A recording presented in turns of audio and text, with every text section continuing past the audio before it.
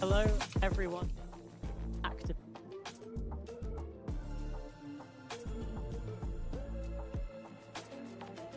Do or die, right? That is like.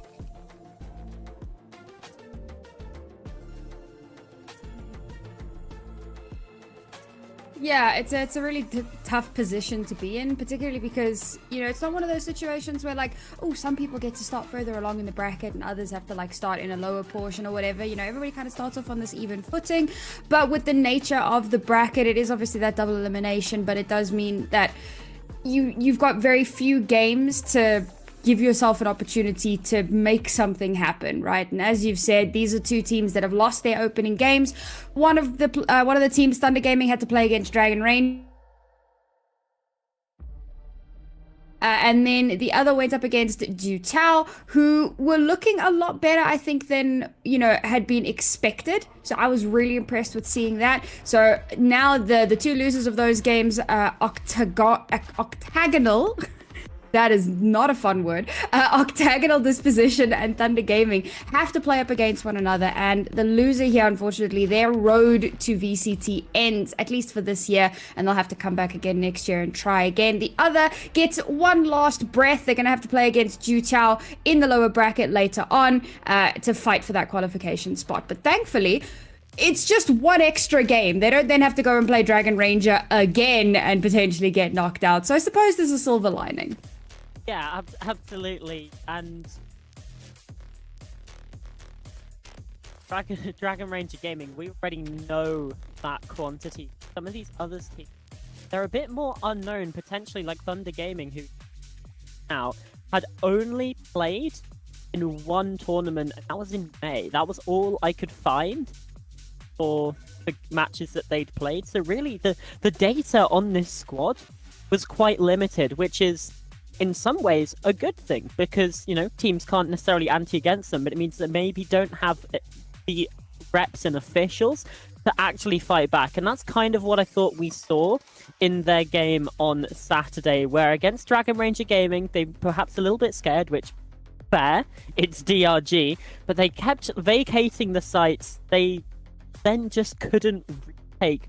I mean, again, you're trying to retake against DRG, but they kind of didn't play to their win conditions. The defense rounds that we saw them win, especially on Sunset, were the ones where they fought from the back of the site as DRG were trying to fight on through.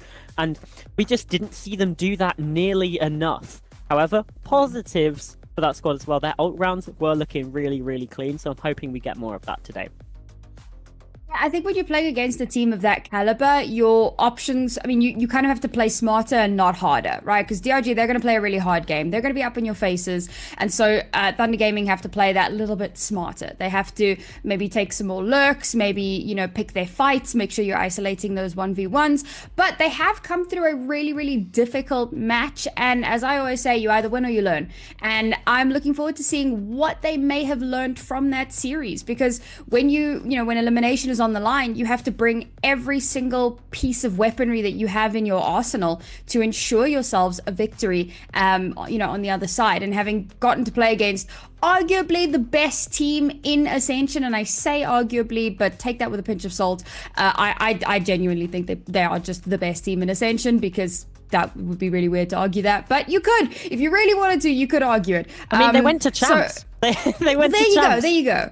Like I said, you got to try really hard to argue that they're not the best, but you know what? I'll allow people the opportunity to make those arguments. But in the meantime, I think that Thunder Gaming will have come through with a wealth of experience and knowledge off the back of that. The question is, have they had enough time to absorb it all and to incorporate it into their gameplay?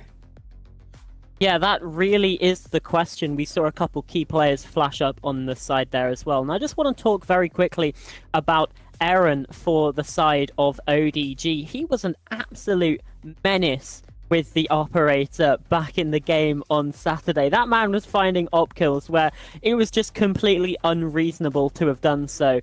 So, you know, these players, they're going to be fired up. They're going to be wanting this. They got that first taste, that appetizer in the match just a few days ago. But now the stakes are even higher as we start to see them take to the stage.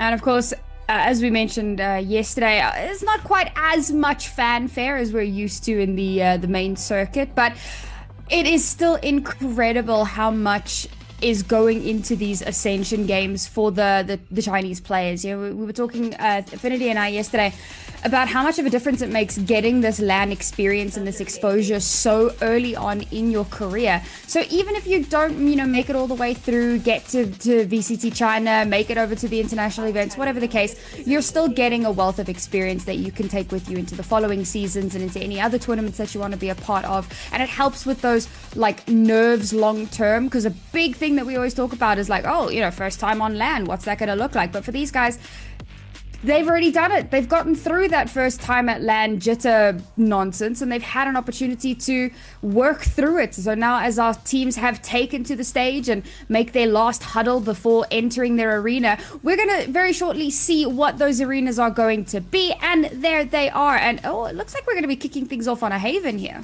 Yeah, Haven, Abyss, Lotus. That's the map pool that we have for today. Obviously, Lotus is a decider if we need to go to all three, but we're definitely going to see the Haven and the Abyss, which are very interesting maps because they play so differently.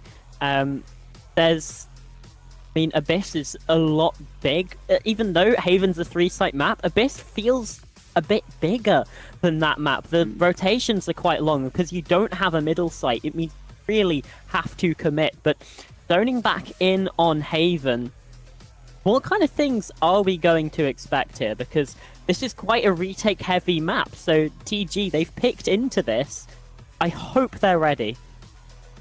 It's interesting because, as you were mentioning, right, we don't have a lot of information about Thunder Gaming and you know what they did leading up to Ascension. So if you try and stat check them, it's near impossible. They have like a 0 play on Haven, but I mean, according to VLR, they've only played 2 maps ever. So it's very, very difficult for us to realistically give any sort of expectations on what we could be seeing on this map. That does make things really exciting. But, you know, if you look on the other side, Octagonal, they've had a few more games that have been recorded and viewed and so on.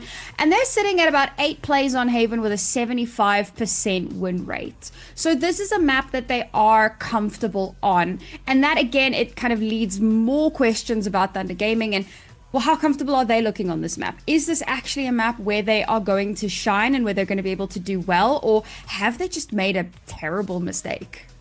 Yeah, well, there's only one way to find out, which is heading into the game. But I'd like to go back to what we were saying earlier about these teams getting that LAN experience while we have a couple of moments. Because, let's face it, 2 Ascension teams went to champs from this region last year. The tier 2 players in China are really damn good. So even if you don't win as a team here, there's still a chance that maybe you get picked up. Those teams like Tyloo that maybe didn't even make playoffs or didn't get as far as they were hoping for.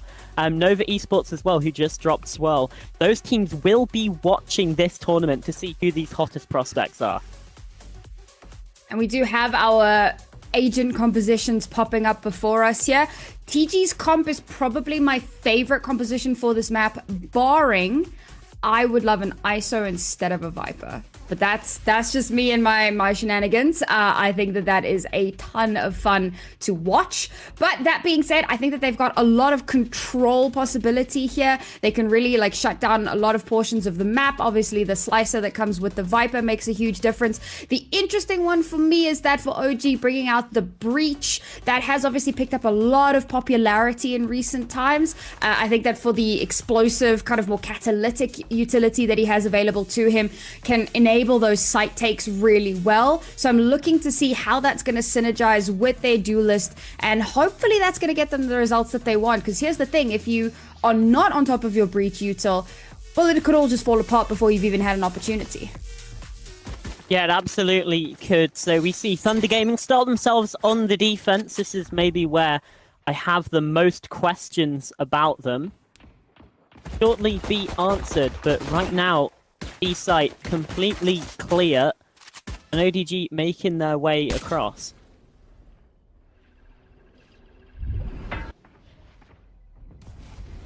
Slightest bit of posturing towards long.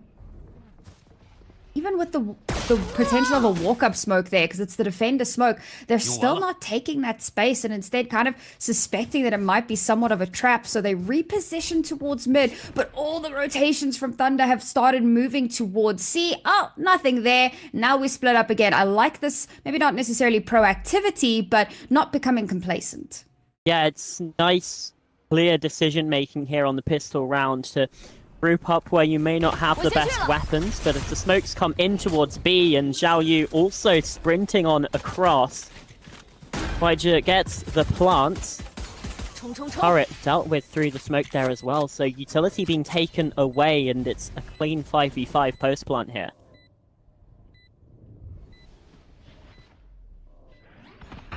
Five v five indeed. Bit of a weird one. It's not often you see these 5v5s, but there you go. A nice little opener there from Sichuan. And we're going to follow that up with a nice little trade-off as well. And now suddenly TG, this retake looking very good, but oh my god, ODG, they spread out so perfectly. And Winner holding that long-ranged post plant. You know what? It's not often that you see this many results on that B site, but I suppose on a pistol round, it's the perfect opportunity, primed and ready to take that very difficult site to hold on to. I need to see these 3 kills with the classic again, because they came pretty much one after the other, and my oh my. Those are some clean shots, and you can see they're standing up already, which is what we love to see, honestly. Not too scared of this kind of stage. Yeah, there's no crowd yet, but even still, it will most likely be a bigger one than they've played on. Certainly the stakes much higher than they will have faced as well. So for ODG, round also needs to be a win. Obviously, the low buy coming through from Thunder Gaming, and 4 stack going down C long is met, and now ODG, they just completely turn tail. Towards A they go, but I mean, Winner's waiting close here with a shorty. He's going to be able to find the one, and he's actually been able to dip out from the other side, but Zhao Yu a trade in response. It looks like this should... TG is great, but again, ODG, nice little wrap around the world, find themselves in a solid position, and they've spread out quite nicely, especially with Winner here taking the very, very deep flank watch position. And then obviously you're going to have, what's that, YG, Xiao Yu and Sichuan holding off of each other, so creating a beautiful little triangle here. If anybody tries to push in, they're just going to be met with absolute devastation. So this round goes very much as predicted. One more kill here would be quite nice, but nope, not going to be allowed. So now we look towards the next round for Thunder Gaming to see, okay, how much are they going to be able to get done once they actually have some weapons in hand. They haven't really been able to stem the tide of this aggression from ODG. ODG have had some really good reads into how the defensive setups are going to look, and perhaps they've done their homework, you know, spotted out, hey, these guys are a little bit more likely to play a bit more off-site, so we can maybe fake them out a little bit and get full control really early on. But we're 2 rounds in, and there's still a lot of possibility for maybe some changes, you know, once we actually get those guns in hand. Yeah, for sure. This early period of the game, really about that conditioning as well. What do ODG expect you to do? I would say what they don't expect is a 3-stack here over towards the C site. Double swing sets up, but the wide swing from YG completely breaks it, and YU also down to 11 HP, so this gambit from Thunder Gaming has not worked out early on. YU in mid. Oh, might be able to catch one. Does. Can he survive? Yes, for a second. A 2v3 now. ODG had the advantage, but now spun on its head. PG looking clean. Now YU gets a ridiculous amount of value there, but that is the power of the Yoru, being able to kind of slip in and out relatively undetected. Getting a nice little multi-frag there, bringing it back to a contestable situation, but ODG still not out of the woods just yet, directly into that Vandal, and I mean, with such low HP as well, still managing to win out on that fight. Aaron now going to be left all alone in a 1 versus 3, and well, you called out his phenomenal op play a little bit earlier on, but this is a Guardian, and you know what, you could call it a baby op. You could, but unfortunately not going to be able to get the results this time around.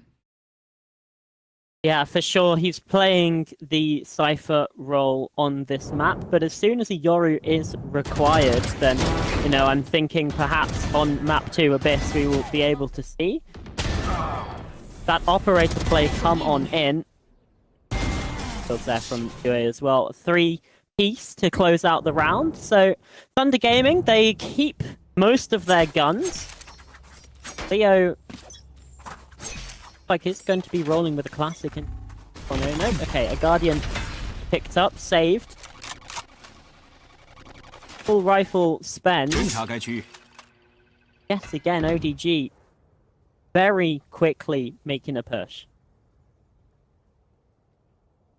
Galilea all on his own here on site. Okay, there are some reinforcements coming in. Oh, great little bit of utility there. Flushes him right off of the site.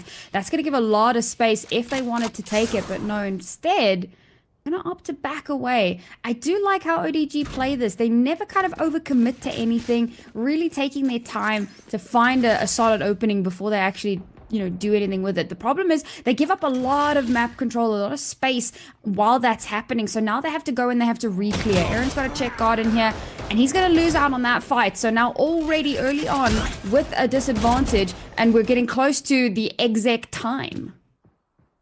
Yeah, less than half the round still to play. Back towards the A site for ODG. What can they find here? They're looking for an opening. Xiao Yu now rushing in, but Xiao Lele in the corner has been caught. Yue, though, still secure. Backside, trying to find a second, does. Zichuan falling. Now a 4 versus 2. Octagonal disposition. They don't like the look of this. Now falling back away. Waija in main, looking to see if he can just survive here for the remainder of the round. But Yue, he's going hunting, going looking. Going to be to his detriment, but even still, Thunder Gaming, they'll be happy with that one. As the timer expires, the round will be theirs. Tied up 2-2. Good reactions from Thunder Gaming. Just the way that they're reading into the ebb and flow of the attackers. And I like how they're pushing out. So they realize, okay, space isn't being taken over here. We can push out. We can take that space. They're going to be forced to have to re-clear. And when that's happening, you know, you send one person all on their own to go and re-clear an entire area of the map. Unfortunately, if they lose that fight, sure, if they win the fight, it's great. You've got a numbers advantage. You've got so much more to play off of. You can even pivot at that point because you know that you've created a gap.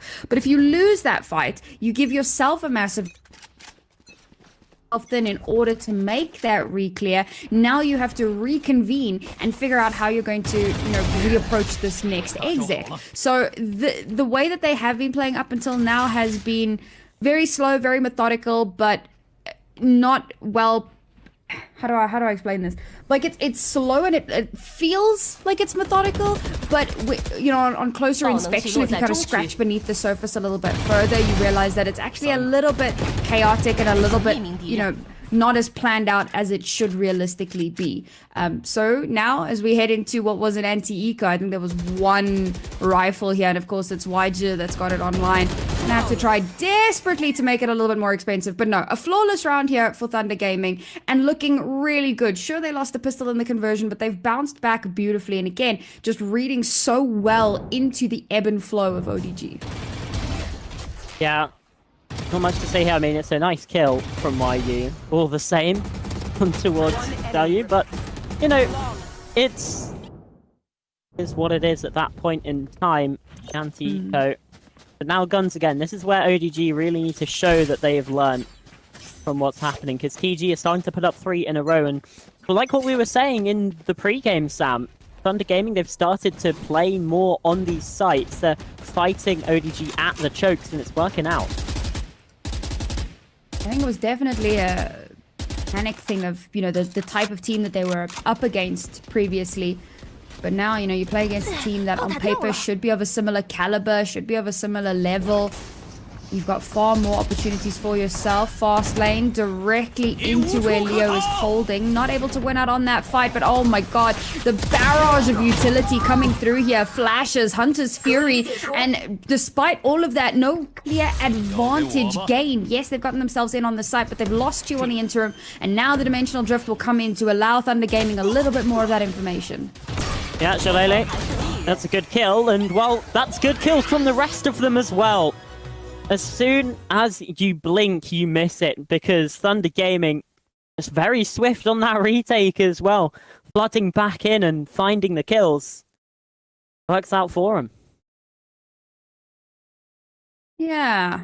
That was a bit of a, I mean, it was a ridiculously fast round, and it looked like ODG had a really good idea for that exec, right? You had the fast lane come out, you had sorry, not aftershock, you had the flash coming through, you had paranoia as well. Like, there was so much utility being thrown onto the site to try to displace, but it felt like it was all aimed at the same place. So it was kind of that back left corner. So there was so much space on the other half of the site where if you needed to kind of happy feet a little bit, if you needed to reposition yourself, there was a lot of space for TG to do that. And again, while they have a little bit of presence on the site, a lot of it is off site, and particularly for C, you're not going to be generally speaking, you're not going to heavily bunker down the C site. You're going to have far fewer people on the site there. So it felt like a lot of that util gets flooded into the exec, but it doesn't really meet with anything, so it doesn't get the results that they wanted. And then the huge problem of the dimensional drift coming through, and he's able to get so much information of that, run around the site, can call it out, hey, here's a player, there's a player, ping, ping, ping, and they swing at the perfect moments, and those last three players just kind of fall like dominoes. So really well done from TG to keep it not as expensive as it could have been, but it is a bit of a rough one for ODG, the fact that they committed the Hunter's Fury into that. They did keep a bunch of their other ultimates, so as much as this round is not likely to have ults thrown in, they'll have those for the next round, and at only a 3-round deficit, there's still a lot of possibility to come back in. Yeah, let's not forget that this is, of course, defending on Lotus too, so TG maybe a bit more favoured. Xiaoyu, though, popping the overdrive. He's running through towards C-Link and is just instantly deleted. Dale getting the spot onto a player there as well inside a garage. So these players, they know, Thunder Gaming, that the push is towards C, and, well, they're dealing with that push spectacularly. 3 kills already. A little bit of damage done to YU, but that's all it is so far. Sheriff from Aaron does find one. Still, there's not much danger put into this. Aaron's now down to 65 as well. Vandal should be able to finish him off, just tapping on through, and the wrap from Leo as well deals with winner. Aaron is at least good for a second. A consolation at this point, and 25 HP. He might even just look to run away from this, save the Phantom into the next.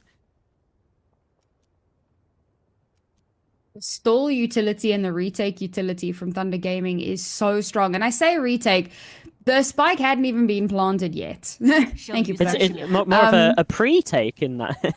Yeah. Counter take. Oh, that's a different game. Oh, please don't die to the turret. Give me the turret MVP. Oh, man. And they're all just like staring down long. They know exactly where that spike is, and they're just like, go for it. Give it a try. See what happens. And I think for Aaron here, the best thing that you could really do is just try and hold on to this weapon, which does appear to be the call. Time now basically expired, so he's just going to have to get the hell out of Dodge. And yeah, I mean, so this one, it was less of a crazy explosive take. They were trying to get a little bit closer to the site before using that, and then the one person that's still on site is the Omen. So the paranoias come out and it blinds everyone. That Viper wall comes up and doesn't seem to do anything, unfortunately, because there's so much like alternative geometry on the map that you could use to get around those sideline deficits. I don't know, maybe it certainly feels to me like the Viper isn't being used to the maximum efficacy, but I'm not going to pin it all on the Viper. That's not the big issue here. It just feels like they're being outdone by the utility. They're just kind of eating flashes at this point, and when you spend half the round blind, you're really going to struggle to connect those shots. Yum yum yum, tasty flashes. YU, oh, he's pushed all the way up here through A. All the shots are a bit whiffy, but still gets the second onto Sichuan. Winner finally puts the stop to it. Could have been on for so much more, the Yoru, but still secures his side the advantage, but the A site vacated for now. ODG with the plant here, and UA, the operator, just does not quite hit its mark. To be a retake here from TG. Overdrone comes on through first. They're looking to make sure they get all the information here at Aaron. Oh, the knife out at the wrong time, but Xiaoyu now with the stun. That's a nice kill, but Dale from on high deals a death blow, and Thunder Gaming keep this win streak going. The timing on that cage dropping was just heartbreaking. Because you could see he was trying to move out of the way. He probably realized there wasn't much time left to kind of hide behind the cover that the cage gives. So he starts shifting over to the side and he just can't make it in time. I mean, this doesn't even feel necessarily like ODG are doing anything wrong. It's just that TG are getting so up in their faces. The fact that you've got a Yoru just pushing out long like that, getting right in your face, and then gets a second kill before he's eventually traded. That second kill should never have happened. That first kill, fine, fair enough. You know, you're catching them off guard, but there's so many people in towards window. There's another player down towards garden. And it takes them until after the second kill comes through to finally get that trade-off. It's these small things, but ODG are getting caught off guard round after round. And something's got to change now. You know, we're 4 rounds out from the half. And, YU has got an operator. So trying to battle for C long is going to be a nightmare. This is pushing up so aggressive again. Time though, not quite into the spawn. I wouldn't recommend trying to take that fight with the op. Octagonal disposition, they maybe read it, not too sure. Go towards A though, but like you were saying, ODG, they just keep getting caught out by those kinds of positions, and I think in some ways this is the matchup between the Cypher and the Killjoy being won out here by the Killjoy, which you wouldn't expect. Cypher, you'd think, much better at watching those flanks, but right now ODG not really able to get anything going as they do now take hold of the A site. Like, should be able to be planted, and Aaron's just found a pocket behind. Finally finding themselves a bit of space here, but here we go. Lockdown out. That's going to force them off of the site. TG are set up really well for this. They're ready for that retake to come through. Oh my god, he doesn't check. He doesn't check. Aaron's been taken out. That flank potential is now completely gone. A Hunter's Fury to come through as well to deny the regress onto the site. They've locked this down. The defuse is already coming through. They're baiting each other to ensure that they can manage to get this defuse on through. They do get it to the half, and there it is, stuck in the chaos. They had the space, but the attempt at the retake after being forced off from the lockdown is utterly denied. Yeah, although I think it was a defensive lockdown here, right? So that's why ODG, they had to leave the site, and at that point it's so difficult to actually get that retake. It's brilliant ult play, because now ODG are back down on an eco, and that 7-round streak will look to extend to 8. Just haven't been seeing the Aaron from a couple days ago that really stepped up when needed. No players positive for the side of ODG right now. Feels like they need a star. They need someone to pop off to get something for them, but right now it's just not happening. I love that Hunter's Fury, because once they've all been forced off the site, the Hunter's Fury does so much to deter them from reaggressing onto the site. And the thing is, like, in your brain, you're like, oh, I can just run through this. It's going to take a second for it to solidify. But your brain is also telling you, but this could kill me. So it's so difficult to force yourself to run through. And speaking of run through, now we have some space garnered on the B site, but Dale is still here. Dale is still waiting. He hasn't been cleared. He's going to get one. He's eventually going to be traded off, but he's bought so much time for the rest of his team. 8-2. 2 rounds remain in this half, and ODG yet to arrive to the party. Yeah, I mean, especially after winning the pistol round, right? They just, as soon as guns or rifles are involved, they just haven't been able to step up to the mark here, unfortunately. And, however, I would also say that just looking at the surface of things, if they can get an 8-4 half,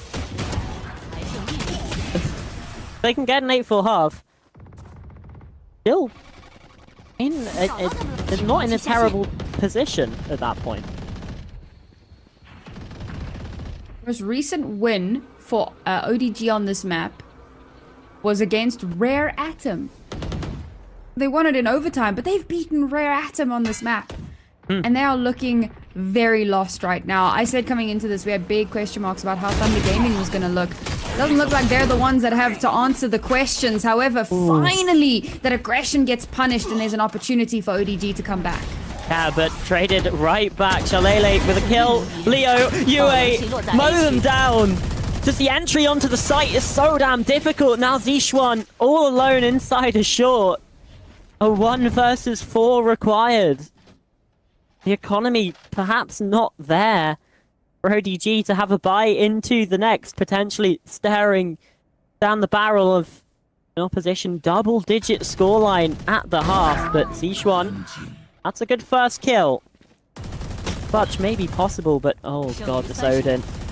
Rourke, what have you done? And all 3 players there waiting to spray.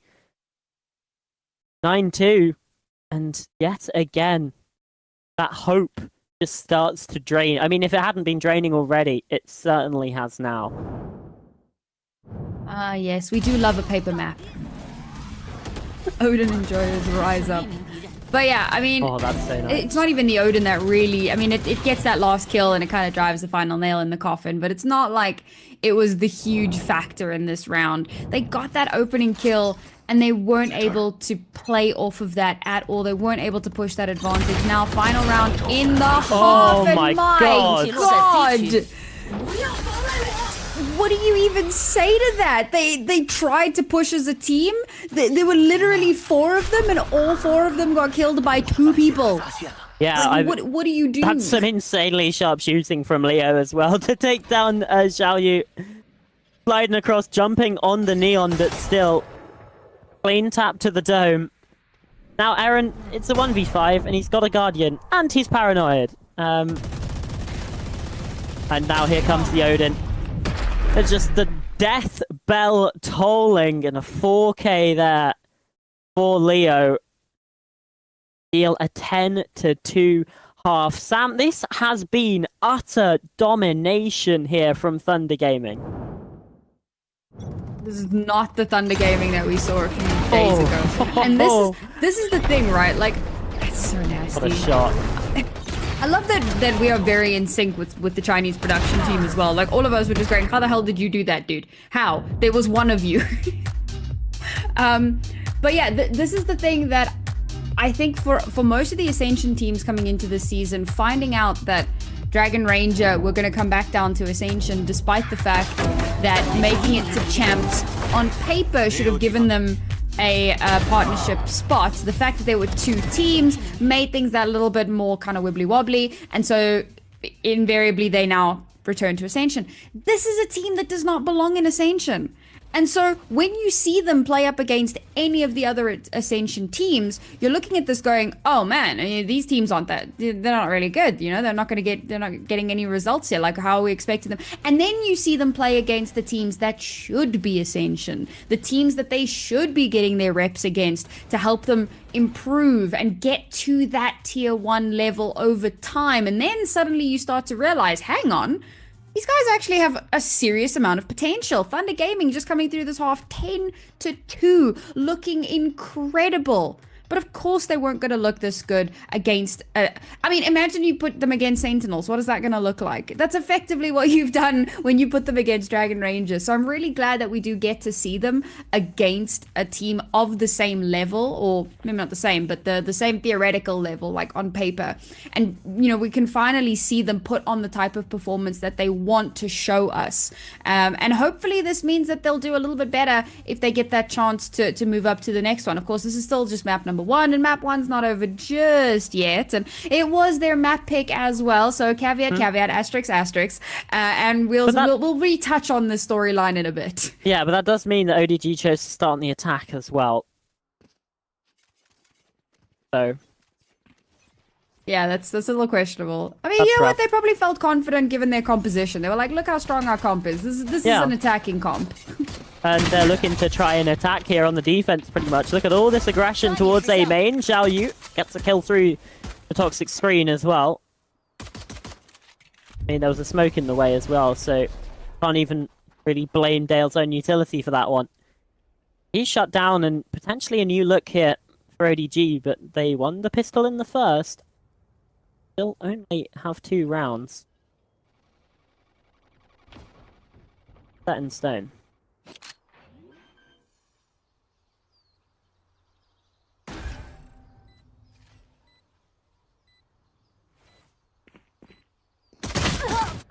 Go. Thought he was going to be good for 1 there, but ODG, they're finding the kills, in fact. Yue, though, there's a double from him. Delele on the site, looking to try and fight up against this. Xiaoyu, there's the kill, and Delele also is going to fall. Zishuan with the closer. ODG, their second pistol round of the map. It takes them up to 3. A glimmer of light in what was becoming a very, very dark storm. But we're gonna have to try and hone in on that light, and hopefully it's a lighthouse and not the light at the end of the tunnel. We're able to buy into this next round a little, or force in rather, into the next. We'll see if they can push that advantage. I'm actually curious to see how confident TG are, right? Like, do they also opt to force into this next round and just be like, you know what, we don't care, we're just better and we're just gonna win this? Or no, in fact, they are gonna play it safe. Nothing wrong with that. They'll shoot out that recon dot. That should potentially give an inkling over. We're pushing up short now, but it's all pistols all across the board, and this should be another clean round for ODG. Absolutely should be. Goes through main. Not anything. One else on other sites for ODG found anything there, and gaming at eastern side players there, so they've made the correct call to rotate away, isolate one of the kills, maybe Aaron on C.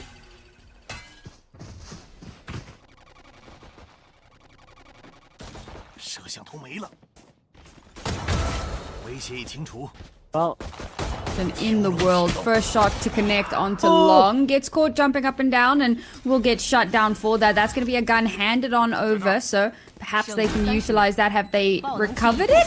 Somebody it's still on the pick platform. Up the gun? It's still on the platform. They need it's to. Still on the platform. They need to jump on. Devastation. They need to jump up to get it, or at least get into the corner, and that allows ODG to sweep on in with the retake. Oh no, it'd fallen off. But either way. But it was on the wrong side of the smoke. Yeah, and maybe they assumed it was on the platform as well. Either way, not optimal conditions there to really go for that. You're opening yourself up to such a long angle before you're actually able to pick up the Guardian in that position, right? So I guess, you know, outweigh the risks with the rewards, but either way, it's nice from Octagonal disposition. They don't let even that kill from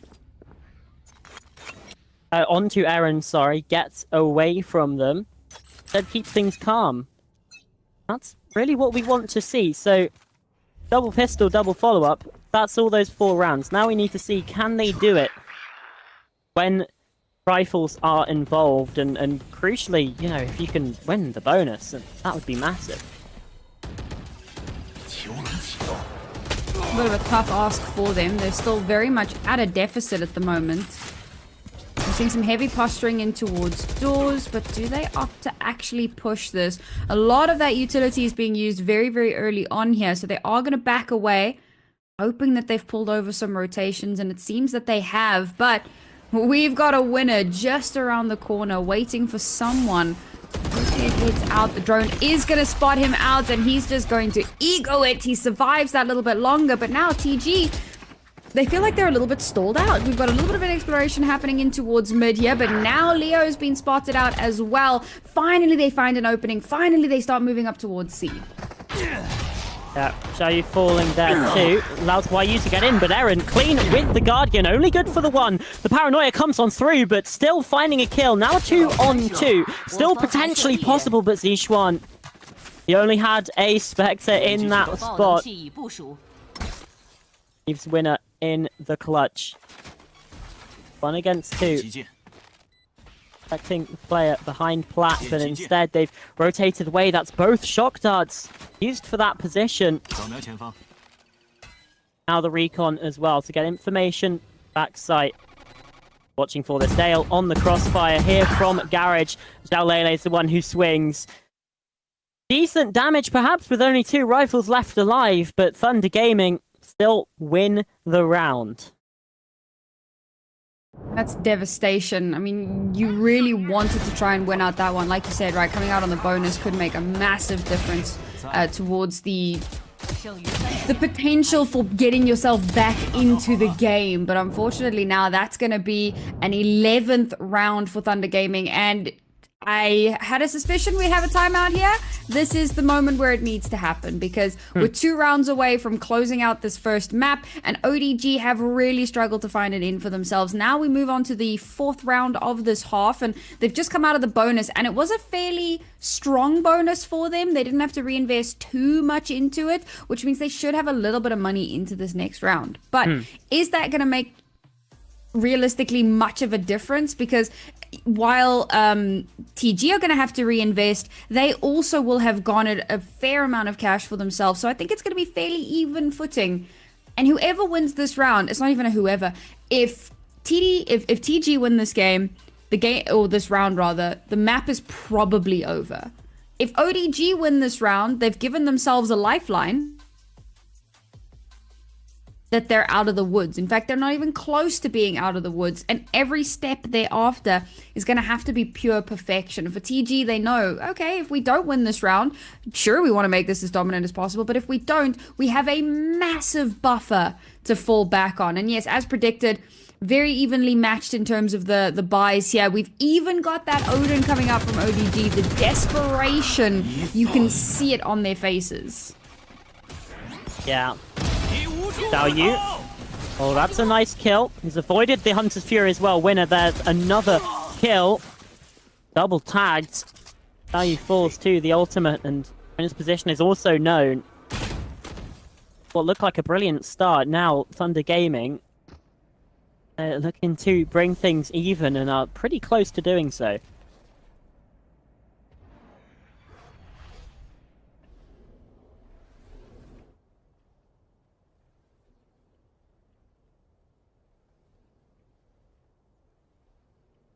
Man, building that little bit of tension here, trying desperately to info starve. There's the barrel of the gun. The walk up is spotted. They've baited out that paranoia, and he's just going to teleport out of dodge.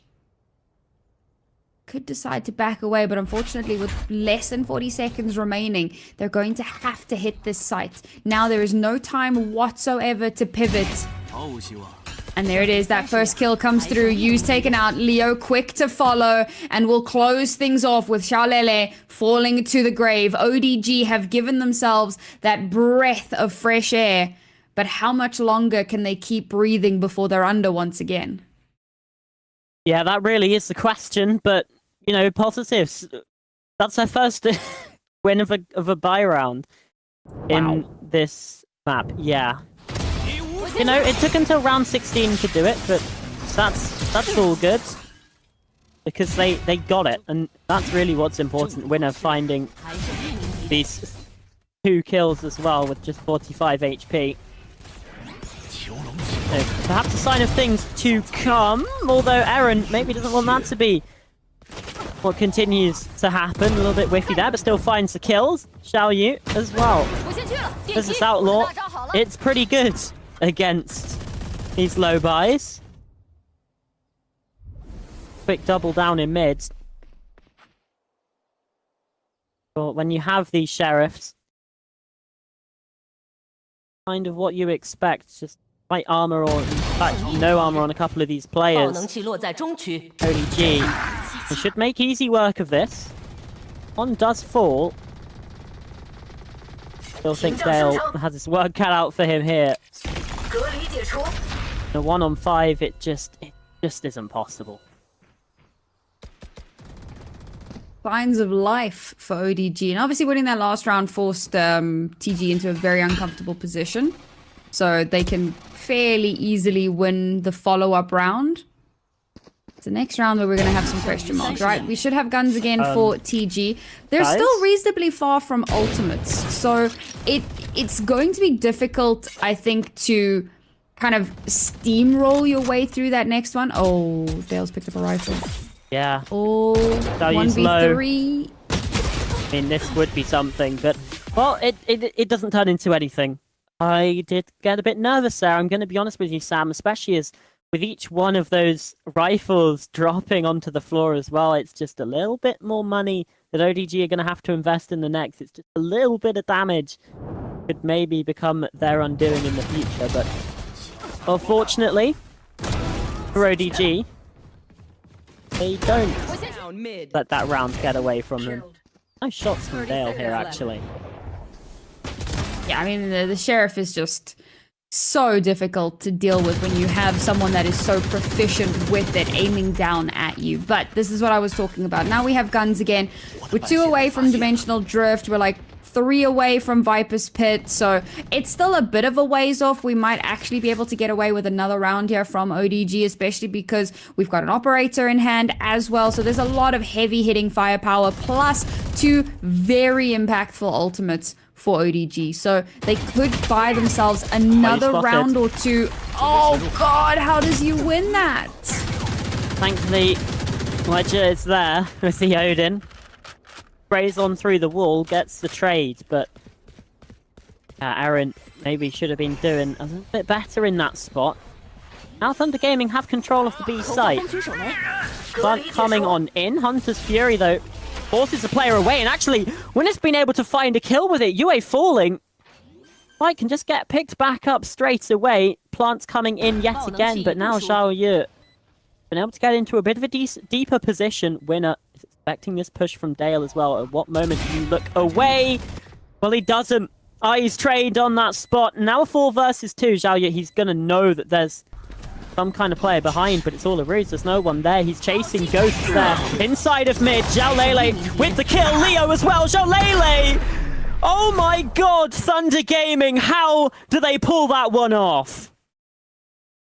Oh, dude, the crossfire setup there is incredible. But it's, I mean, we talk about it all the time. The B site on Haven is the easiest site in the entire game to retake on. I'm gonna be honest, I can't believe that it hasn't been reworked yet. After all this time, they continue to just leave it as such a difficult site to garner results on.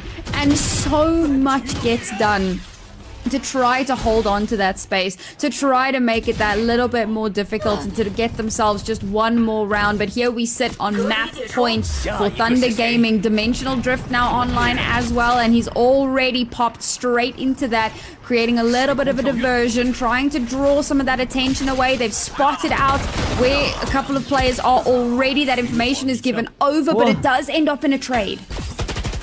Yeah, site now kind of enhanced, but Winner, there's a double. Trying to bring things back, but 3 versus 3 now established in these first 30 seconds of the round. So much action, so much blood spilled here on A, and YU is doing more. 2 kills found, Zhao Yu left to clutch, the operator in his hand, and he drops to his death. YU for 3, and Thunder Gaming, 13-6, take their own map pick of Haven. Pretty down dominant when you bear in mind, I mean, you were the one that pointed it out and it kind of like blew my mind a little bit, but ODG were only able to win 2 gun rounds in that entire map, right? 2 of them were pistols, 2 of them were forces, and then 2 of them, obviously, the 2 gun rounds in the second half. A phenomenal performance from Thunder Gaming, far removed from what we saw from them on, was it day 1? I believe it was day 1 of Ascension. Yeah. So really cool to see that they do have a little bit of fight in them. They've still got so much to give for the rest of this season. But of course, it is just our first map of the series. So there's still potential here, particularly as we move in onto opponent map pick. But you've got to give those flowers. YU did a phenomenal job. It's actually outrageous how much he was able to consistently get done, and that is the power of the Yoru. Yes, the Neon can be a bit of a fly in the ointment, and it can be an irritation, constantly causing you issues, sliding in and out, but it's that Yoru with the ability to move around undetected, right? Like Neon is fast, but you always know where she is. Yoru, you're never quite sure, and he could be just about anywhere at any given time. The other person, of course, that we have to kind of shout out is Leo. So many of those multi-frags, so many clutch moments that kept the team going just one more round, just keeping them alive just a little bit longer. And I mean, ultimately, that's what put them back in winning ways, was that clutch on the second to last round. Yeah, close enough. Welcome back, FNC Leo. We'll say he's a spiritual successor, and yeah, he's been doing bits. Here the team comms back after this.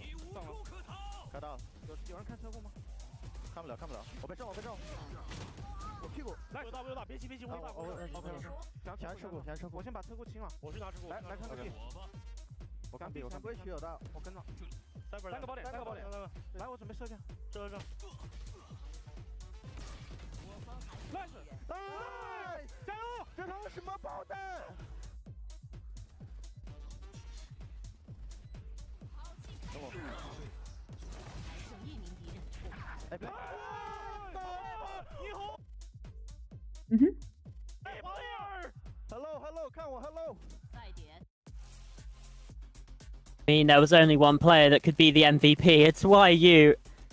273 ACS.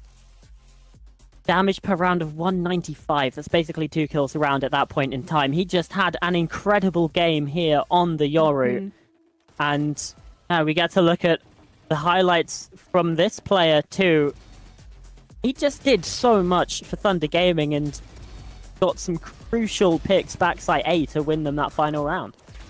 Yep. 6 multi-kills as well. I'm seeing a pattern here. Whenever we have an MVP, it's always like 6+ multi-kills. Just absolutely going mental in some of these rounds. And of course, that 2.1 KD, not something to turn your nose up at. On the other side, we had Winner doing really hard to try and match that energy. At 19 kills, Winner at 16, battling back as hard as he possibly could. And in fact, we were talking about Leo. Leo only had 12 kills. So it wasn't even necessarily about the number of kills, it was about the impact of those kills. Because when he did get kills, invariably it was multi-kills, and invariably it was in a clutch situation. So there were a lot of shining moments, I felt like, across the board here for both of these two teams. And I'm really impressed that ODG were able to kind of just keep battling their way back into these scenarios, back into some form of contention. But at the end of the day, it was that dominant victory here for Thunder Gaming. We spoke about the power of the post plants. Well, 3 out of 5 of those post plants were won pretty handedly. And I think that you'll probably find that at least one of those post plants was like a pistol round scenario, right? Because we know that ODG won both of those pistols. So that can put a little bit of strain on the enemy team and their overall statistics. So very much impressed. But again, I've got to sprinkle that little bit of an asterisk on top of that. It was Thunder Gaming's map pick. And I had mentioned that ODG have played this game so many times, but then I went and I double checked and they've only played it once this year. The other times that they played it was like 2 years ago, so probably an entirely different roster. So really difficult to garner any sort of trend off of that. So I think that there's still a lot to be learned from this series, and we still have a whole nother series to get through. So we're going to throw this one to a quick break, and when we return, it's going to be ODG's map pick, and hopefully they can mount the comeback.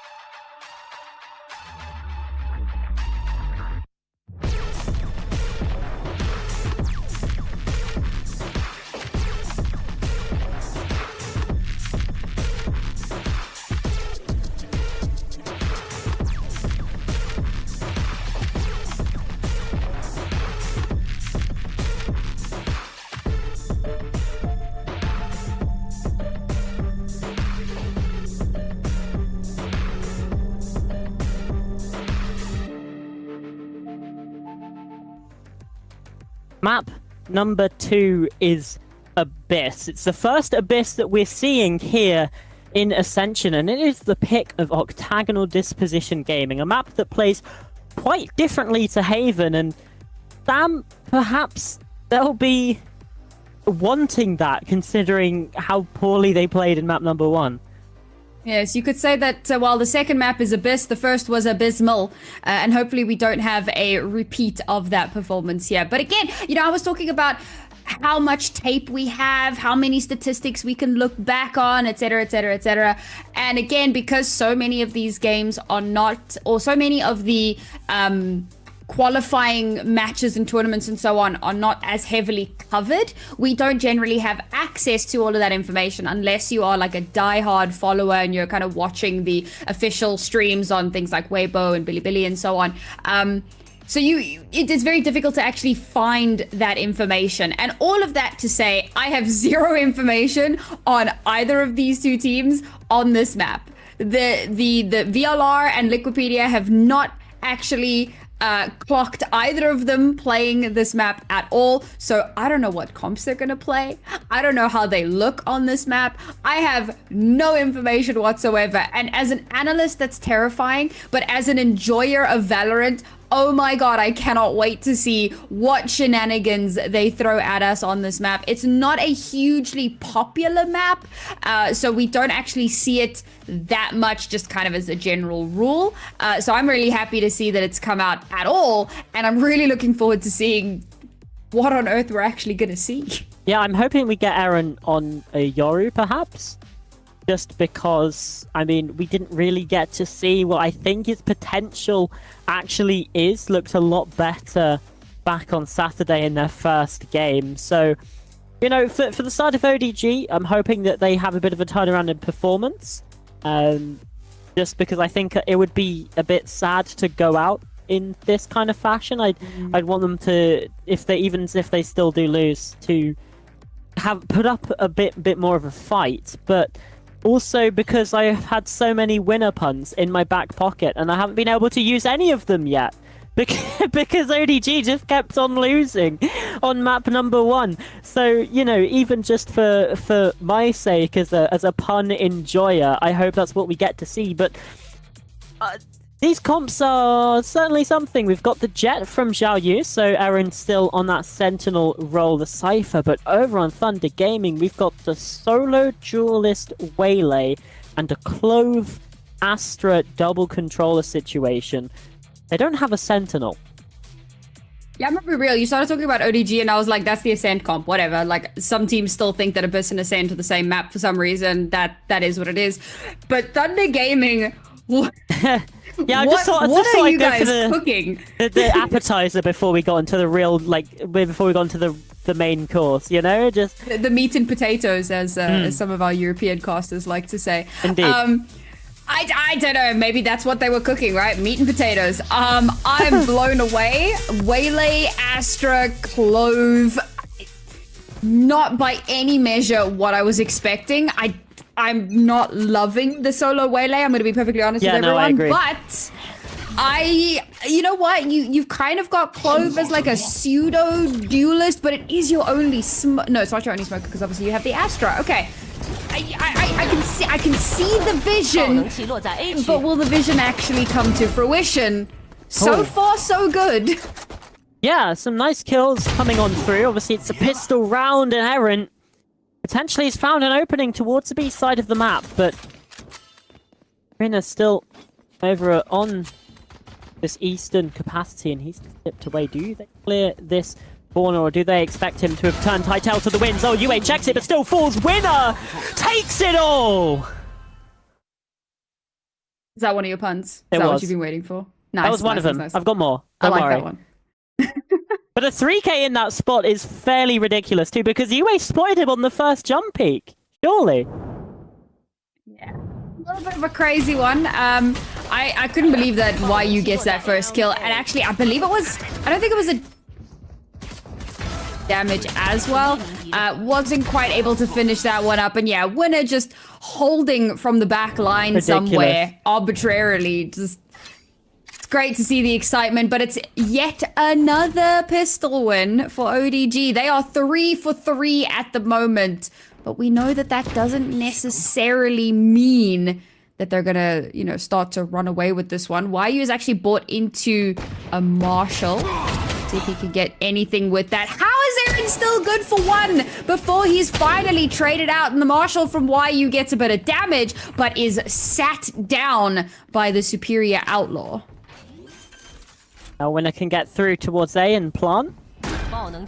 Site vacated, it's clear for him, and Thunder Gaming have to retake here. It's going to be a difficult one, especially if you do have a Marshall, so I guess it's an upgrade, but still, retaking with any kind of sniper is going to be tough. UA just going to have to take this fight blind, or dry, sorry. Paranoia came through as well. Waija good for it, and Xiao Yu going hunting here towards the backside. This is just a clean up. It's all nice and well for ODG. Cleaning things, making sure it all works wonderfully. I'm convinced YG was in the middle of a reload and still is able to get that shot across. Yeah. A little bit crazy, but hey, we take those. The 1 kill that they got was Aaron on a little bit of a flanking mission, but unfortunately he's instantly traded back. So over and above, overall, it was a fairly clean round here for ODG. Now, this is where the real questions come into play. This is where on Haven, TG very quickly turned things back into their own favor. A buy round now, rifles on board, but still a very odd composition. So I'm looking to see how they're going to utilize this comp to actually springboard themselves. As much as I kind of tease about how teams still think that Abyss plays like Ascent, so we play the same composition, it is a bit more bog standard. It is a bit more understood. Ooh. All right, well, forget your understandings. That was a nice shot, but again, they allowed the whole site to be taken, opting for the retake in the 5v5. Obviously, that first kill in towards mid, but Xiao Yu finding a double in heaven. Even things out. Why you on the site? This Guardian, it's working magic, and now Xiao Yu called upon. He's going to have to try and ace, and the rifle just is not quite good for it. A 4K from the Guardian, and YU drags Thunder Gaming across the line for their first round win here on Abyss. And that was just all YU, man. There's a little bit of utility there, a couple of flashes to help them get out onto the site, but YU just wins all of his duels, and he does so in spectacular fashion. The fact that, you know, we don't have that corner being cleared, we allow that double kill to come through, a little bit egregious, but again, YU is in position. He gets a 4K to ensure that round. He's got his ultimate online now as well. We're only on round number 4. Has been looking phenomenal from start to finish. ODG now a bit of a last chance to maintain the control that they'd had leading up to this. It's a full buy here. The bonus goes awry, but they can buy into the next, and they're very close to having a few more ultimates to just kind of complement that Blade Storm. But how do they now pull things back into their control? They start with a bit of a slower round here, a bit of poking and prodding to see if they can find some information, because TG like to play a bit more aggressive. So if you can kind of stem that aggression a little bit, or at least avoid it as far as possible, maybe you're in with a chance. This time around, however, TG not going for the hyper aggression, but instead opting to play way more safely, and that's going to potentially put some paranoia in the minds of ODG. One thing that is working in the favor of ODG as well is purchase, right? It's they were able to get full rifles, but dealing so much damage and getting so many kills in the previous round means that, well, there's still a Bulldog, a Sheriff on hand for Thunder Gaming here. They're playing from a weaker position. The B site no longer under their control. They're forced to try and go for this retake. Waija with a kill. YU trading. He has to try and be the hero again. And he's doing it with a double, but now shut down by Aaron. Dale still with that Sheriff in hand. He's not able to do much, and now UA, the only one for it to be. I believe that was a team ace as well coming through from ODG. Every player finding impact with a kill. And it just works out nicely for them. 3-1. And isn't it mad that ODG are 3-0 in pistols. Like, I still can't wrap my head around that, considering how dominant TG looked on Haven. Yeah, I mean, so I always talk about how pistol rounds can be a little bit coin flippy, a little bit 50-50. You never really know how it's going to go. But when there's a team that's consistently winning out on pistols, it does leave a lot of questions for the team that is just not finding those results, whether it's on the attacking side or the defending side, to just kind of be floundering a little bit in those moments. But what that often tells me is that, like, pistols are hard, man. When you get your guns in hand, you're obviously going to have an advantage. Getting results with pistols is incredibly difficult. But UA, not going to be concerned about the pistols like the rest of the team. Instead, has a Guardian in hand, has already opened up the round for his team, has taken no damage in the interim, and they can also pass that Guardian around if needed. You know, if we need YU to just go absolutely ham. I think the reason UA has it is because they're trying to build up that ultimate, because YU already has it. So doesn't really need to have that gun in hand right now. So this is really good resource sharing. Oh, YU, that's a crazy shot through the smoke. Aaron has been found as well. He is constantly putting up the numbers, and now Jalali called upon to mow him down. And a thrifty round win for Thunder Gaming gets them back into the running. The craziest part is that they go fishing with YU. They're just like, all right, YU, you run, get an opening kill, I'll pick up a gun, and then I got you. It's another kill. Right after that, gets that first kill, opens it up. He's like, all right, I'm going to get aggressive so you can pick up the gun. Gets the kill onto the Cypher. And part of me's like, there's no way he gets the kill on the Cypher. He does! And then he gets traded out, but that's okay because Xiao Lele has picked up the rifle so he can get those last few kills. I mean, it's honestly a symphony to watch how these guys are playing off of one another. Still at a 1-round deficit, but winning out on that round. All they had in that round was one Guardian. YU, dangerous there, but Leo domes Zhao Yu there. He tried to go for the sneaky play, didn't work out, and that forces ODG to turn tail. The wind, they scatter. The mids, they explore.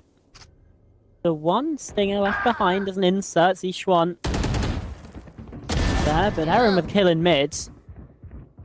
Answer those. Each one, I mean, wasn't wrong for much in that spot. Now Dale's the one called upon here to try and find something as Aaron finds another kill in mid. The 3 versus 3, the player's been spotted there towards Library. Well, theft, but got to be careful as in fact the defenders are now also coming through from this main spot. Winner the kill, Dale the response, Dale a follow-up, and now it's just Aaron fighting from mid. He's been the thorn in the side, but even now he can't do enough. Thunder Gaming tie us up. Those smokes from the grave, man. You're watching this and you're like, oh, he's got an opening. He's got a chance, smoke. And then at that point, it's just doom and devastation because you have no information as you swing out directly into the crosshairs. I've got to give it to ODG. The fact that they're able to stabilize after losing Xiaoyu so quickly. What is that snap, dude? Like, he had just come out of a blind as well. And the fact that he's still able to get that kill onto Xiaoyu is nasty. But we stabilize. We bring it back to a 3 versus 3. It's starting to look doable. And Dale just goes absolutely nuclear with the double kill all the way on the B site before there's any opportunity to come back in. The performance here has been incredible and so much information garnered. You know what? I'm starting to become a believer in this Waylay. Yeah, so much information, and the recon bolt from the Sova gets 5 tags as well there in main. They know this team is here. Now they're fighting through the choke, trying to fight on through. Hunter's Fury gets a kill, but they all line up blind as anything. It's just Winner. He got a kill with the ultimate, but the Stinger is not enough. Thunder Gaming just marching on through, and Sam, do you want to know something that I've remembered about ODG's first game on Saturday? Tell me. It was a 2-1, right? They won the first map cleanly. They won double pistol. They lost the second map in overtime. They won double pistol. In fact, they only lost 1 pistol round in that entire series, and they still lost it 2-1. They're still yet to lose a pistol round here. But still, we see them lose maps even after getting those pistols, getting those opening advantages. They just can't seem to capitalize on that. I mean, they've won 8 pistols and lost 1, and yet they're in a losing position. They could get eliminated in this map. Because they're behind now, so they have to take this time out to fix things. They're on the attack of Abyss. They're still merchants, man. Unfortunately, it is a thing. It does exist. I mean, how many teams... I'm trying to remember which team it was. It was in a different game. But they could not win a pistol. In fact, I think there was even a time when Sentinels just could not win a pistol, right? Like there have been teams that could not, for the life and soul of themselves, win a pistol. But they were consistently winning games. So as much as we like to talk about a pistol win being an indicator, it's like how we talk about getting an opening kill should be an indicator. But how many teams have that ability to recover really, really well, even after losing a player, and continue to just kind of run away with those rounds? Yes, statistically, you know, what it should look like is box A, but box B exists. There will always be those exceptions. And unfortunately, The thing is after the first game, I was prepared to be like, you know what, maybe Xiaochu are just incredible, and they don't even need the pistol rounds. But now we see it happening again, and I'm starting to worry that instead of a positive trend for the other teams, this is a bit more of a negative trend for ODG. Yes. Yeah. Yeah, that's kind of where I was leaning as well, right? Like, it's at a point now where it's not even necessarily just a negative, because... like, I would feel like if it was a negative if they were winning pistols and losing maps, then it feels like a exactly, right? So you win the pistol, you lose the map. Like, you should have that like momentum build. You should have that potential snowball. The problem, I think, is that they're unable to win bonus rounds. And if they could win more bonuses, they'd be in with better opportunities. Yeah, meanwhile, 40 seconds left into the round. It's a nice catch there from Leo with the ultimate. Read the rotations perfectly, but ODG have the B site for themselves. We've been seeing a better look for Thunder Gaming on these retakes here than on Saturday. Gearing up for it, utility ready to go, and ODG forced to play ahead of this. Dale, he's up close, the Cosmic Divide comes through. Now they're pushing forwards. Leo there again for the catch. One's in heaven. Dalyu's up close. Leo reads them both. Only finds one, but Xiaolele's there to trade. Thunder Gaming, when they get rolling, they are a scary team to play against.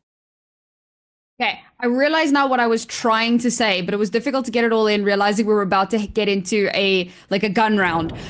So if they were winning pistols and losing maps closely, I'd be like, all right, cool, we got a problem.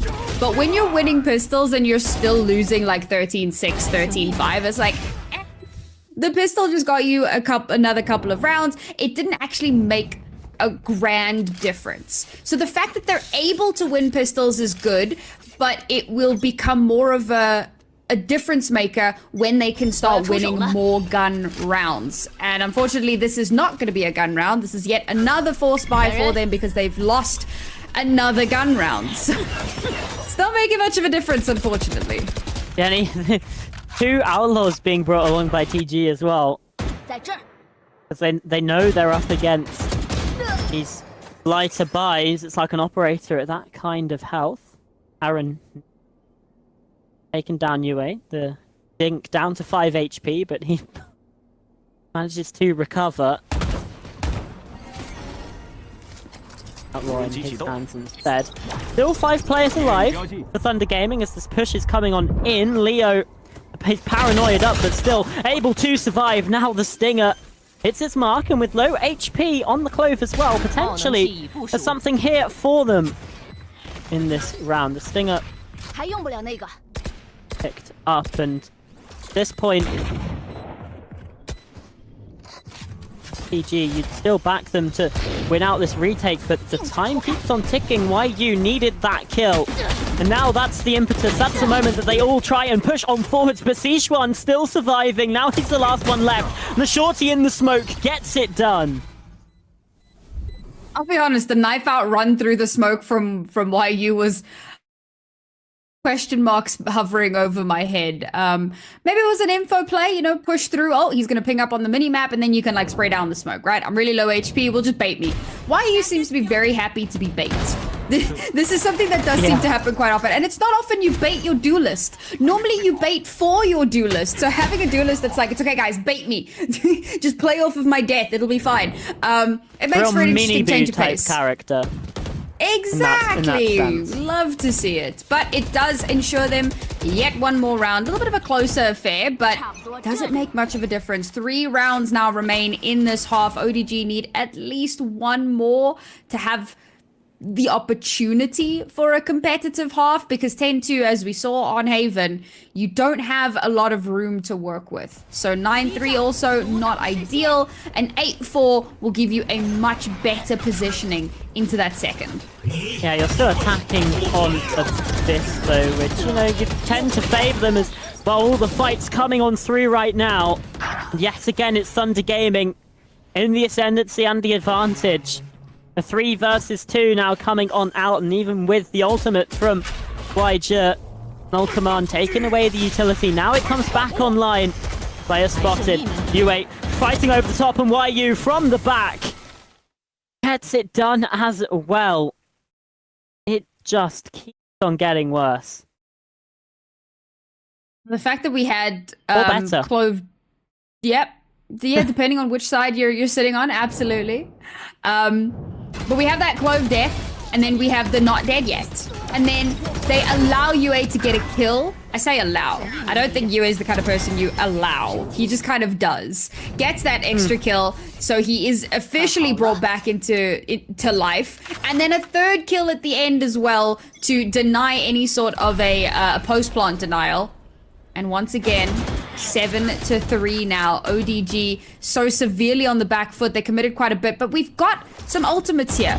We've just used Null Command. We've still got from the shadows that might give them a little bit to play with, and 1 pip away from the Blade Storm, but they're not going to be allowed to use those ultimates. A quick push into mid nets a opening kill here for TG, and YU continues his reign of absolute terror. There will be no quarter given. ODG have to fight for every inch, and it gets stolen away from them the moment they make a move.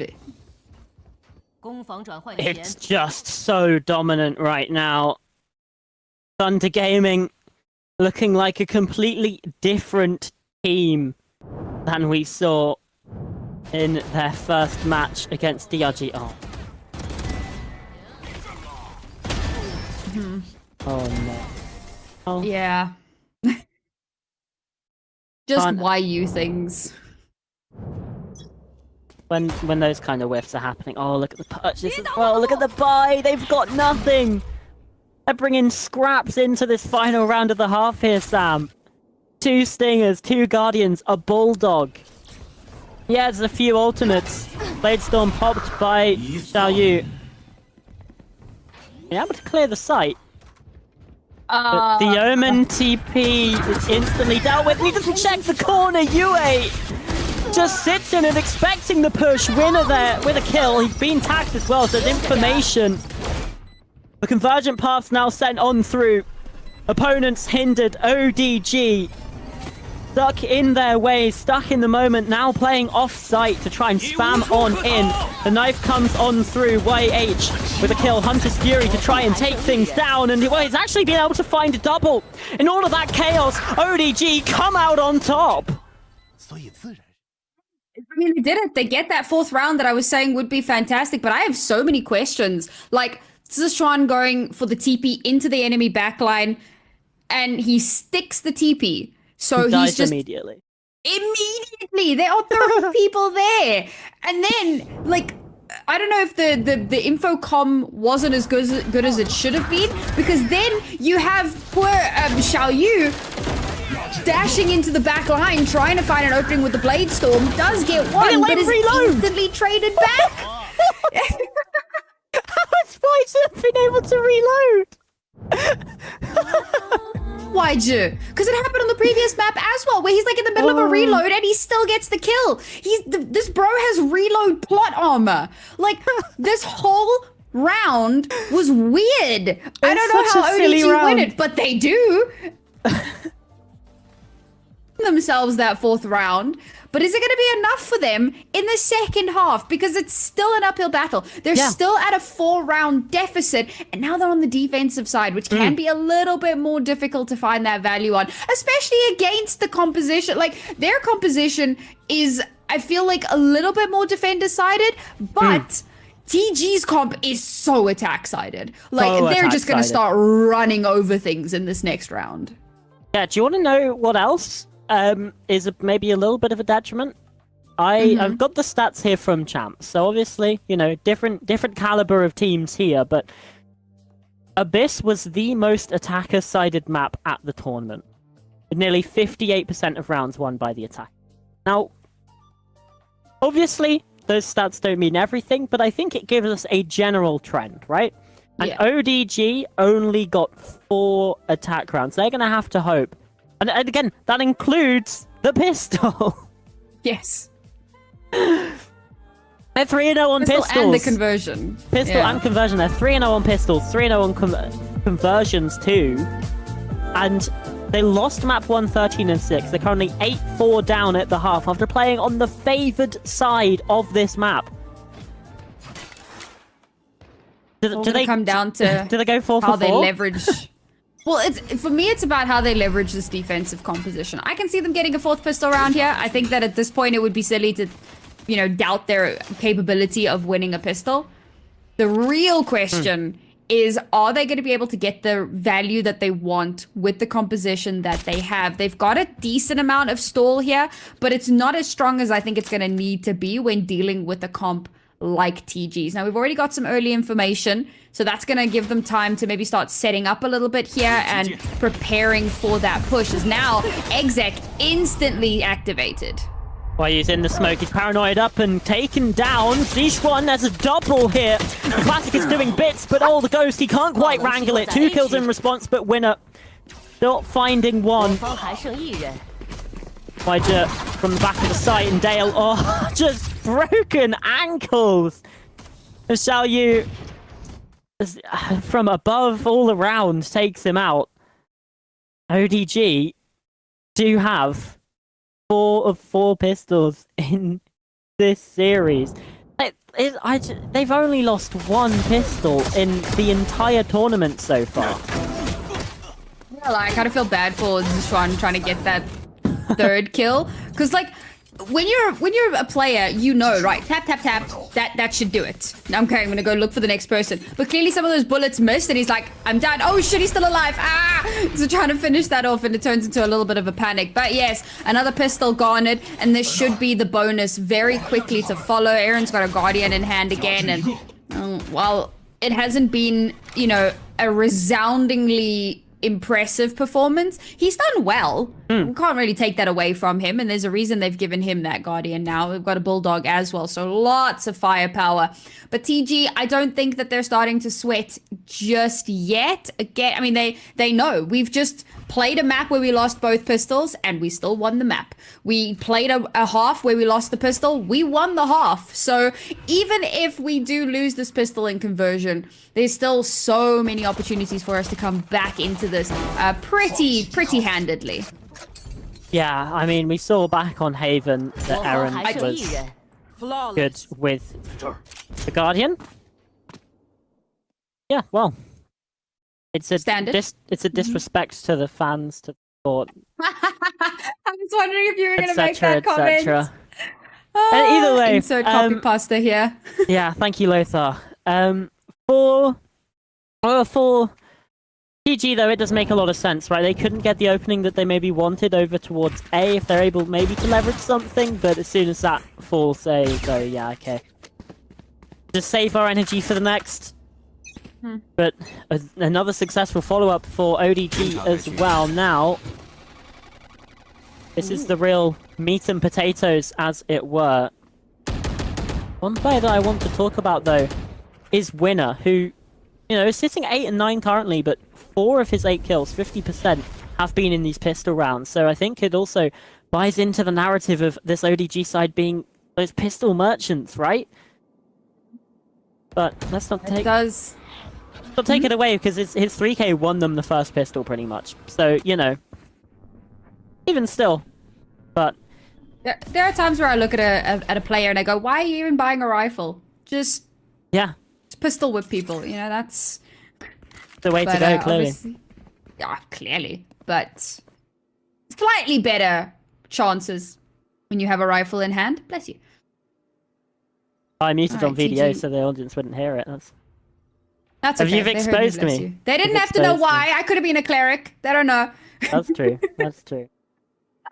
Either way, 35 seconds left here, and TG, they're getting stalled out by, well, themselves and only themselves right now. They're pulling a Fnatic, 25 seconds left, and finally getting involved here on the site, and ODG are happy to give away that space.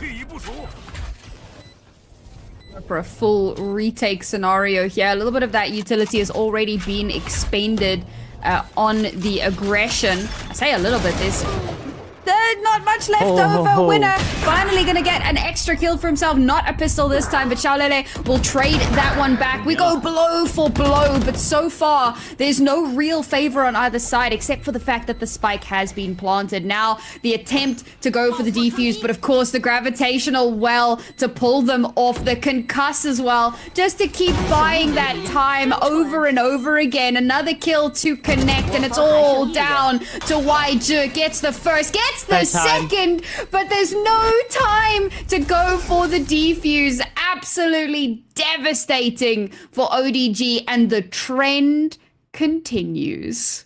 It is, however, some very good damage. Every single player falling there on the side of Thunder Gaming.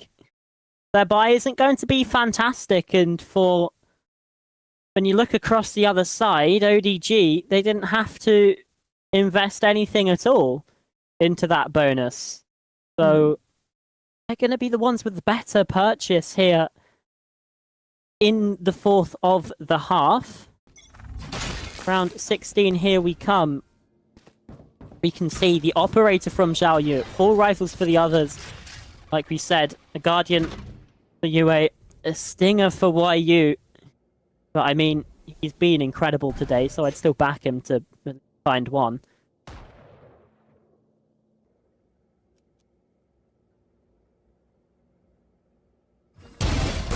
Never mind, he's dead. Aaron finds a second in that spot as well. So nice. Unfortunately for him, UA still fighting, but Zhao Yu down to 29 is still good for that shot. Nice, clean, crispy. And a 4 versus 2 now. ODG looking like they might get up to 7. I mean, it's a good resurgence. It's, you know, after losing the bonus round, to be able to come back in with a nice hefty buy and quickly pull things back into their control. Bearing in mind, this is their map pick. This is where we are expecting them to get results, and results it does seem like will be showing here. A beautiful round where they come out with 4 players still alive. The reinvest into the next round is going to be minimal, and they're once again only at a 2-round deficit. This is the ODG that we've been waiting for. We know that they have the capability. They did take a map in their first series earlier this week, so we do know that they've got a little bit of fighting power available to them. How much more can they do here now? Full anti-eco. And for TG, I think this is really just an alt farming mission. Less about, you know, really getting much damage done. Obviously, damage done would be nice. Pick up a few free weapons. We'd love that. But they're so close to a bunch of ultimates here. So a bit of orb control to get 1 ultimate. And then maybe we can get a couple of kills on the other side. That could put us in some good footing for the next round. Oh, on Zishuan. Kill through the smoke. Again, save the utility from Winner, getting the information and the reveals. One looking towards the eastern side. Now Aaron gets a bit curious, a bit suspicious maybe that something may be happening on B, but TG just waiting in the wings, A main. Come fighting on through again. That knife should get information. 3 players spotted, but they're through the choke already. The nade doesn't do anything, but YJ He doesn't even need to see them. Just straight through the smoke. 2 headshots, and Dale, all he can do is jump to his death. I maybe got a bit NA there by getting loud in the eco round, but goodness me, those shots were ridiculous. I mean, a 3-person spray down, whether it's an anti-eco or not, these are things we love to see. So, it was really, even a really spray strong. down too. It was just head taps through the smoke. I need to see this again. Well, ask and you shall receive.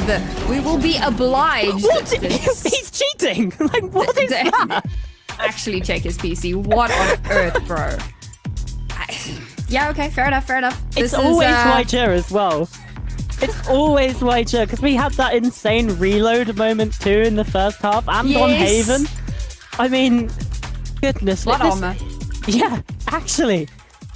The scriptwriter's like, well, we don't want YJ to lose just yet. And he doesn't want ODG to lose just yet, and that forces the timeout to come through from Thunder Gaming. I believe the first one they've used in the series. Haven was fairly smooth sailing, but now they're up against it. And maybe not used to being on that losing streak today, so the coaches step in to have a quick word. I mean, we were talking about, like, how is this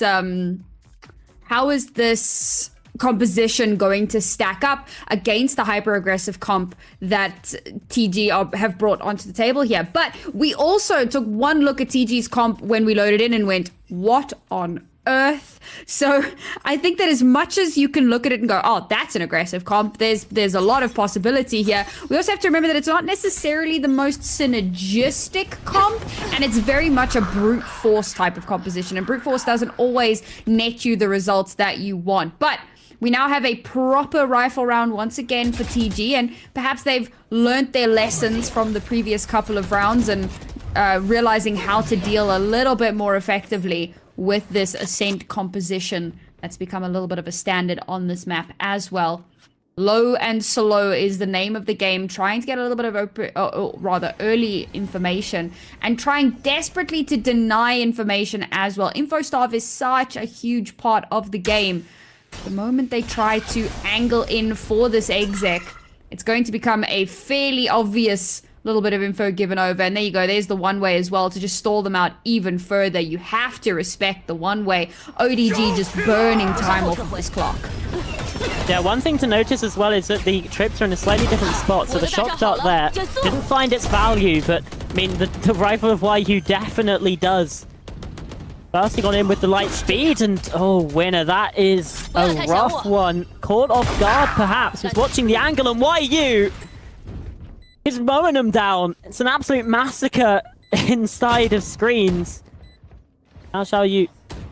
Spots UA, but spotted himself. YJ to come in for the rescue.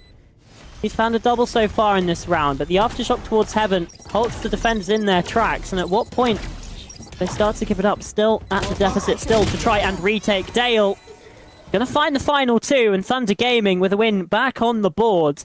Extend the lead to 2 yet again, and perhaps have the wind back in their sails.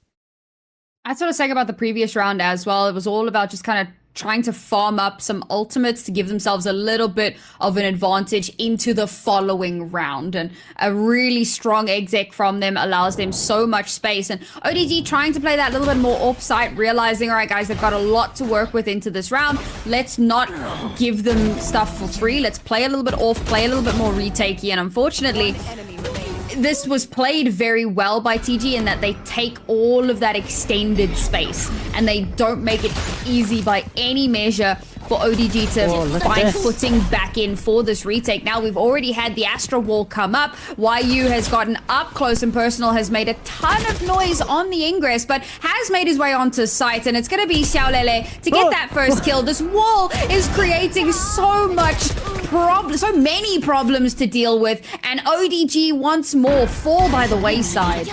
Such a nice set play here from Thunder Gaming. The Cosmic Divide goes up, it's super deep, but it allows them to get up through mid completely uncontested, even if there was a player at the back of it. And they go in through Heaven. There's no sound coming to the defenders that are behind the wall, and the ones that are on site get completely swamped. You have the Owl drone to come through from main as well to get the information, and Shalele from Heaven is just able to just completely swing that, even in the smoke, gets the kill. It's such beautiful work, and those are the kinds of set plays that can win you rounds. You can see there that the owl drone comes on through, and Shalele just domes him. So nicely done, so nicely worked, and that's the power of the coaching stuff there for Thunder Gaming.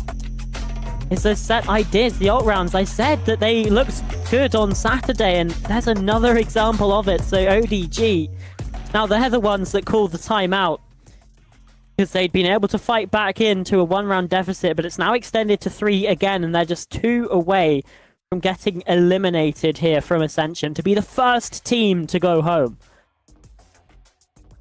The Thunder coaches also would have noticed that it's that ODG are playing that little bit more kind of hesitant and not really holding strong on site. So if you kind of hit the accelerator on those execs and you don't give a lot of space, but also you can't just kind of be 5-man running it down through main. You've got to be creating some sort of a pincer and dividing the attention of ODG, and that's where they're finding a lot more of those results now. The fact that you can take a little bit more space in towards mid, for example, and then start moving your way in while pincering in from main as well. So you pull attention away and you make it a lot easier for your main execers to get in onto the site and be able to get that spike planted. But now we find ourselves in a tricky scenario, much like what we saw on Haven a little bit earlier on, where TG are just 2 rounds away from closing out the map. And as you said, potentially winning out this entire series. ODG now also in a bit of a tight spot, because while they're still able to buy in here, I think a loss here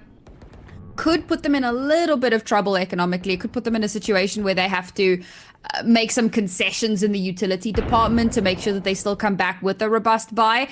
Sichuan sitting on a judge is certainly a choice. They don't want to allow that same aggressive shenanigan to happen through the breakable door. But we've seen an aggressive push here from ODG, but Dale is waiting for it. Whoa. And unfortunately, he sat down. Xiao Yu has been great with this jet movement, just completely breaking the ankles yet again of a player there. Oh, the outlaw from UA. It whiffs Eren. Good for one, but taken down now the trade. It's just a ghost in the hands and a headshot. Could have been enough, but not quite. ODG, that too far back, and now they just pushed on forwards. They went, yeah, we were sat too far back, went aggressive, and it worked out. Love the proactivity. I think that that's something that was sorely needing. We saw a little bit of it on Haven as well, but there wasn't too much of it. And maybe again, ODG feeling a little bit nervous to take that space. But this time around, they'll do it. They're not allowing this to go the same way that Haven did, back into some winning ways. But again, TG have 2 ults online, and they're 2 impactful ones. The fact that UA can play a little bit more aggressive here and still get back into the round is massive. We saw what he was capable of with that in the second half, or in the first half as well. But that knife spots out basically the entirety of TG. So ODG now have a lot more information. They can play a little bit more aggressive in towards mid. They've got a lot of information. Ultimates come through. It's the shorty! Of all things, it's the goddamn shorty that sits UA down and stalls out TG massively. I mean, they're still technically able to get a 5th up on the board thanks to UA's ultimate, but even still, the tip of the spear is gone. Your duelist falling. There's a trade in response. YJ, who has been such an impactful player, falls. Each one as well. That's UA with the kill. And as soon as he falls, he's straight back up. Winner forced away from that spot, and the site vacated yet again. The space given over, but Winner with the punish, and Eren as well. 3 versus 2 now. ODG in the ascendancy, in the advantage. And it's a foot race over towards the B site. A foot race. That octagonal disposition are going to be winning out the spike. It's going to be greeted by the gun of Xiao Yu. And he's able to land the kill. Shalele falling, now just the player in mid. Dale on his own, an island there. And all he can do is save. Back away, ODG, back within 1. Back within a chance to get Abyss theirs, to drag it across the line. But my oh my, Sam, this map is close. Listen, say what you want about Winner. The moment that UA goes down, he's like, nope. runs the hell away. We're not giving over that kill for free. Meets up with a teammate. So even if Yue gets that kill, aha, thank you for the perspective. Now we know how the shorty got that kill. Not that I'm, happy about it by any measure, but whatever. So even if winner does go down there, there's a potential for a trade. So they can get Yue off the board again, but he doesn't lose that fight. He wins it out instead. So that's that Clove ultimate snatched away. ODG with yet one more lifeline. They've just about broken the economy here. So Leo doesn't have a gun in this round. Meanwhile, the rest, it's just Guardians and rifles, but it's the Outlaw to get that, crucial, impactful kill onto you. And this should be ODG. Folks, I'm going to say it. ODG are going to even up the scoreline. The only time we've ever seen an even up scoreline is after ODG win pistol and conversion and then lose the subsequent round. So the fact that they've now battled their way back into an evened up scoreline and are on the precipice of, dare I say it, potentially taking the lead in the series and getting up to map point, this is incredibly exciting for the squad. Yeah, even still though, EG could find a win here. Making their way towards this B site, the tag Galele. And like still getting planted. Now the Hunter's Fury forced out as well to try and get a bit more information. Doesn't catch though. Jalele low could have fallen there. 30 HP, but Xiaoyu down to 5 himself. Round isn't quite over yet. But again, the utility from Winner getting so much information. Flashpoint coming on through. And there's the kill. Winner, the Phantom in his hands. Works magic. Jalele still low on HP, still falling. Winner lives up to the name. An 11-11. Like you said, Sam, tying up the scoreline. Abyss might not be the end of ODG just yet, because now they can start to see Lotus on the horizon. But even still, it could yet go the other way as well. At the very least, all 24 rounds will be required here. Potentially even more. I mean, how far does this go as Thunder Gaming yet again call a timeout? They know that they're down in the trenches. It's squeaky bum time now for both of these teams. I'm amazed that we could be going to that third map. The fact that we went into the half 8-4 and it was like, oh, this could be the end of the line here. Moving on to a half where TG's composition should have a clear advantage, and yet they've been stalled out so massively round after round. TG just not being able to find the same kind of advantages that we'd seen from them before. And of course, this is great news for ODG. The fact that they can just keep battling this back, keep finding themselves in a position of contention, and could very well take us over the finish line and take us to Lotus. And Lotus is the map that ODG won a couple of days ago. That was the map that they actually managed to pull under their belt. It's the one map that they've won so far in this tournament. So there is a very strong possibility that they could even secure themselves that rematch a little bit later on. But for now, we've got to get through these last couple of rounds. There could even be an overtime on the cards. Yeah. Because we're in a full rifle round now. Oh my god. So, it's doable. It's winnable. I thought Xiaoyu was about to fall off the map then. It looked for all the world like he was just about to go plummeting to his death, but instead... Okay, he's a jet. Got the barrel there. Are you not seeing the barrel? The barrel's on his screen, but he's focused on the other position. Oh. He's been able to get the punish. Xiaoyu dodges a flash. Bladestorm still in his hands. A whiff comes on through though. Zishuan, there's a trade. YU, the hinder on towards Aaron, but still doesn't find its mark. 4 versus 2 now. ODG yet again in the ascendancy, but YU secures the site. Jalele still trying to plant, but they're not secure, they're not safe, they're not certain. So they have it under their control. It could be in a post-plant situation right now, but still, the paranoia plaguing the mind. Indecision here for Thunder Gaming. Now the utility taken away. YU forced into action. Feels like he has to take a fight. Jalele, another tap. Trying to bait ODG out into the open, but defenders aren't biting that bait. They're not falling for the lure. Now the spike plant does finally come on in. They line up for YU. He's only able to get one. Now Paranoia blinds him. Xiao Lele, there's a kill as well. Winner needs to become the biggest player on this stage. Yet again, they line up! Oh my god. Winner cannot lose in these late round moments. It is ridiculous what he's able to pull out. Winner, winner, chicken dinner. Absolutely fantastic. And the number of times that he's done this as well. How many times has he not gotten the last kill in the round to ensure that they do in fact win the round? Clutching up massively, keeping ODG alive, taking them one step further. Map point now on the precipice of map 3. We are so close, and I think that ODG can absolutely taste it. They can taste Lotus from here. They are licking that map, licking the walls, getting ready to take it there. A force now coming through from TG, and again, couple of concessions having to be made in terms of the utility. So this is going to have to be sheer perfection. Every single step must be perfectly placed. Cannot afford to make a single mistake, because if they lose here, then yes, they will have to take it to that map 3, and then all bets are off. Yeah, who knows what happens. Xiao Yu looks to start things off with an operator shot. YU has been effectively shut down in these past few rounds. He's 21 and 21, now even, still finding kills, and UA as well. The frag of his own to even things out at 4-4. The map ain't over just yet. ODG got to be aware of that fact. They can't be acting like they've already won, because that's when Thunder Gaming will punish you the most.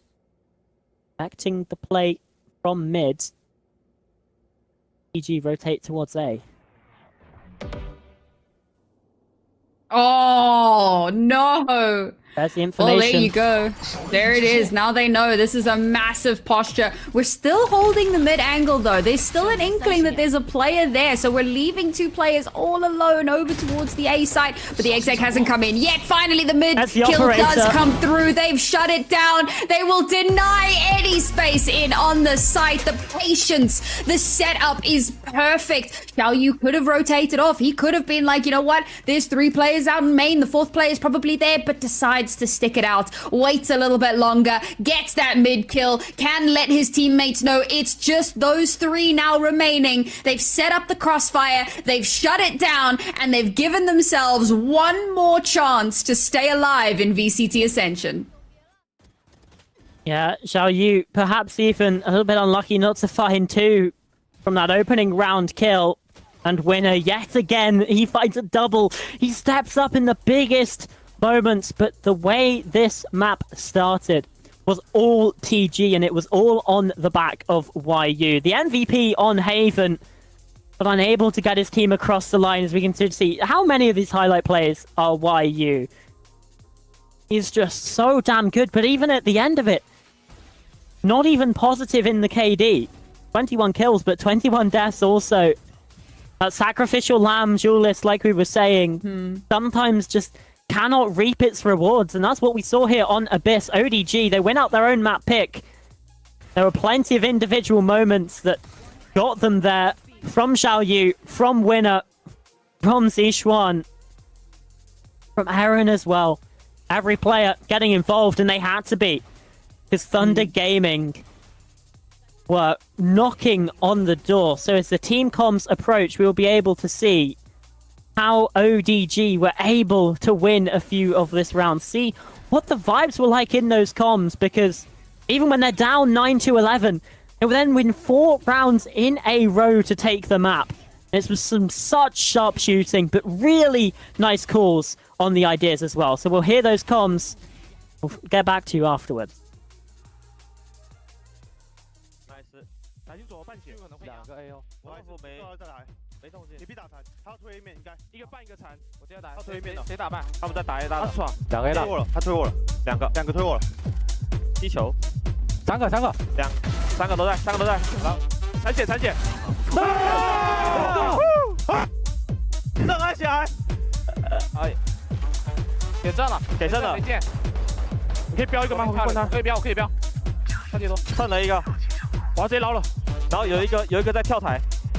只有一个进包点下包，只有一个进包点下包，可以去。只有一个进包点，撤大撤大。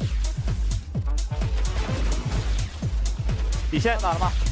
剩余30秒。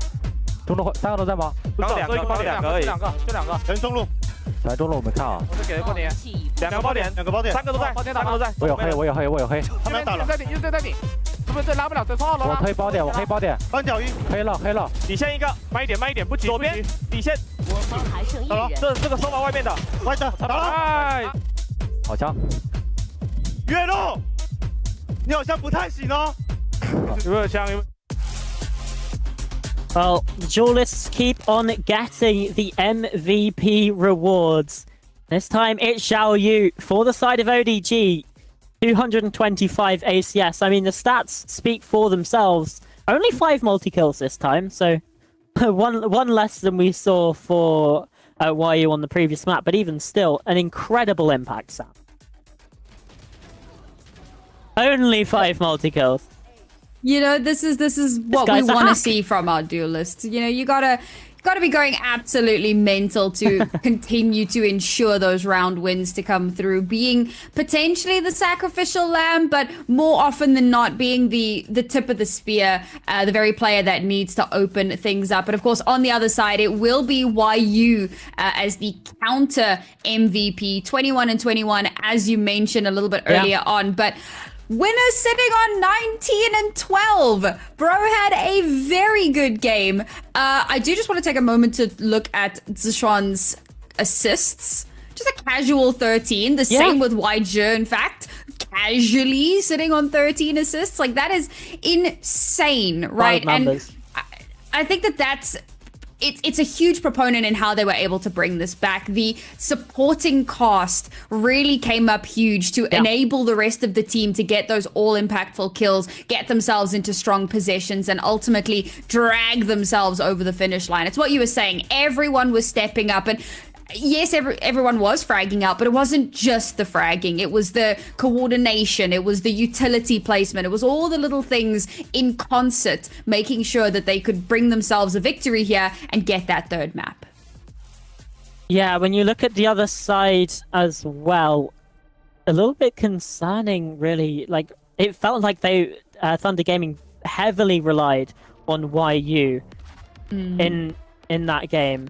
Because he was 21 and 21, everyone else was negative, and they still won 11 rounds. So you have a close game, you expect more people to be fragging out, and I know it's not all about the kills, but when you look at numbers like that, there is a little bit of a concern in the back of the mind. It also speaks to when they won rounds, it was close. When they lost rounds, they were kind of just getting completely shut out of things. And that's part of how ODG were able to come back, when they kept getting all of these economic damages, even on losing rounds. When they kept getting all of these kills near flawless, it's so difficult to fight back from that. So when we look towards our third map, Lotus, all of those questions will be asked again, but we'll answer them just after this short break.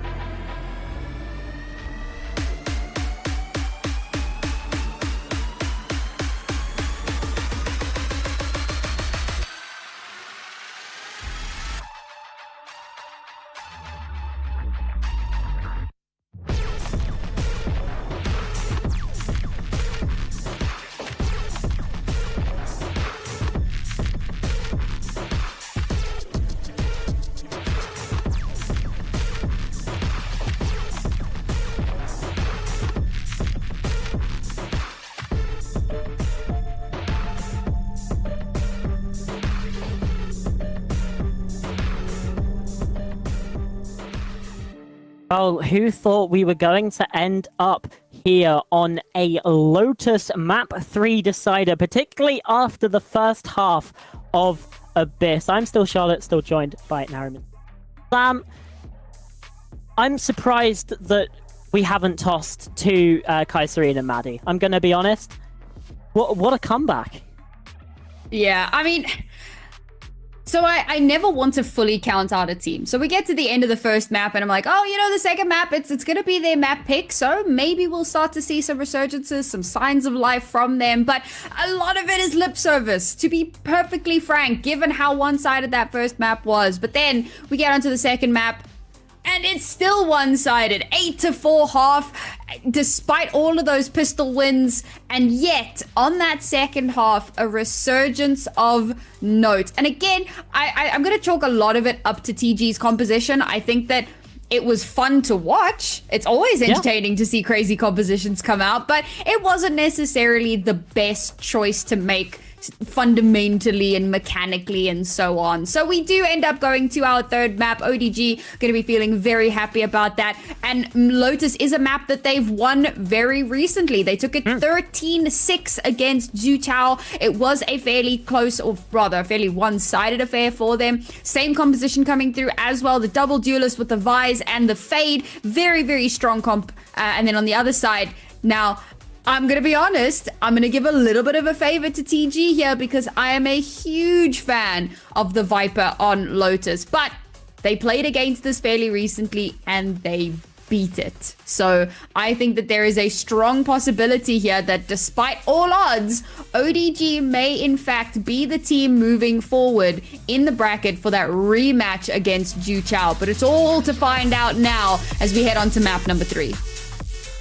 Obviously, the pistol round will be a point of focus for us. I mean, it normally is, but ODG, 4 out of 4, basically, on pistol rounds so far today.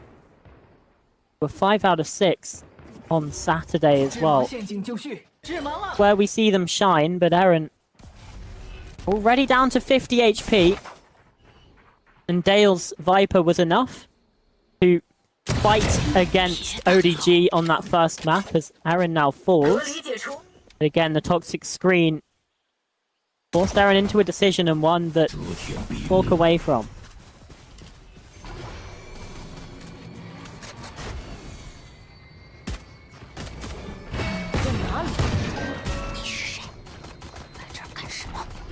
Still there onto winner. They're just forced away.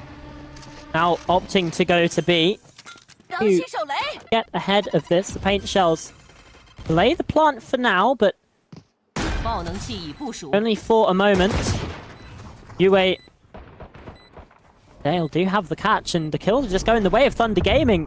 Potentially their first pistol round, unless we see some heroics from Zishuan and YG. That's the first one, but now it's just Zishuan left to try and stand. Thunder Gaming, their first pistol win of the day. Potentially sign of some shifting tides here on map 3. ODG need to lose at least one pistol round, you know? Like, I think it would be a little bit ridiculous. So even in their previous matchup on Saturday, you know, they did lose one pistol round. They have to, right? It's a concessional. But unfortunately, it does make things a little bit more complicated for them because obviously that means it's going to be the force buy for TG. And they're going to come into this next round with a lot more to play with here. And they can get a little bit more aggressive. They can get a little bit more cheeky with their map control as well. We've heavily reinforced the B site, maybe expecting an eco round B site push. But no, we've got presence over towards C. A little bit of a walk up here. Beautiful first shot from YU. And surely at that point, ODG rethink their entire plan. Yeah, 3 players looking towards this mound area, but the first one falls. Sharp shooting from the Marshal of YU. Still looking to pressure this side. 2 players here waiting for them as well. Boombot comes on out and all the wide jump across. YG in trouble. Xiaoyu also falls there, so in the end of things,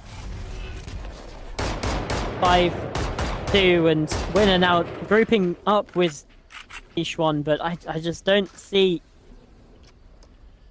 difference it's going to make realistically. A little bit whiffy there from YU, and perhaps a little bit of danger thrown into the mix. Still 30 seconds left, the door opened up, expecting a rotation towards B, but the paranoia now coming on out. There's another kill from it, some damage being done, but Dale's still on the site, and Winner up against 15 seconds. This one is just all about the economy, all about the damage. Finds another, so just the 2 people at the most surviving, and yeah, it will be 2 into the next. Again, economically, this is going to be a fairly weak bonus for TG and an opportunity for ODG to get on the board. I was waiting for Winner, man. He managed to isolate a lot of 1v1s there, has done some crazy things with that pistol. I saw the vision, man. There was a world, but unfortunately, just could not come to fruition. They didn't realize that the second player was in water and maybe shows his head a little bit too far up above that wall. But that round does go the way that we expected. And as you said, a bit of a weaker bonus coming into this. A full buy now available for ODG. They've dodged out the Bucky. They know that it's there. And we do get a trade-off off of the aggression from YU, but that opens up a lot of space over towards C. And immediately, TG moved to reinforce. They've now predicted that, okay, with that opening kill, there might be an aggressive push in towards the site. But ODG have made the right read. They've sent 1 player just in case somebody decides to get aggressive in response. Oh no, they've re-cleared the rest, but now they are looking to hit the C site. Ooh, this could be a very dangerous decision from them. Yeah, they're into the stronger side of the map here. But actually, Dale's rotating away. The Prowler caught 1, but no pop off of it, and TG perhaps doubting themselves, doubting the information that they've gathered, but they should know it now. The player spotted Dale rejoining, and the Bulldog up close doesn't find purchase. Now, just Sheriffs for Thunder Gaming.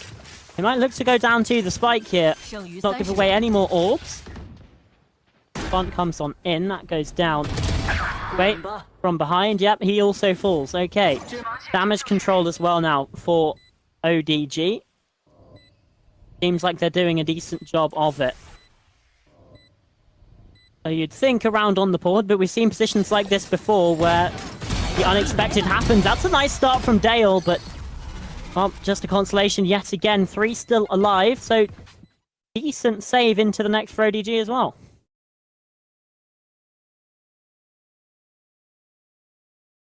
Very much an as expected round here.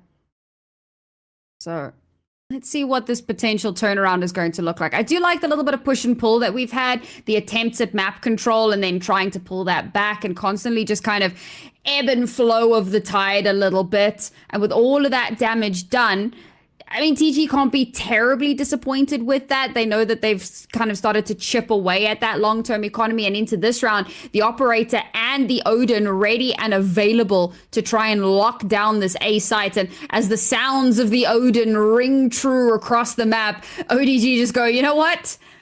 Maybe not. Absolutely. Actually quite funny just watching them scatter from the sound. Yeah. Operator shot from YU. Doesn't hit its mark, and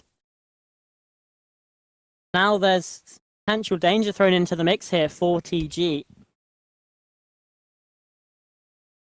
Flash connects, information given over. All now triggered. Fake though, but UA's still got the Odin here on. Ooh, and spots Xiao Yu as well. Shots through the wall there. Damage being dealt.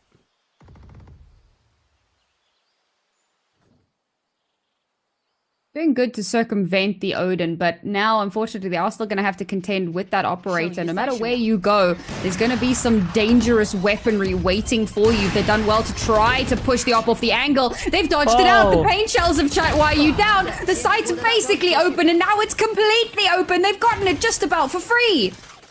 What a lovely swing there from YJ, and the shot as well onto Leo is just simply lovely. Thunder Gaming forced away from this. They're saving their weapons. The round is done. It's over, and ODG, I thought perhaps they would be overcooking things slightly, but did just enough push and pull to get the site open where they wanted it, to leave TG guessing. They're going to be able to have 5 survive into round 5, and that is crucial to getting this half up and running. Phenomenal round from ODG, but you also have to maybe call out some of the misplays. Why are you missing that first shot, getting flashed off, and then jumping? And okay, we can call him out for missing the first shot, sure, but you've got to then give flowers to ODG because they baited out that shot. They threw the paint shells to the exact position. The paint shells weren't there necessarily to force him out of position. It was a little bit of a, you know, as soon as you force him off of his angle, he has to either walk into the paint shells or he's got to like satchel up. And in that instance, you're just going to catch him up in the air, right? So it was a really good little bit of bait play from ODG to ensure that YU was going to be caught out of position. Brings them up to evened out numbers. Yes, you've got 3 weapons saved from that previous round, but you've got 2 players sitting on pistols for this one. By no means is this going to be an easy round for TG, but ODG realizing they still have to play this relatively safely. They can't get over eager. They can't make any missteps because TG is the type of team that is going to take advantage if they do. And it's TG themselves that make a little bit of a misstep there. Maybe not expecting the dry swing, but you know what? He had a pistol in hand, so let's we'll give him a little bit of leeway on that. Rifles found a kill on the other side of the map. Here will... They were perhaps looking to try and trigger it there, but device down. Everything is good. YJ, though, spam through from Waterfall. Still able to survive and get the spike planted. Now Nightfall looking to come on through. It's this Odin dealing so much damage, and YU on the flank now dealt with. And there's the Nightfall to come on out. Paranoia from the other side, and the snake bite to boot. Sichuan perhaps a little bit isolated from his teammates, but still has a pocket to play around on the stairs. Yue, though, the Odin finding its work, and the Prowler catches. Yue falling, the swing trying to counteract off of it. Now just Sichuan!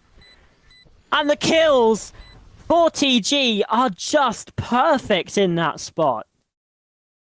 So I was saying, make a tiny misstep and TG is the team that will punish you for it. That was a save from them. It was an eco.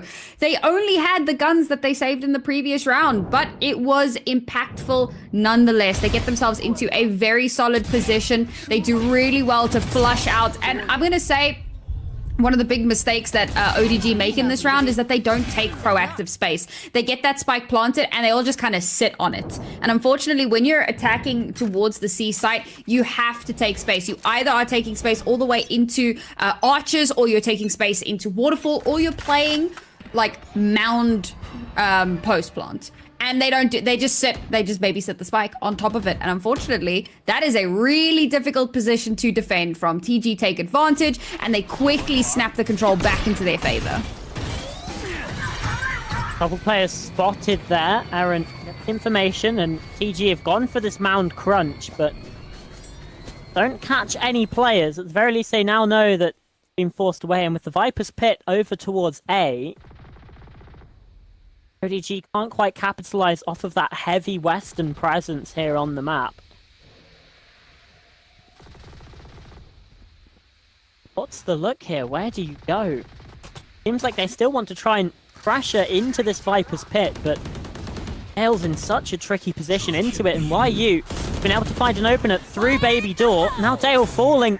That's a spam through a wall. The showstopper doesn't catch, and YU's been able to find a kill. Chaos inside of the blue room, but now Jalele, the last one left. He's there in Link and gets the kill. Waterfall, his moment of surprise.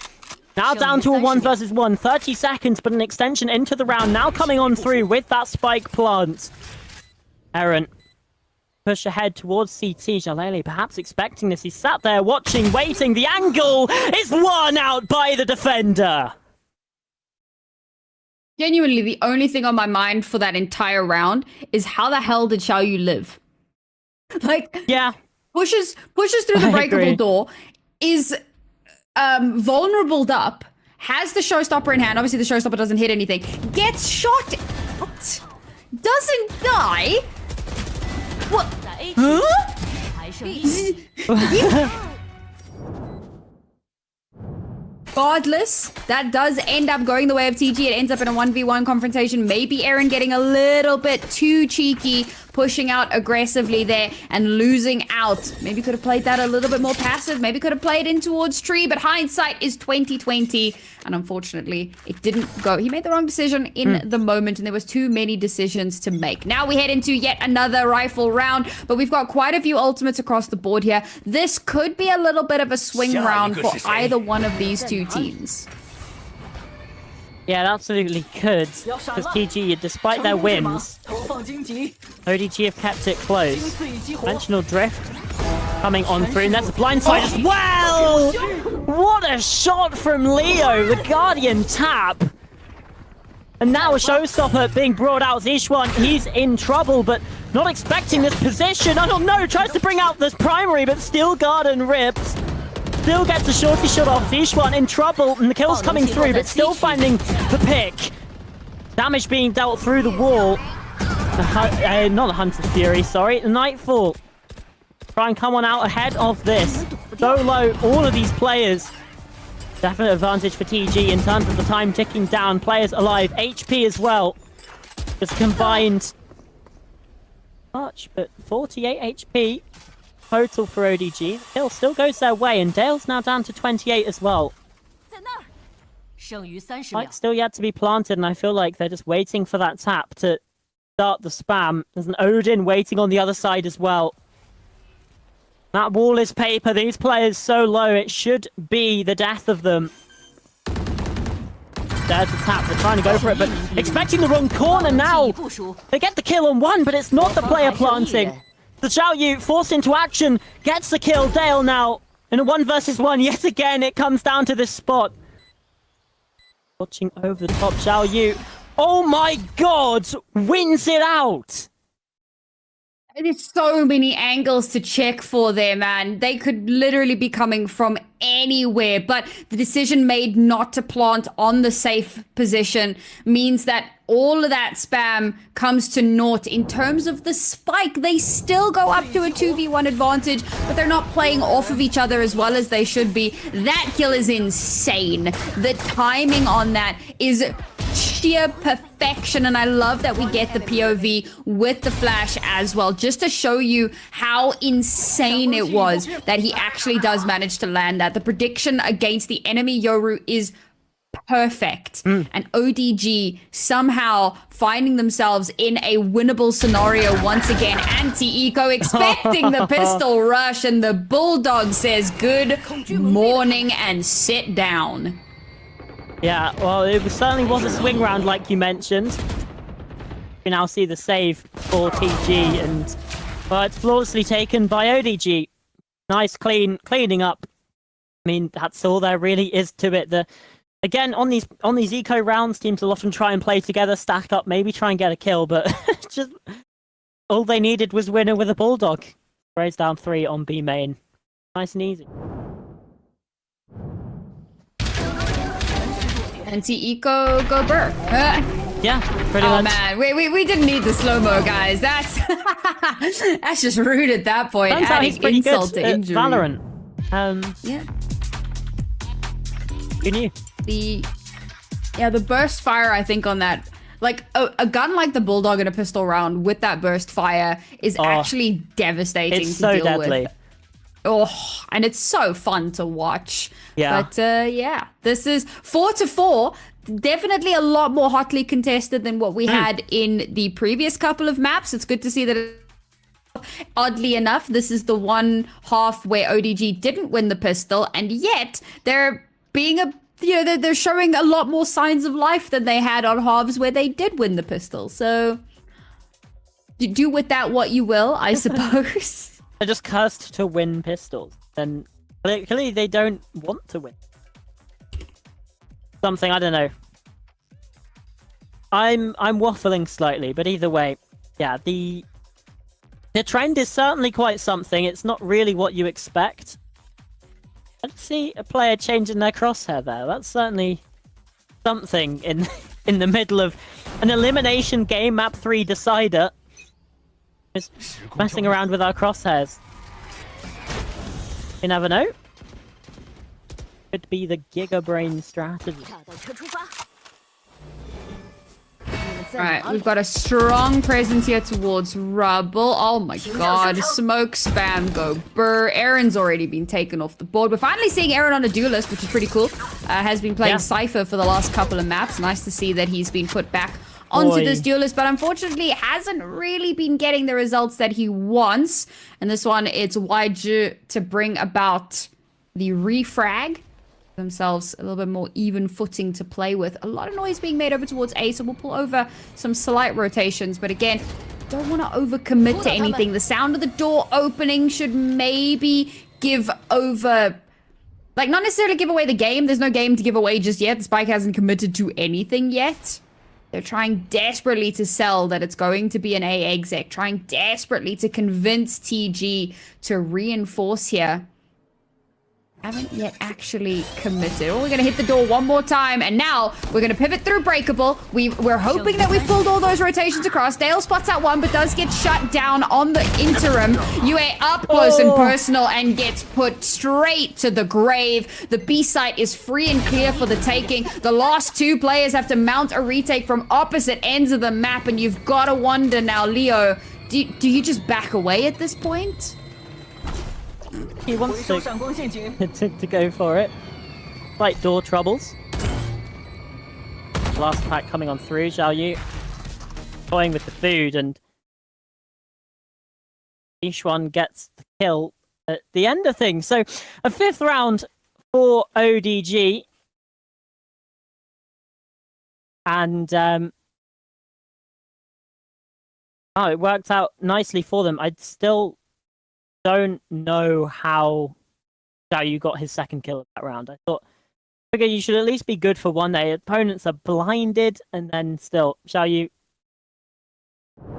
shuts them down. We'll get the replay here in a second, because I don't quite remember who it was. It might have been Dalo, perhaps. That's a nice kill as well. Oh no, it was Yue. They were blinded as well by the paranoia. It was literally just 3 people spraying and praying, and it just happened to be Xiao Yu whose shot connected. Love that for him. ODG now with a lead and finding themselves in a bit of an anti-eco. We got 2 Marshall. Oh my god, a Marshall high-low setup is actually outrageous. Along with, oh my god, I didn't even notice why you was there as well. You got like a 3-person high-low setup. What on earth, bro? And they're not even pushing that site. They're gonna push Leo. They're taking away the one real gun that they had. The C site is free for the taking. The spike to get planted, and TG floundering like a Magikarp. Yeah. What can they really do in this position? Low HP on Dale. YU is flanking. The sheer wall being triggered. The information away. UA. Oh, might be able to get something there, but indeed no. ODG looking clean, looking collected here. Dale's not even able to get into a position to save this gun. His best option there was to die. You don't really want to be saving a Marshall, and you're not able to go down to the spike in that spot. So ODG, they're doing a really nice job of making sure that they can also just remove any economic success that this team wants to have. Not letting them go down to the spike, not letting them save any rifles if they would want to, but still just extending that streak, extending that lead now to 2 rounds. Xiao Yu with the 4K in that round as well, just continuing to pull them through. I say pull them through. I mean, obviously it was a little bit of an anti-eco, and it's a little bit of a flex from him to just be running around getting all of those kills for absolute. He's 15-5, bro. He's got a 3.0 KDA. Okay, I usually leave out the A because usually assists kind of bring that stat rate way down and it makes it look a little bit less impressive. But his A is a 1, so it's a 3.0, which is ridiculous. Having his way with this map. And it looks like he's going to try to continue to do just that. Showstopper connects and gives them the opener. He's so damn good and even finds a second there. Low HP, Dale can't quite take him out though. The spike now planted on A. Now you is being the player to watch right now. I picked up Aaron in the pregame with his operator ability. Haven't necessarily seen any op come on through. Potentially that's something for the second half to keep our eye on. Right now, the retake, trying to find it, but Xiao Yu, he's good, Aaron. He heard us saying that maybe he wasn't doing the best and wanted to get involved. Finds a kill, but Xiao Yu for 4.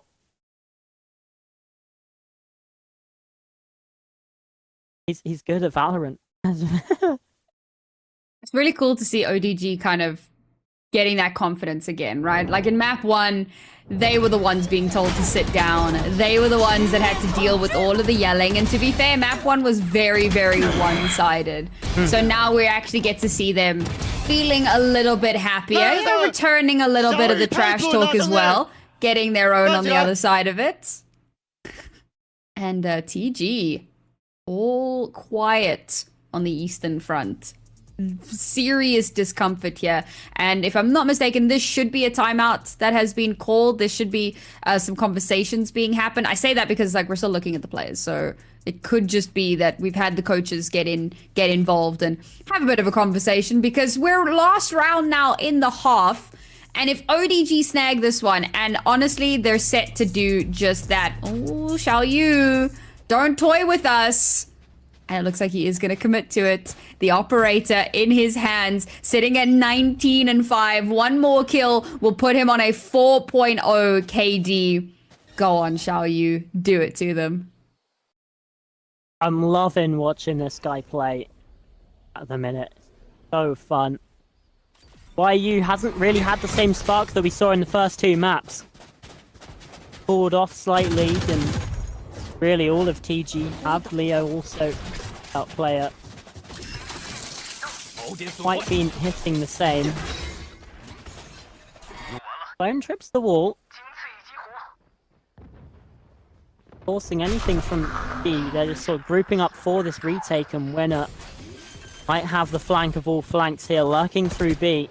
Spike is planted on the C site here. Still Garden though forces the attackers away slightly, and a flash as well. TG, they're fighting for this heavily, but the kills come on through from Octagonal disposition.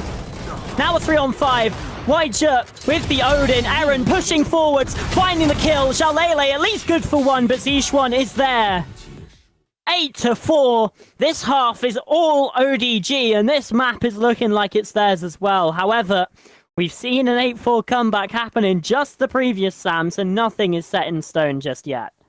Finding that tiny little bit of a corner to hide away from the Steel Garden in, and just kind of hunkering down a little bit. The counter flashes that come out, the spam that just gets unreasonable value, and yet one more round for ODG. This is the first time in this series that they're going into the half, not only with the lead, but with an incredibly strong lead. 4-round deficit is incredible. I mean, even if I look at their previous matchup against Dutao, sure, they had an 8-4 lead as well on their defender side. This is the attacking side where they've come through with an 8-round lead. And now all they need to close things up is just a couple of attack rounds, and the attack is where they've had the best results, you know, over the last couple of days. It's a very small sample size, to be, you know, quite honest. But whatever. The fact is, they've had more results. So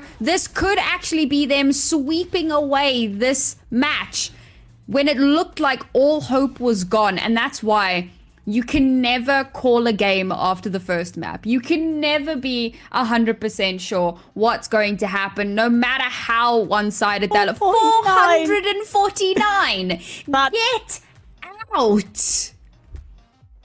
Out the front door. That is ridiculous.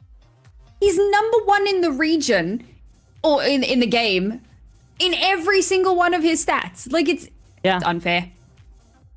Yeah, no, it's pretty good. It was like a 250 damage, somewhere around there. I mean, what do you do against that when a player is having such an incredible game on the other side of the stage? How do you counter that? I mean, if you're just comparing performances of duelists, I mean, YU had 21 kills at the end of last map. Xiaoyu nearly has that total in just one half.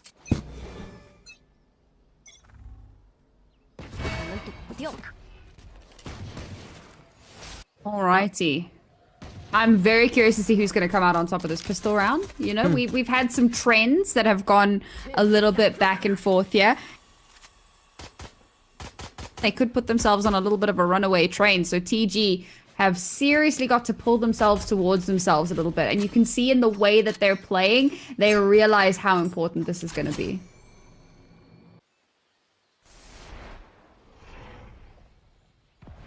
Towards the A site now. After some initial C presence, Rubble is clear, but one Sheriff shot and they go back the other way. Has drawn a couple of rotations here, but now that Eren taking some damage, ODG look to go right back to C. Low health on the Yoru. This one could still be a win for TG. They're just looking to really overwhelm, oversaturate the site here as the siege comes in. This utility is doing some work and the gun's doing more. Xiaoyu now, the last one left on the site to try and fight against this, and he's dancing, weaving around the pillar, doesn't find anything. And Dale there through the smoke as well. That's when it can clutch up a 1v4. TG look like they might get a double pistol here on this map.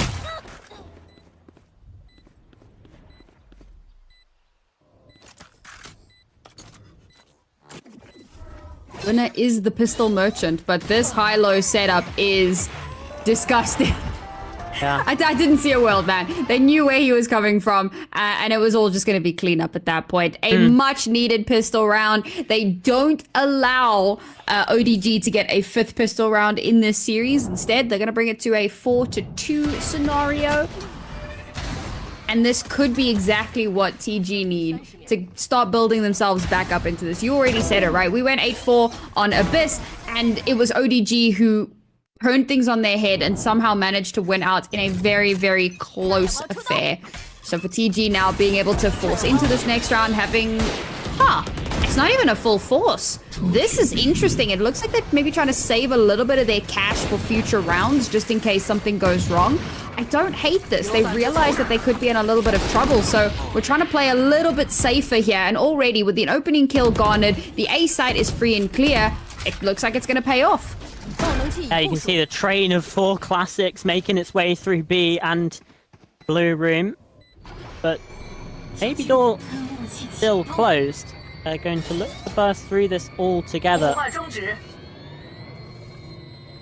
Not hating, and I think, in fact, ODG are just going to wait for the players to vacate the sites they can go down to. The spike in this position. Not give away any more of those ultimate orbs. Their economy running on track.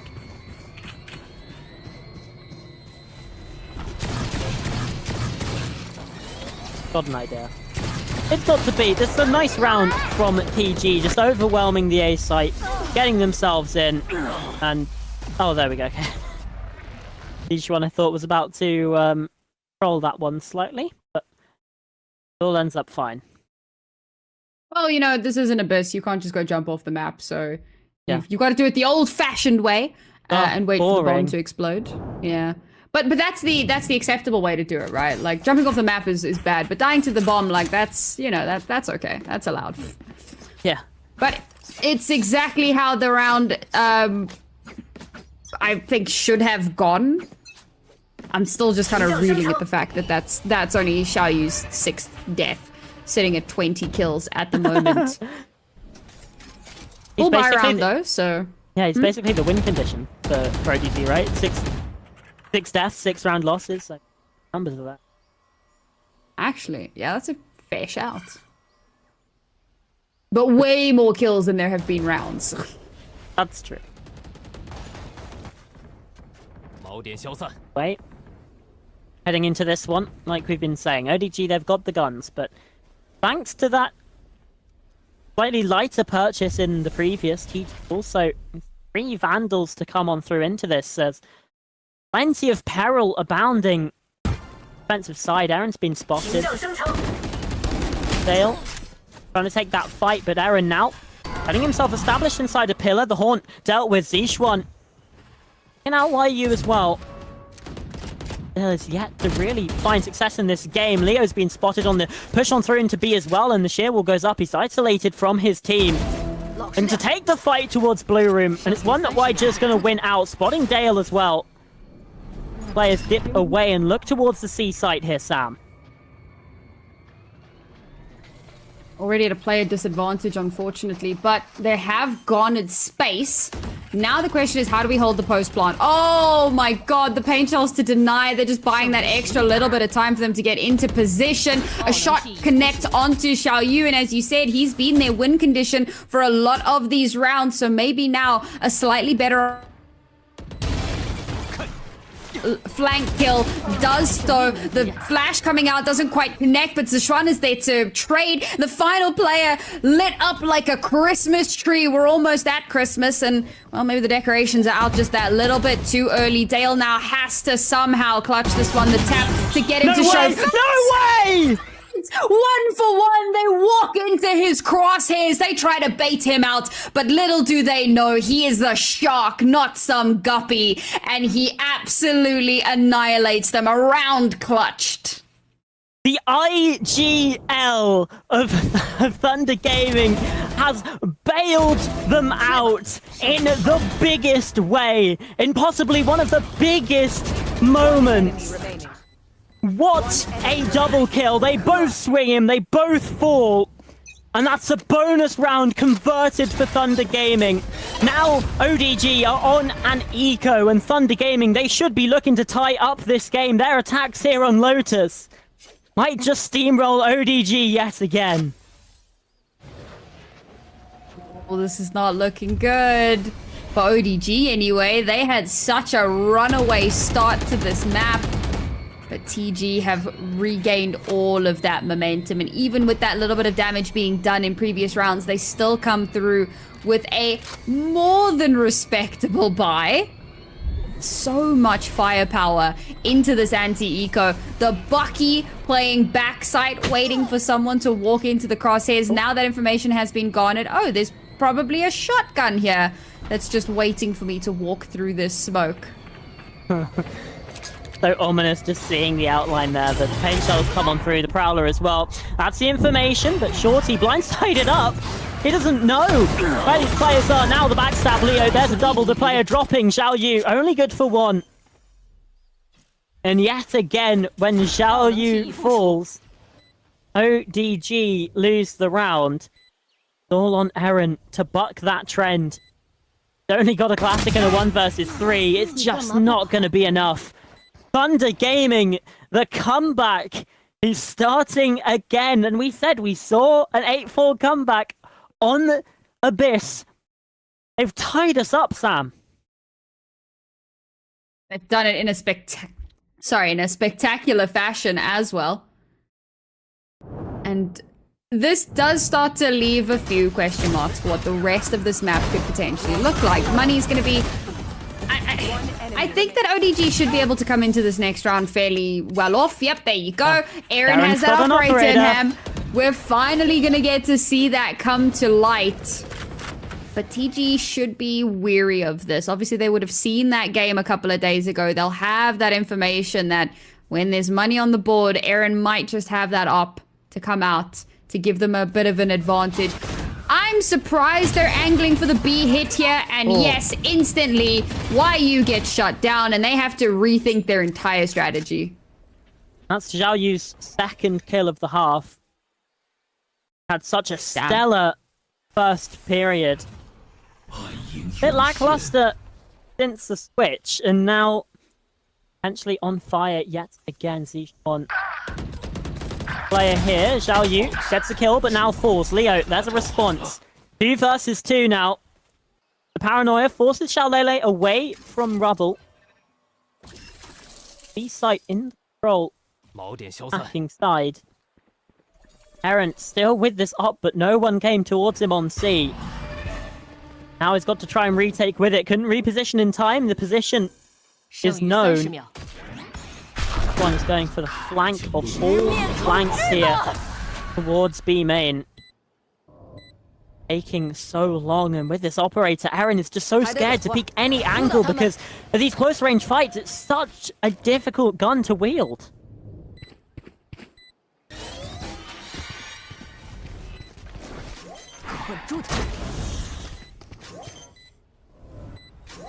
Beautifully in towards the breakable door. Now they've got a crossfire setup.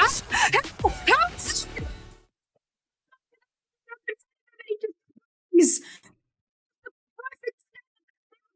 again. They're coming from 2 different directions. They should have had all of the information, but with that smoke in their way, they have to push through the dome, and it's Sichuan holding, waiting to get that double kill, and a stay of execution is garnered for the ODG squad. Got a shot there from Leo as well. I mean, we know he's been sharp today, but what on earth was this? And Eren doesn't even fall in that spot either. Protect the president. And it works out. The trend has been fucked, Sam. Zhao Yu did not need to survive for the round to be won. Still, again, despite the win of the round, ODG have the worst buy. They still got the operator though. Ooh, first shot missing, forces a reposition. Nice little set of util to push everyone off of their positioning. Steel Garden as well to get themselves that space, but now you have to do something with that space. Again, you cannot just sit here. They're gonna go for the default plant, the mound plant. Oh, it gets denied. Good little bit of utility there, but how Winner gets spammed down is beyond me. We'll pivot over to the safe plant, but TG have the numbers advantage. They don't have the space advantage though. Yeah, plenty of angles for ODG to work from, and Zhao Yu finds the opening kill! A double with the showstopper, and he's looking to put a close on this one. Eren is there with one, but Leo, oh, surely not. The 1 versus 3 made down to a 1 versus 1, and Eren still got this operator in hand. The Vice now round the corner, round the side. Eren is being toyed with. Leo playing with his food, but the Yoru wins it out. The fact that it gets that close after Zhao Yu gets 3 kills. The first kill and then the showstopper to get the double. How does it come that close? But this is why I was saying, when you're attacking on the C site, you cannot just sit around on the site and hope that you'll be able to control and hold that space. You've got to make moves. And unfortunately, they didn't have the time to do so. You know, a lot of stuff just not quite connecting in the way that they were hoping it would, and it forces them to be very, very uncomfortable. Utility forces them out of position, forces them to have to rethink the plant, and they have to pull back. And they have to just stick around on the site. Otherwise, they're absolutely doomed. ODG take advantage. 2-round deficit now. Firmly in the lead for them. TG on a knife's edge with this buy. You got a Stinger and a Judge to try and complement everything else. And was kick things off with the showstopper. The showstopper is shut down, but it at least trades. Yeah, post-mortem. Finding the trade on yourself. The Omen ult there immediately cancelled, but ODG won't know that. They immediately go looking. They know they have the A site vacated. Now that question mark put in, but hearing any kind of spike plant slowed down again. Don't have the information, so Eren goes for the dimensional drift. Try and gather some intel. They know they're not C. That's at least for one. Now Zichuan goes hunting towards B main and gets the spot. Nearly a kill. Leo fighting on in. He's able to find the entry into this spot, and the second as well. That's a ridiculous adjustment, even when blind. Spike plant comes in, a 4 versus 2, and ODG just looking to save this one. Thunder Gaming back within 1, a 9th on the board. Sam, this game is heating up like crazy. One of those ones that's going to be really tough to call. We're going to go down to the wire on this for absolutely certain. And it's not even the first time that Leo is able to get ridiculous results, even while flashed out. You know, of course, I'm thinking about the kill onto Aaron in the previous half. We had the clone come out, got blinded. Oh, sorry, not the clone. It was in the dimensional drift. And the flash comes out, and he still manages to get that shot on the swing. Stunning stuff. And again, he'll just keep giving results, whether he can see or not, whether his monitor's turned on or not, he's going to have results to show. And it brings TG one step closer, 1 round away from evening out the scoreline here. They have given themselves a little bit more to springboard off of. But the economy has been so back and forth, and I think that that's part of the reason why we need to have this timeout being called. Yeah, we need to get the coaches involved once more, because things are starting to look a little bit scary. And now when you start thinking about the long-term repercussions, because we're running out of long-term, right? Like, this is map number 3. We are 19 rounds in. One team needs to win 3 to win. One team needs to win 4.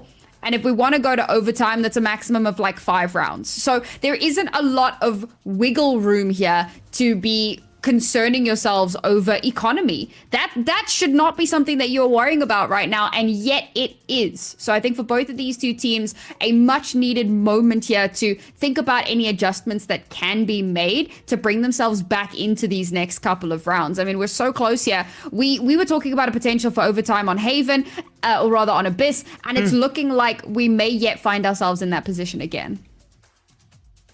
Yeah, for sure. This one, like you said, it's going to go down to the wire. And still, there's no way of knowing who's going to come out on top.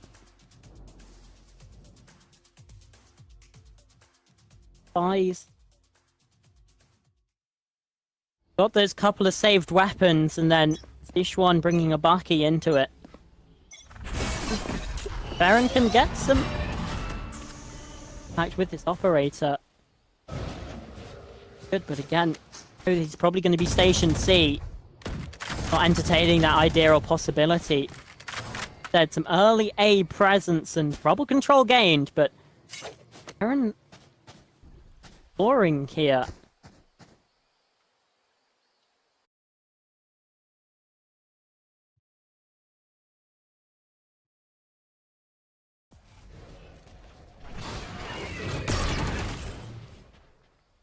Catches onto the fake out. A doesn't clear him either. But they don't want any of that, instead going back towards A. There's a Bucky waiting, but really not much else. Xiao Yu has the rifle over on B.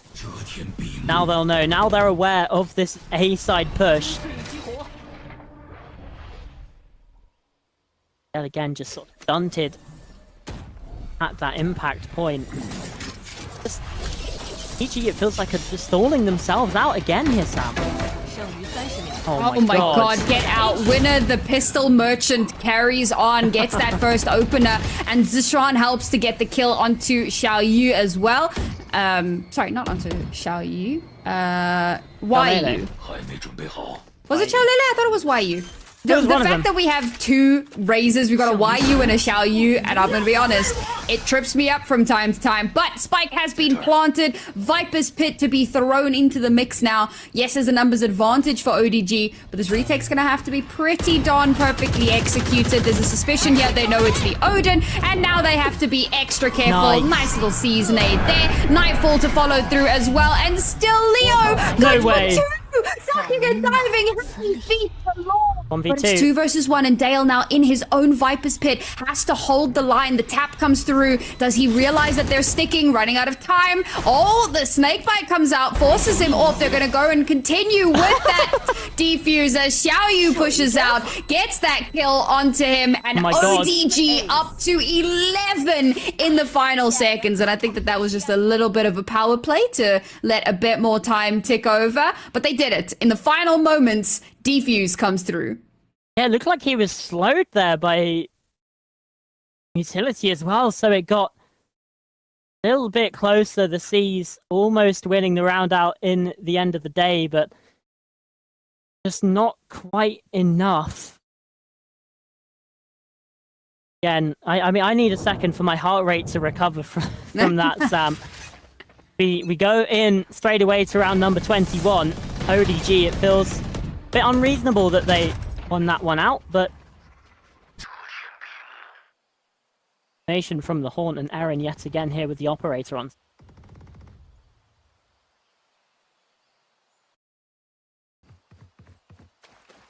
ODG starting to kind of pull away the prospect of that overtime. Oh, okay, that was spicy. At least he does still get one information garnered over, but the accelerator has now been hit for TG, and they're running into so much util. Yeah, they absolutely are, but and still space given over to them. Octagonal disposition.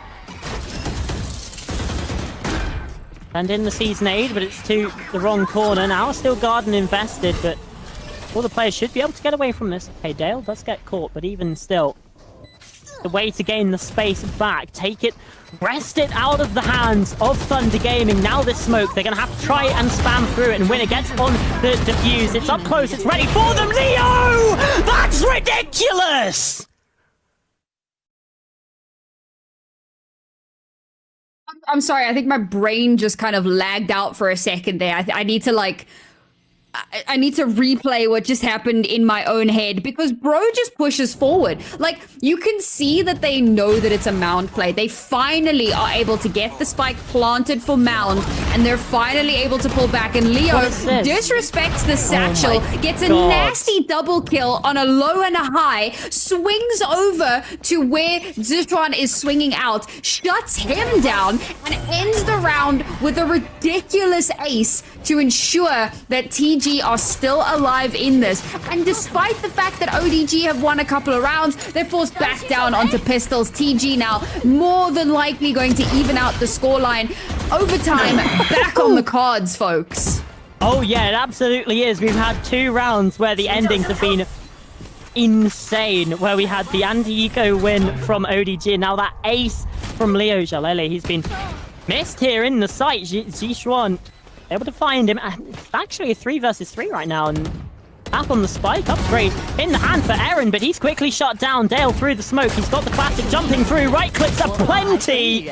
Waija, though, in 1 versus 3, he's found 2. It's now 1 versus 1. UA waiting for this, but Waija's just sticking this. He's deafened from the utility. What an insane clutch from Waija. How have these teams broken my brain 2 rounds in a row? Bro, he must not have heard the first tap. Yeah. I said the first tap. The I think it was tap. the C's, right? Was it the C's or the Haunt taking away the sound?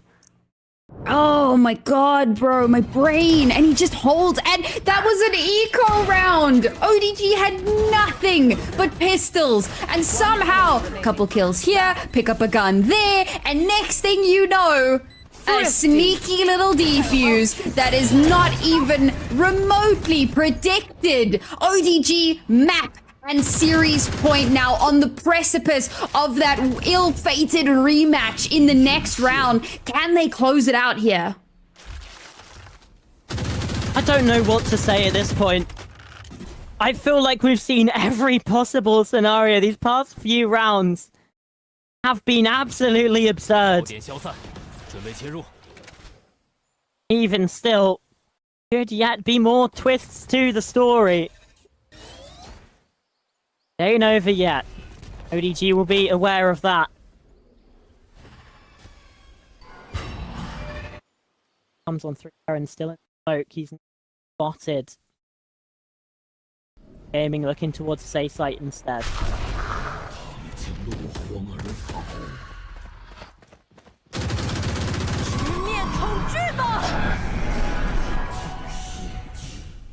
Information. Nightfall coming on through. Players being spotted by the boom bot. They have no idea what's happening. The breakable door has been opened up. Waija, Xiao Yu, they're here, ready, waiting. Waija being protected, but Dale and Leo find the kills they need. 3 versus 2. Thunder Gaming looking to try and stay alive, but Jishuan there with the Odin. UA was low. Now evened up yet again. Viper's Pit invested in towards Blue Room. It's taken so much space, but Dale spammed through the wall. Taking damage. Jichuan looking to try and take this, but a shorty still. It could be so dangerous. Player's so low. He's dipping away. Dale and Leo, they want this kill. They want Jichuan dead. Now in comes a smoke. Teleporting out. He's duking with them. And Leo's taken down Winner. The distraction, not quite enough. And now the snake bite in the way. This one should be done as the time continues to tick away. The spike is going to detonate and the kills come through beforehand. Thunder Gaming stay alive in round 24 yet again on the docket for us, Sam. We're going the distance and 1 round away from overtime. I'll be honest, Xiaoyu gets those first kills, and in my mind, I've called the game. Like, that's it, we're done. GG, have a nice time. Yeah. But I forgot that Leo and Dale exist. And somehow between the two of them, I don't know what I was thinking. Leo, in these clutch moments, has pretty much throughout this entire series has been the person to step up. So when he's still alive, certainly should not be counting them out by any measure. And TG have given themselves one more stay of execution, one more chance to take us into overtime. A situation that I said could happen, but realistically was not expecting. But I do want to just say that what really excites me about this is that it shows the tenacity, the willingness to go, you know, in the words of the All Might, to go plus ultra and to show up in situations where people have more than certainly counted you out, to have these phenomenal hero plays that just keep that clock ticking ever further towards where we invariably may yet find ourselves in that overtime. I'm waiting to see what the economy is going to look like because, of course, this timeout coming through here. Oh, dear God. Maybe that's no. ODG's new name. Because, like, I think that's certainly what they're feeling as they come into this round. Overtime, an almost certainty at this point. They won a Thrifty before, though, just a couple rounds ago. Thing is certain here in round 24, but like you said, Sam, overtime certainly looks to be the prevailing possibility. Between Dale and Leo, Sentinel and Controller IGL on the Vice and Viper to be the ones to drag them across the line. IU sitting 10 and 20. Cross at the other side. IU 30 bomb as well. Seen some incredible performances today, but unfortunately this is elimination. One of these teams will have their run end here. And for Thunder Gaming, they're up against an eco round to take it into overtime. To keep their story going for just a little bit longer. To have the chance to play against Juchao tomorrow's match. The Garden coming through from Leo to take away any kind of possibility of a win, but there's the showstopper. Ultimate still available and online. Paint shells being sent through as well. This thing is inspectors for these players, but inside the smoke, Dale with the shorty is finding the success. Thunder Gaming 4v4, getting the spike planted, and they're low on time, and potentially something could happen here. Guardian now picked up from White Shirt, and the kill from Eren. Everything's going the way. Now a 1 versus 1. Xiaolele up against Xiaoyu. These two players will next in their name! And 32 kills from Xiaoyu closes it out. Octagonal disposition against all odds. Against some incredible factors, have been able to win it out here today. Their story continues. But of course, that means that we have to say goodbye to Thunder Gaming. They put up an incredible performance today.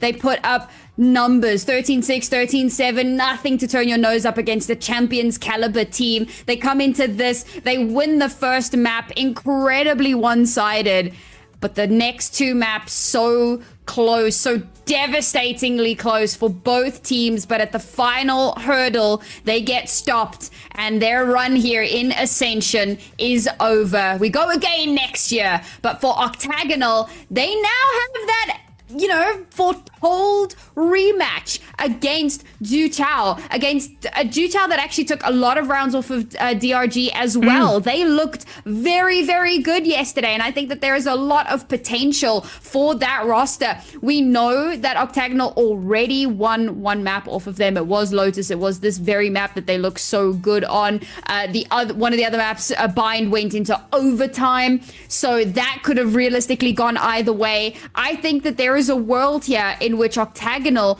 mount, I don't know, maybe it's too early in the season to be calling anything any sort of an upset, but get their revenge run, right? Revenge arc activated, and maybe even qualify for the playoff stage. But this is just the first step in their journey, and there's still so much more to be done. So for now, for this accomplishment that they've managed to receive, a massive congratulations. One thing to point out as well is that they've been playing this pretty much this entire season. One of the reasons that ODG were on people's radars is because of a player that's no longer on the squad. Defo was in their team this whole year, but now he's not here. They've been having to make some readjustments, but they still find the win. They have that clutch factor, and what a performance from Xiao Yu. I'm just calling it now. He's going to be the MVP of this map as well. 32 and I think 19 at the end of this game. I mean, what a performance from him. But what a performance from ODG as well, to have the mental fortitude to come back from that first round loss, to come back from a losing half on Abyss, and despite losing both pistol rounds here in this map and a 4-0 streak for TG at the start of the second half, they're able to win things out. That takes character. Yeah, that tenacity that I always like to talk about, the ability to just kind of keep battling back in. I think that also some of your losses you learn to take with a pinch of salt. You learn to just be like, okay, we lost to Dragon Ranger. They played at champs. Kind of what were we expecting? Oh, we lost the first map. Haven's not really our thing. You know, we haven't really played it much. Maybe they haven't been cracking it all that much. Or even if they have, maybe it's just not a map that they're super strong on. You know, you got to kind of give yourself some perspective on these wins and losses. But it's this matchup, this Lotus, that brings about the most important win for them, the win that carries them over the finish line and allows them that little bit longer to stick around in this tournament. And of course, now we're going to have our team comms coming up very shortly to see what the vibes were like. 打我好吗？好 ，drop 没有是吧？对 ，drop 没有。二楼单下，二楼单下，你们二楼可以分给人看这个过点了。好，没事。欧盟120，看过点，看过点。看，我看屁股，我看这里，座位推门推车。他开门的，我要走了。对，能拨我 A 小枪吗？哎，我在这里双架，双架。你们双架，座位进一个。我去左边了。看，数位，3打1，我只叫他。那。 小人太准了，兄弟！从二楼，等一下，我有眼，我给眼。二楼也不好做了。来，哎，你们点上一个。直接等我，我打爆电伞，我要开他。不急，我打伞，他的指甲2个。接那个。还剩1人。野里，大招里，可能变2楼。看线，他听不到，左边在左边。拆，我直接拆了。拆就好了。拆，他把你拆一半了，快拆，拆爆！手艺真好。啊！阿弥陀佛！哇 Well, the vibes were immaculate, and so was Xiao Yu. In the words of our producer, he might just be him. 370 ACS, ending on a 2.5 KDA. An outstanding performance. And of course, that's just on this map. He was an absolute standout on the second map as well. And on the first map, okay, he got outshined a little bit by Winner, but for the most part, he has been such an incredible piece of this puzzle. ODG going to be feeling very lucky to have had him on their side and not on the enemy team for the majority of this series. Yeah, I mean, I said it a couple times in the cast as well, but what more is there to say other than that this guy's good at Valorant? Like, he was in some white hot form today. Like, I mean, even if you ignore the 32 kills on just this last map, which I feel like it's pretty difficult to ignore that, But even if you do ignore it, I mean, there's just so much, even on map 2, map 1 as well, that this guy was fired up. And you can see, sorry, I said 32 and 19 earlier. I said 2 and 13. My mistake. 70 ACS. And you look at the other side, Leo, God bless him, tried his best there. Like, Leo and Dale were on fire too, but they just could not stand against Xiao Yu. And that's really the main matchup for me, because you look, everyone else in the game was negative in KDs and had these 3 absolute titans going blow for blow. Justice for Leo Dale, honestly. They did so much to kind of clutch out some really important and really impactful That rounds. ace? They worked right when I thought that it was all Crazy. done and dusted, and the fact that they're still able to come back and they're still able to battle themselves back in round after round, time after time. 15 first bloods for ODG, the tenacity of TG to keep trying to battle back into these rounds, but ultimately it was ODG that pulled themselves over the finish line here. A really, really impressive performance from them. And of course, here the score lines as we had them, the 13-6 on map 1, where a lot of people may have actually called the series. The very close 13-11 on map number 2, where it could have all ended in despair. And the final 13-11, overtime averted, and ODG securing themselves that spot in the rematch against Juchao, fighting one more time for a spot in the playoffs. Yeah, there's so much in terms of the bracket to sort of think about here, because Thunder Gaming, they looked pretty good against BRG, like some slight failings there, and I feel like maybe saw some of those demons come back to haunt well here. Game after on Haven, they were looking so much improved as well. But we do have an interview, so we'll send it down to BDOS for the translation. Hello， 大家好，欢迎来到赛后采访，我是主持人曼妮。首先恭喜 ODG 获得了本场比赛的胜利。我们今天邀请到的是 Y 巨晨，先来跟大家现在打招呼吧。感觉今天其实还是一个非常惊险的让一局二，心情怎么样？怎么评价自己的发挥呢 Yeah, how do you think you played today? Like, how do you feel? 非常惊险的让一追二，心情怎么样？怎么评价自己的发挥呢？今天的话，我觉得心情还是 It feels great to be back on the stage, but I don't think I played very well. 自己的发挥感觉好像没有那么好，对，不是平常训赛的时候的样子。还是一步一步来嘛，还有机会再证明自己。那再说到，其实，在我们前段时间的一个冠军赛结束之后，很多人都会说 It's like after champs, everyone's saying that it's time for the Odin to shine. Like, what do you think about it? 武器的使用者，你怎么看？我觉得奥丁这把枪本来就很厉害，只是大家没有发现它的优点。那你发现了有没有什么小建议送给我们想要玩奥丁的玩家呢？打开来，然后标一标，在每个地方。He's like, if you have like time, like during like your free time, just go into like a custom, find wallbangable spots. It's like, they're gonna really help you. 还是多练习嘛。也有看到你今天的发挥真的非常不错，而且要说到我们今天很关键的图2幽邃地库。其实幽邃地库这张地图，我们大家都觉得是一个进攻方的强图，但是你们 As an IGL, like, how did you guys make that comeback on the biz? 你作为队内的指挥，当时是怎么样去统领全局的呢？在防守方的时候，就是让队友的交 We focus on like the comms, like where utility is supposed to go, and then I would just direct to everyone. 然后这样子大家就会在包点里面有一个比较舒服的角度可以去输出，然后也就守下来了。你今天的技能给的也非常好，你的几波0点秀它也是扎出了对方的一个进攻的节奏和意图嘛。最后也想问到，因为再次 Are there any goals for you personally? 感受怎么样？然后后续有没有什么属于你个人的目标？后续的目标就是希望自己可以打得越来越好。It's always exciting to be back on this VCCN stage, and he hopes to like just play better and better in the future. 非常期待你在我们后续的 And that's it for an interview. 大放光彩。再次感谢接受我们的采访，马上要进。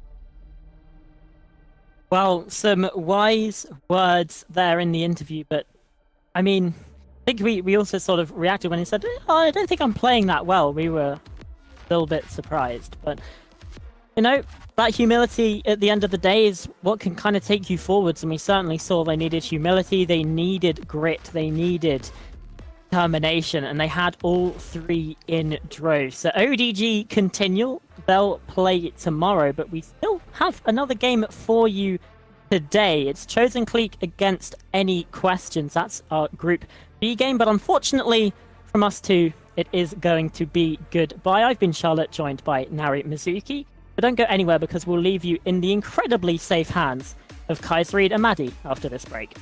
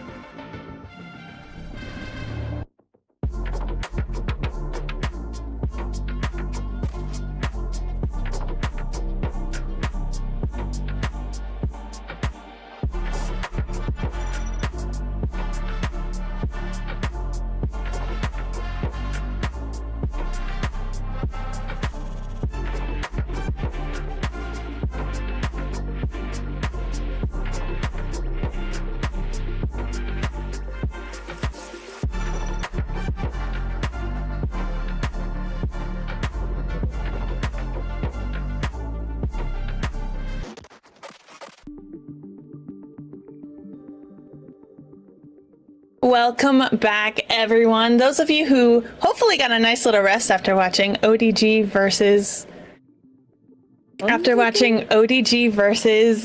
Gaming 2-1. What a crazy series. We are now back with some more VCT China Ascension action today with CCG versus Any Questions Gaming. I'm Kajin and I'm here with the fabulous Maddie to bring you all of the action today. Thank you very much. Yeah, we pretty strong first series. You know, we ended up catching the better half of it, and I do believe it was going to end at 2-0. But coming back for that third map as well, we saw some brilliant gameplay. But we are now on to series 2, and it is again going to be an elimination game, I do believe. It is going to be an elimination game. Unfortunately, those of you who were watching yesterday, we had some really exciting games where we got to see who's going to move on. But today we are going to be saying goodbye to one of these games. Of course, we had to say goodbye to Thunder Gaming earlier, and now we're going to find out in this matchup who's going home. And it's always a sad thing, but whoever does win will be moving on through the bracket for a chance to qualify into that playoff stage. Yeah, definitely. We have CCG versus AQ today, and both have some pretty notable players. Of course, you can't not mention Simon. Played for EDG last split in VCT, so not too bad if I do say so myself. But a team that we haven't really seen much actually. We were doing a little bit of research and realized they kind of came into the China National League circuit in the last minute, and we haven't seen too much of them just yet. But that can be a good thing, right? Yeah, I mean, I think I wouldn't necessarily call them the underdog when you have a former international champion there on your team. But yeah, a little bit late coming into this season. Of course, like we said, just kind of in that last stage 4, able to get some of those circuit points on the board, and of course we're able to qualify. But yeah, and it's not just built around EDG. Former EDG champ Simon, of course, definitely putting up numbers. Went, I think, 45 and 37 last series, and they lost. So yeah, definitely on the lookout for them. But they have a lot of great players as well. The IGL FFS was a sub for Wolves in 2023. Of course, you have Danny, who is their Senti player here, but did a lot of flexing in North American collegiate leagues. So I mean, really, you got a pretty talented roster. But then, you got to look at a team like CCG. I mean, Bunt, putting up crazy numbers. I believe might be their IGL for CCG.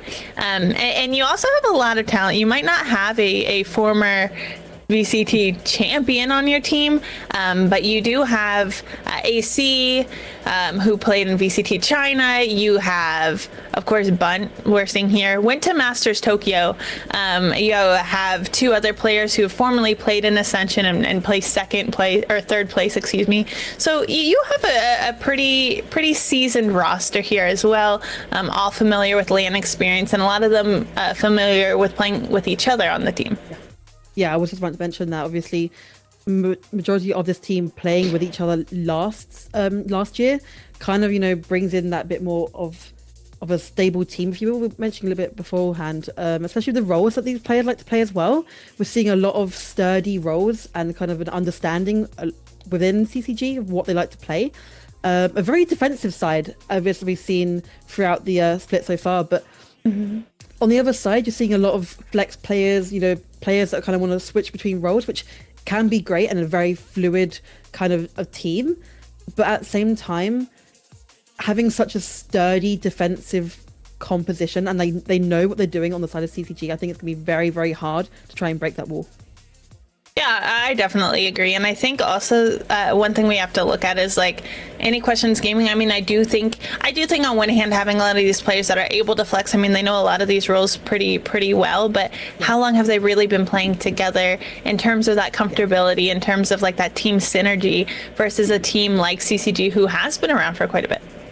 Yeah, definitely. And talking about that team synergy, if you are going back and forth from these roles all the time, it's going to be very, very hard to, try and keep that up. And those comms have to be very, very strong to be able to do that. And like you say, if they haven't been playing with each other for a while, is that going to be an issue? But we We will have to see.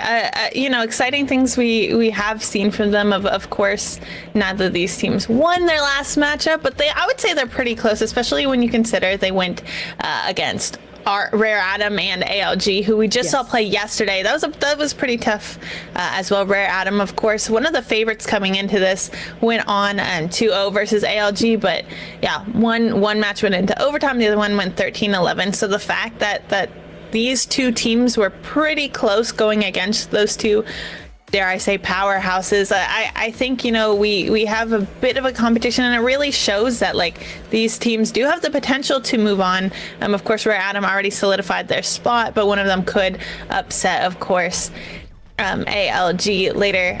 But yeah, I mean, I think we do have strong teams. Of course, they definitely deserve to be here. But yeah, I mean, we have a pretty tough, I think, B group stage here. But unfortunately, only 2 teams are able to move on, which means we are going to have to say goodbye to one of these teams today.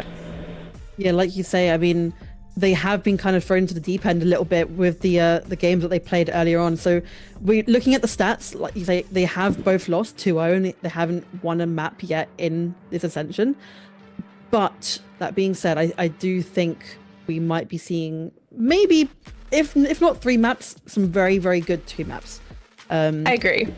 I think we'd probably be seeing a lot of maps such as Haven and Lotus. Both teams did play it earlier on in this split so far. And if you're comfortable in it, I mean, obviously they didn't win, but again, it's what you're comfortable in. It'll be really interesting to see what those pick and bans come, because like you said, both of these teams did just play Haven and Lotus. I think those are also maps that we've kind of been seeing throughout really Ascension so far. Lotus especially, I know. We just saw earlier today, we saw it yesterday, but what is interesting is, right, they both played Haven and Lotus, of course, lost both maps, but Lotus was CCG's pick and Haven was Any Questions pick, so, and they both lost on it. So it's you know, what bans are we gonna see coming? Do we think they're gonna ban you know, the others map pick from before, especially given that they just lost on it? Do they have other insta bans that are just in their arsenal? And it's hard, especially when you talk about a team like Any Questions Gaming, who is, I want to say, relatively new. You know, we don't have the privy of knowing, like, well, this is what they usually play, this is what they do. But on the other hand, you know, neither do your opponents. Not a lot to anti-strat, not a lot to VOD review there. So in some cases that can kind of be towards your benefit. But yeah, I think it's going to come down to, like, how comfortable are they really playing with this pretty new roster, and how much are they relying on Simon? Yeah, definitely. I something I noticed was that Corrode got banned pretty quickly within both series, especially with, like you're saying, a pretty brand new roster. I don't think learning a new map, the newer map with a team, especially on a map that's so attacker heavy and you're having to use so much utility to try and clear out these corners, I don't think it's worth trying to even pick a map like that with such a new team. And then again, that could be something that CCG are aware of and want to try and pick and bring forward. But I do think that they banned it pretty early on in their last series. So it will have to see. I mean, something quite weird to bring up is CCG did actually play no duelist on Haven. Green opting to come off of that Yoru they're so comfortable on and switching over to Sage, which is something we've been seeing a little bit more of recently, especially with those new buffs with that wall distance now being a little bit further. But something that we're not quite used to seeing, right? They ended up doing pretty well on that defensive side, but only winning 1 round on their attack. So although you can go around having this really good defense, you have to switch sides eventually, right? And then you get to a point where it's not looking too great, so maybe they opt for a different comp on Haven if it does end up getting picked. We'll have to see, but it was certainly an interesting choice.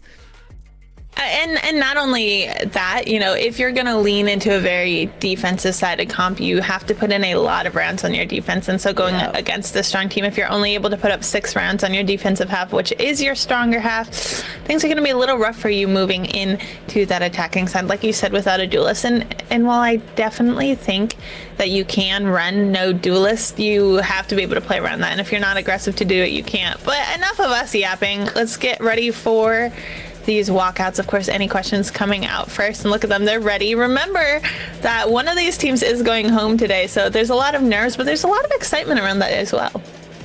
Yeah, definitely. I mean, you know, getting a first chance to try and prove yourself and then losing 2-0, the pressure's on. Sometimes that can be really, really good, and you kind of have to, you know, really perform at your highest. And so I think we're going to be seeing some very, very strong gameplay because of that. Yeah, I'm excited.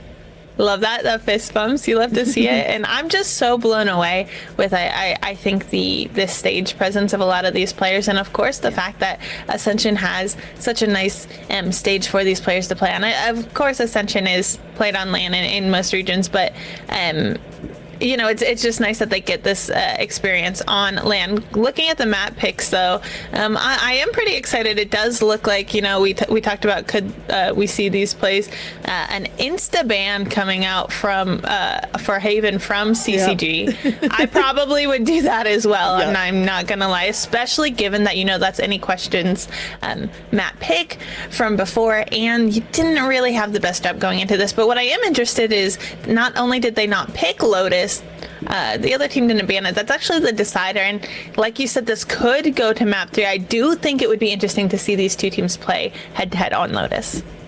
Yeah, definitely. Lotus is one of those maps where it is an attacking heavy, you know, map, but if you had a very defensive comp side, it's very easy to kind of work and manipulate the map how you want it to, especially with those 3 sites. So it will be interesting to see.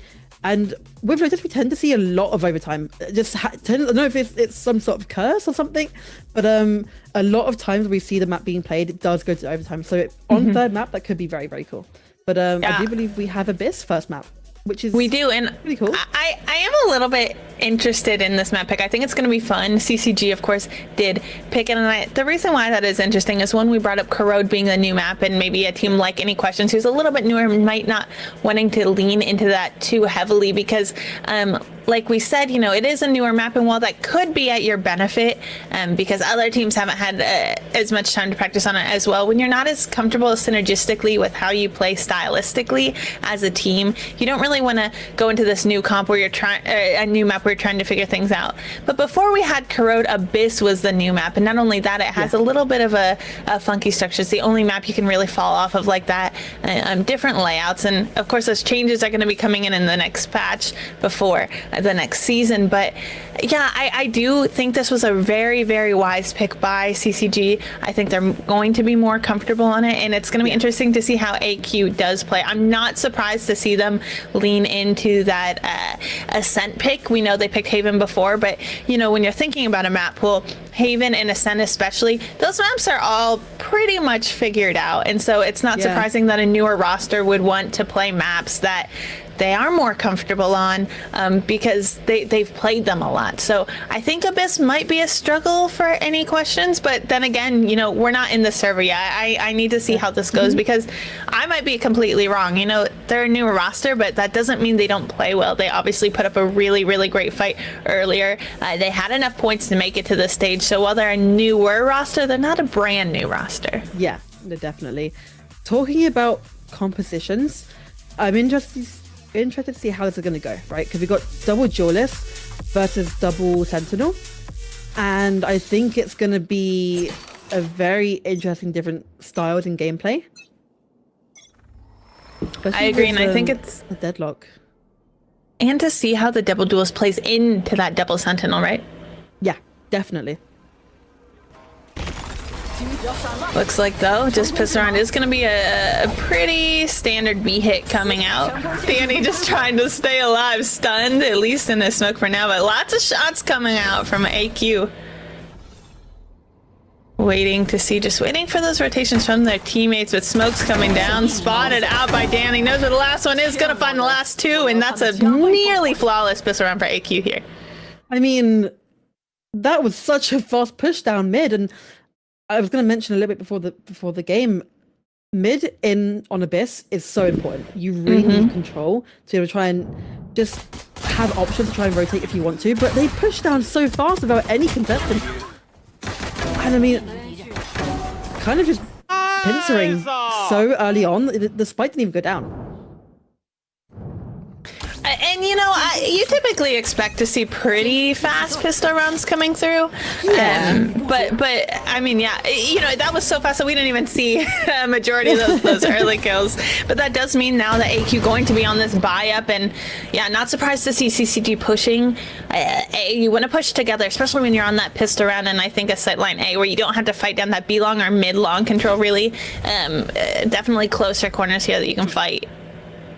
It's gonna be tough. You're gonna be going into Yojun posted up here with an outlaw, and they're gonna use that time to back up. We see a little bit of just inching up there from Lycosina. It's really hard to attack on when you're, you know, kind of on this light buy with classics. Definitely try and get as much as you can, but like you said, look at how much utility has been put down onto B site, and it is practically locked down. And that's the thing about the double sentinel, right? Is if you want to opt to play together, it can be so powerful. Waylay going to be able to go in there, get a little bit of info before dashing right out. Love the utility to clear. Gonna make execing a little bit easier. When you can push up like that, you're able to get those trades off. Nice share of shots though coming up from both teams. FFS doing their best to hold down, and like you said last time, didn't have time to get the spike down, but they did this time. It's a 3v3 guns in favor of AQ, but a Spectre recovered from AC. Gonna hold on to this plan. FFS sheriff in hand, looking to isolate some of these fights. Sees one head of AC, gets one, looking for the second, but it's gonna be Yojun to find those last two, and another round on the board for AQ. But you know what? That was a little bit of a pricey round, I think. You know, you expect when you have those full buy-ups to be able to keep those guns into the next round, but I don't know. I think, yeah, if you're CCG there, you're pretty happy with that eco round, right? There's not much more you can do. You got the spike down for that money, and you got as many guns as you possibly could. Although, and an ult orb, right? They got an ult orb. Exactly. Two, actually. Did they get the one on A? I don't remember. I'm not too sure, but either way, you know, getting that spike down, you're gonna have that extra ult orb anyway. So I think not too bad, and the guns are looking, you know, pretty standard for CCG now, but still that outlaw is lurking around on AQ, which can be very, very deadly, even with that full shield.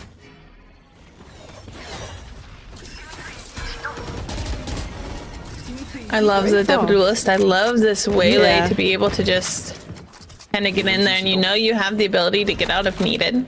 Very momentum, very movement-based champion.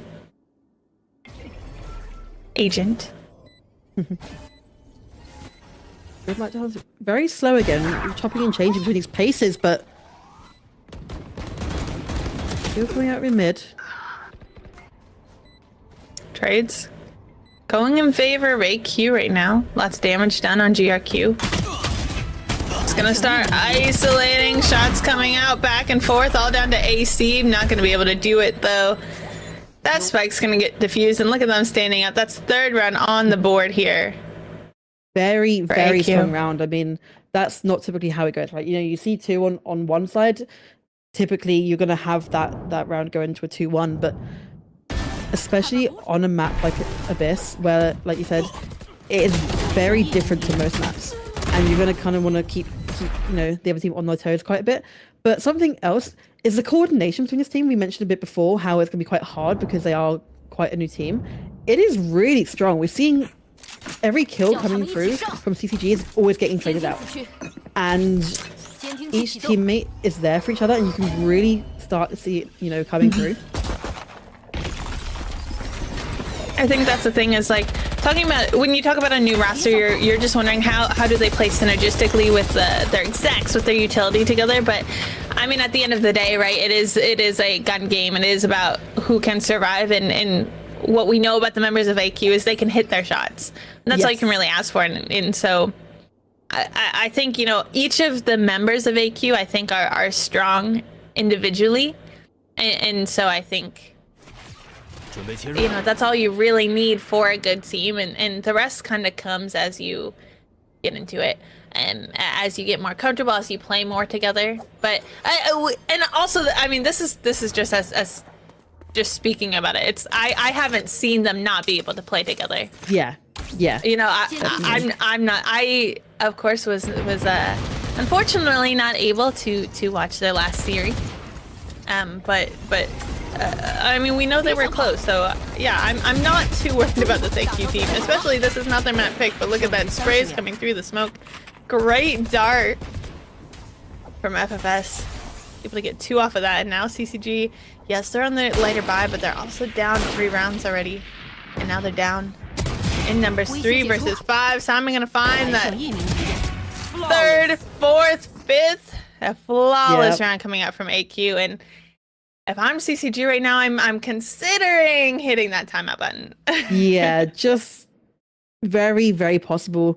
I mean, you now have those guns in your hands to try and, you know, bring this back a little bit, but you really have to be careful on how you're going to use them. Seeing a lot of phantoms being used, which I like. You know, we're seeing a lot of kills through these smokes, and using that phantom just, you know, secures that kill a little bit more. But a lot of 1v1s being taken. Obviously, the guns were on their side for CCG at the time, but you kind of want to be in numbers more than ever. Absolutely.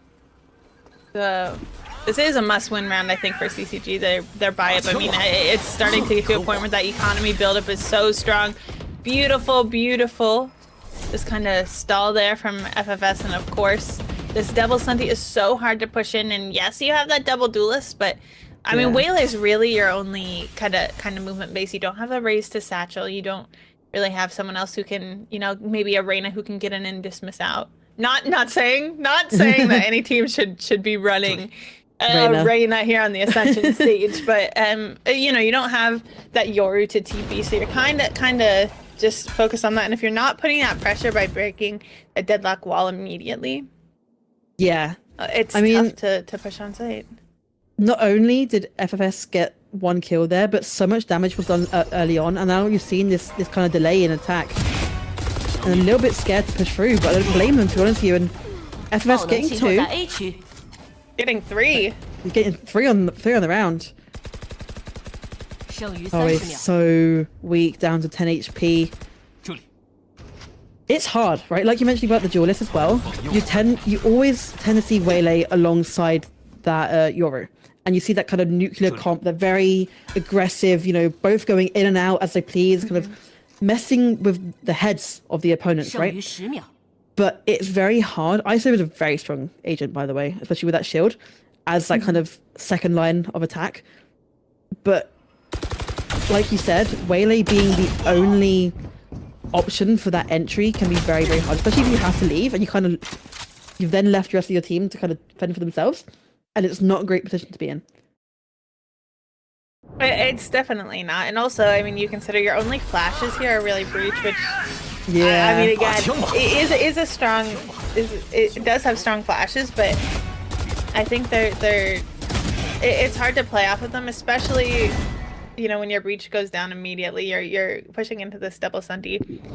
And like you said, I mean, I think that was a great use of ult. Not only did it do a lot of damage and find 1, but it also got a lot of information alongside with that damage. And you know, of course, kind of forced them on a stave. And then when they weren't really able to push onto site, just sitting on the other side of that smoke, FFS finding them, yeah, it's tough. Then you make the decision to save.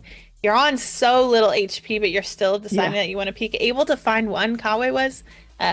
found FFS, but then like still keeping that position open. You know, now they know exactly where you are. You know, you have that you have low HP, and you know that you're just kind of in a position where like their economy is so built up. Of course, they're gonna chase down those kills. They don't want you to bring that weapon into the next round, and so you make the call to save and you're not even able to save that weapon. And at this point, you know, that the extra damage you do trying to take out one of theirs, it doesn't matter, right? They have enough credits to be able to buy anything they want at this point.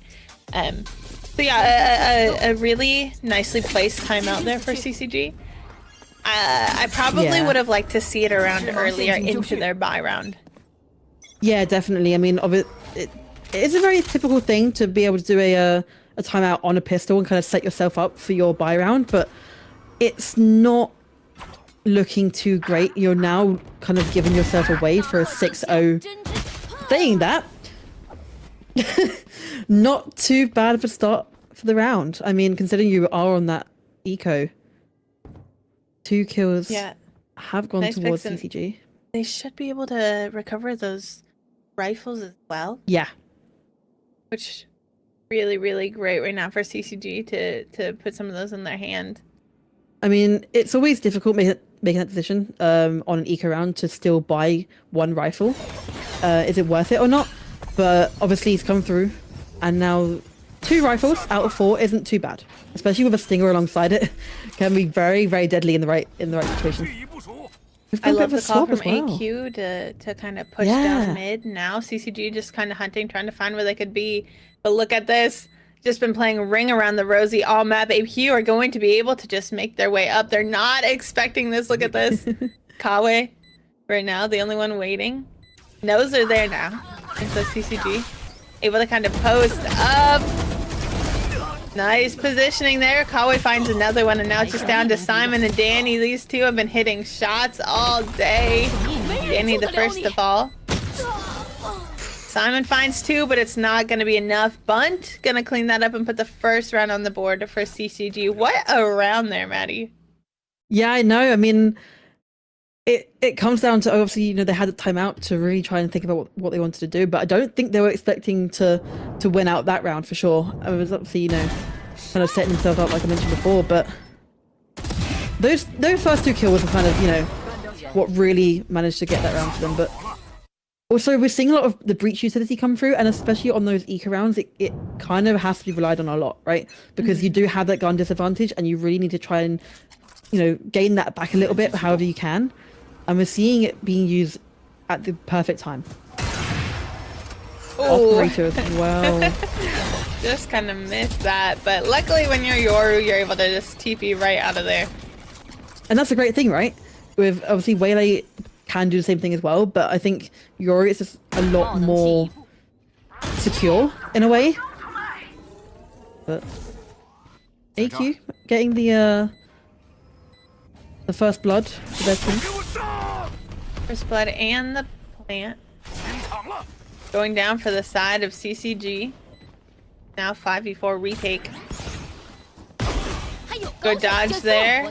Green finds one. And that Waylay ultimate going to come out. They know where some of these last ones are, but it doesn't matter. AQ there. Right and left able to have these shots land, and now it's all down to Bund. Able to clean up the last run, finds one, needs to do it one more time to put a second on the board. Knows they're on the defuse, but just a little bit shy. Nearly was able to get that defuse off, but luckily Bund, that second swing, finds the shot, and a second round there on the board for CCG. But these have been really expensive rounds for them to win. Yeah, no, definitely. But what I've started to notice is once they get that site and that post plant, it is very hard for AQ to then come and try and get that back, because, you know, they have that double sentinel, right? That site is really hard to get onto, but if they can find those cracks and get that plant down, it is very, very strong. They have so much utility on the side of CCG that it can practically, I would say, it all be used for post plant. Obviously, it's going to take a lot to try and get onto those sites because of that double senti, but we're seeing them start to split up a bit, right? We're seeing senti on each site, which creates a little bit more of a opening for this attack. ISO ult. Kawe looking to find Danny and going to be able to do it. A nice little entry in that spike going to be planted, like you said. AQ going in to have to figure out how to do these retakes once spike is planted. But, you know, I think a lot of what CCG, their post plants have come down to is, like, timing and finding those kills, which is definitely beautiful. But really, for a post plant, the only utility they really have is Sova Dart, and they have a little bit of breach utility they can work with as well. But it's coming down to these shots hitting, and the problem is if the shots don't hit, it's not going to matter. But GRQ needs to find 3 here. Luckily has that smoke, but a beautiful dart coming out here from AC. Going to be able to find the kill as well. 3rd round on the board. I think they're just going to keep hitting the site and planning there, because I think that's a really, really hard retake to do and then to defuse, because you're right, they can just like play back and then swing. Yeah, definitely. I mean, it's hard because, like you say, I think why change it if it's going to keep working?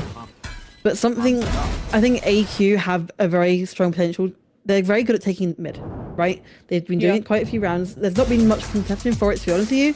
And A's pretty much locked down. So I think maybe shifting one extra person over onto B and getting that extra help. But the timeout is going to come through, which is fair, you know.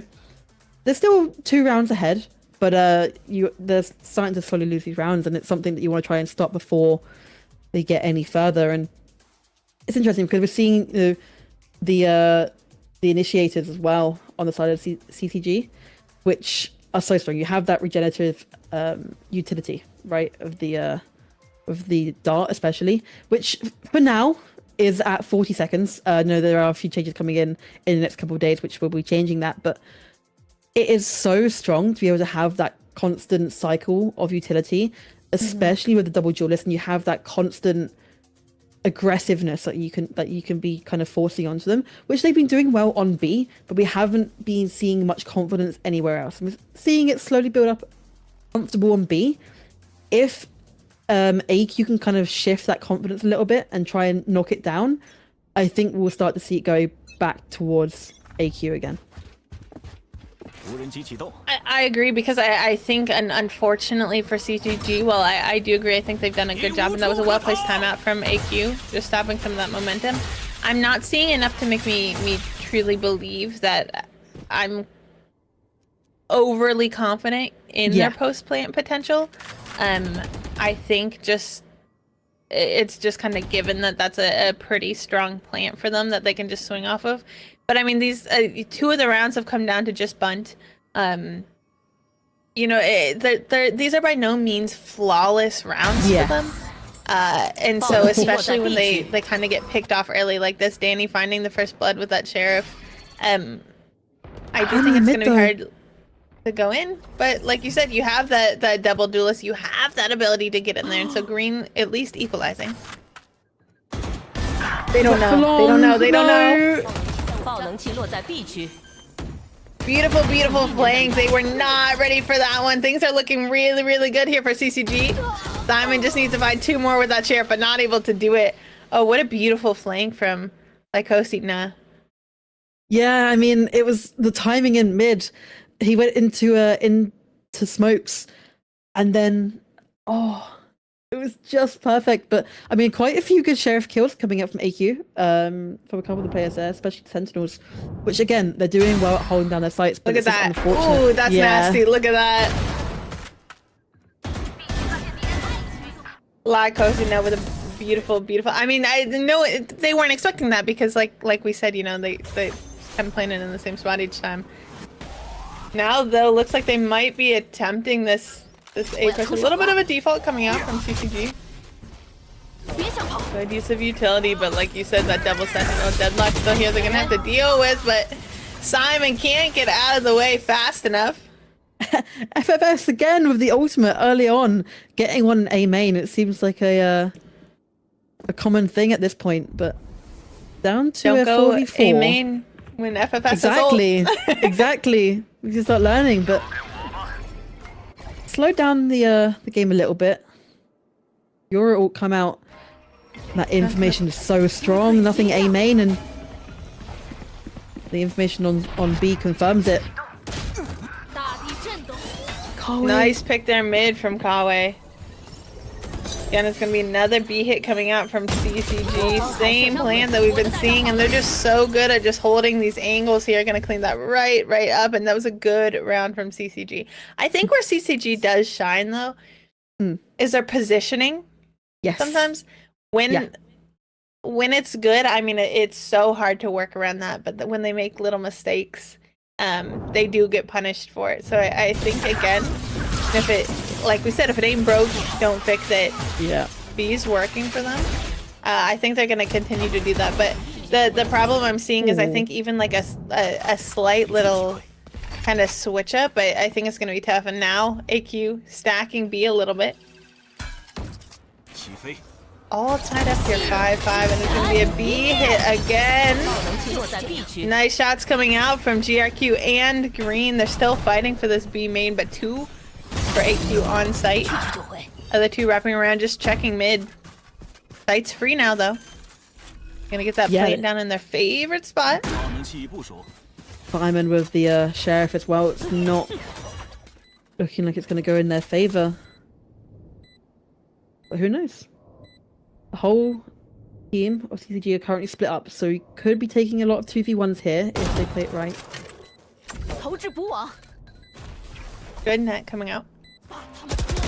Going to stop them, and they know now where Green is. Good swing off of Danny and Simon. All down to La Cosina.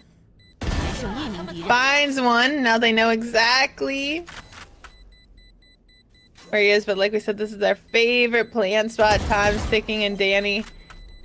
Yeah. Are they going to be able to do it? Lai just playing time, though, and gets that clutch. A little bit of talk in the arena. I love to see it. But I mean, it had potential, right? And we're seeing a very different game from CCG. They're doing well, and they are starting to get these trades a bit more. But they're split up, and I get this. It's a 3v2, right? But you're losing so many guns for no reason, and it's the same thing. It is such a economy heavy round, and we're seeing so much money being wasted. Not wasted, but you know,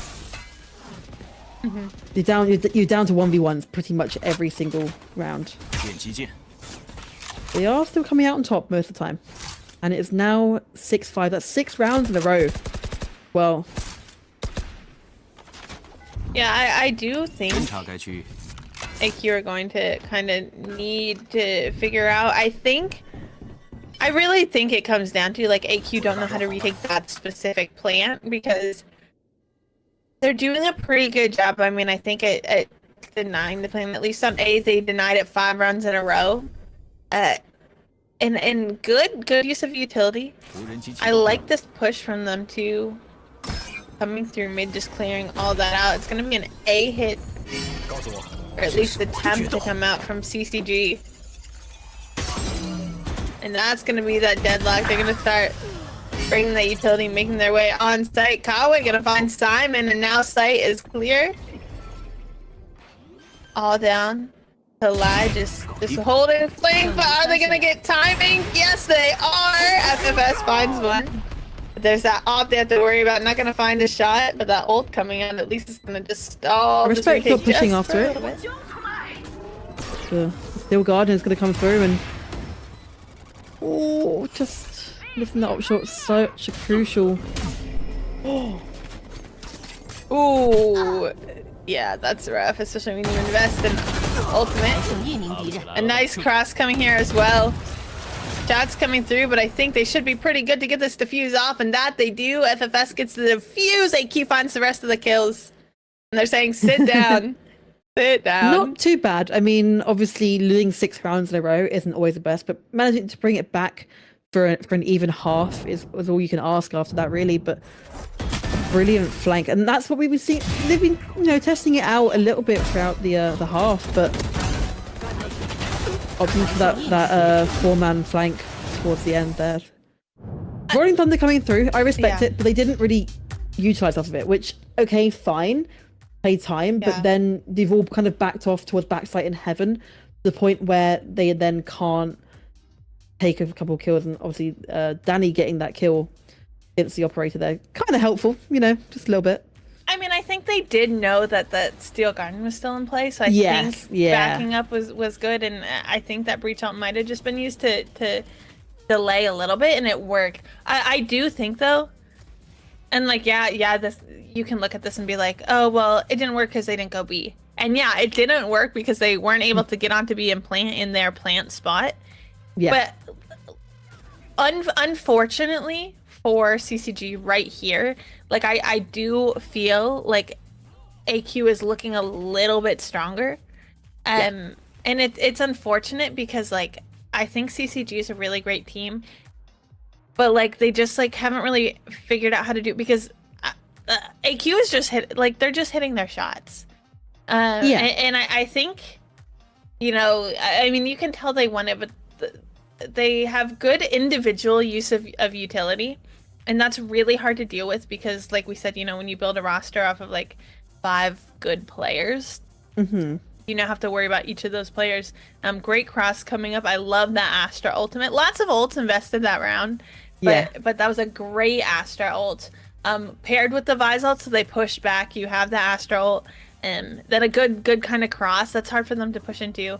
So yeah, 6-6 at the half, and now swapping sides, we're gonna see how's AQ going to be able to make their way on to site. But CCG, you know, they only really have,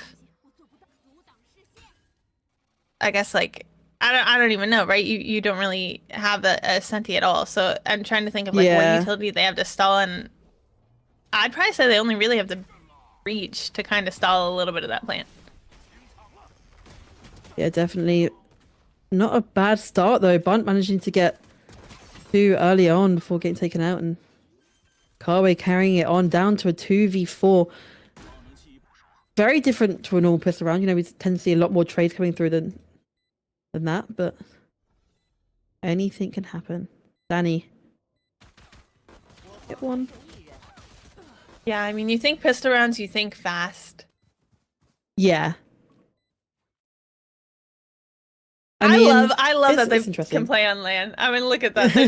They're just having so much fun. It's a tense match for sure. Yeah. 6-6 even the smiles all definitely around. Feeling good. I mean, it's interesting because the comps are so different. Even though, so AQ, they have a very defensive comp, right? But even on that defense, you can see them still willing to flank. They wanted to push up mid. They're active and going about, and we're gonna probably start seeing that a lot on this attack.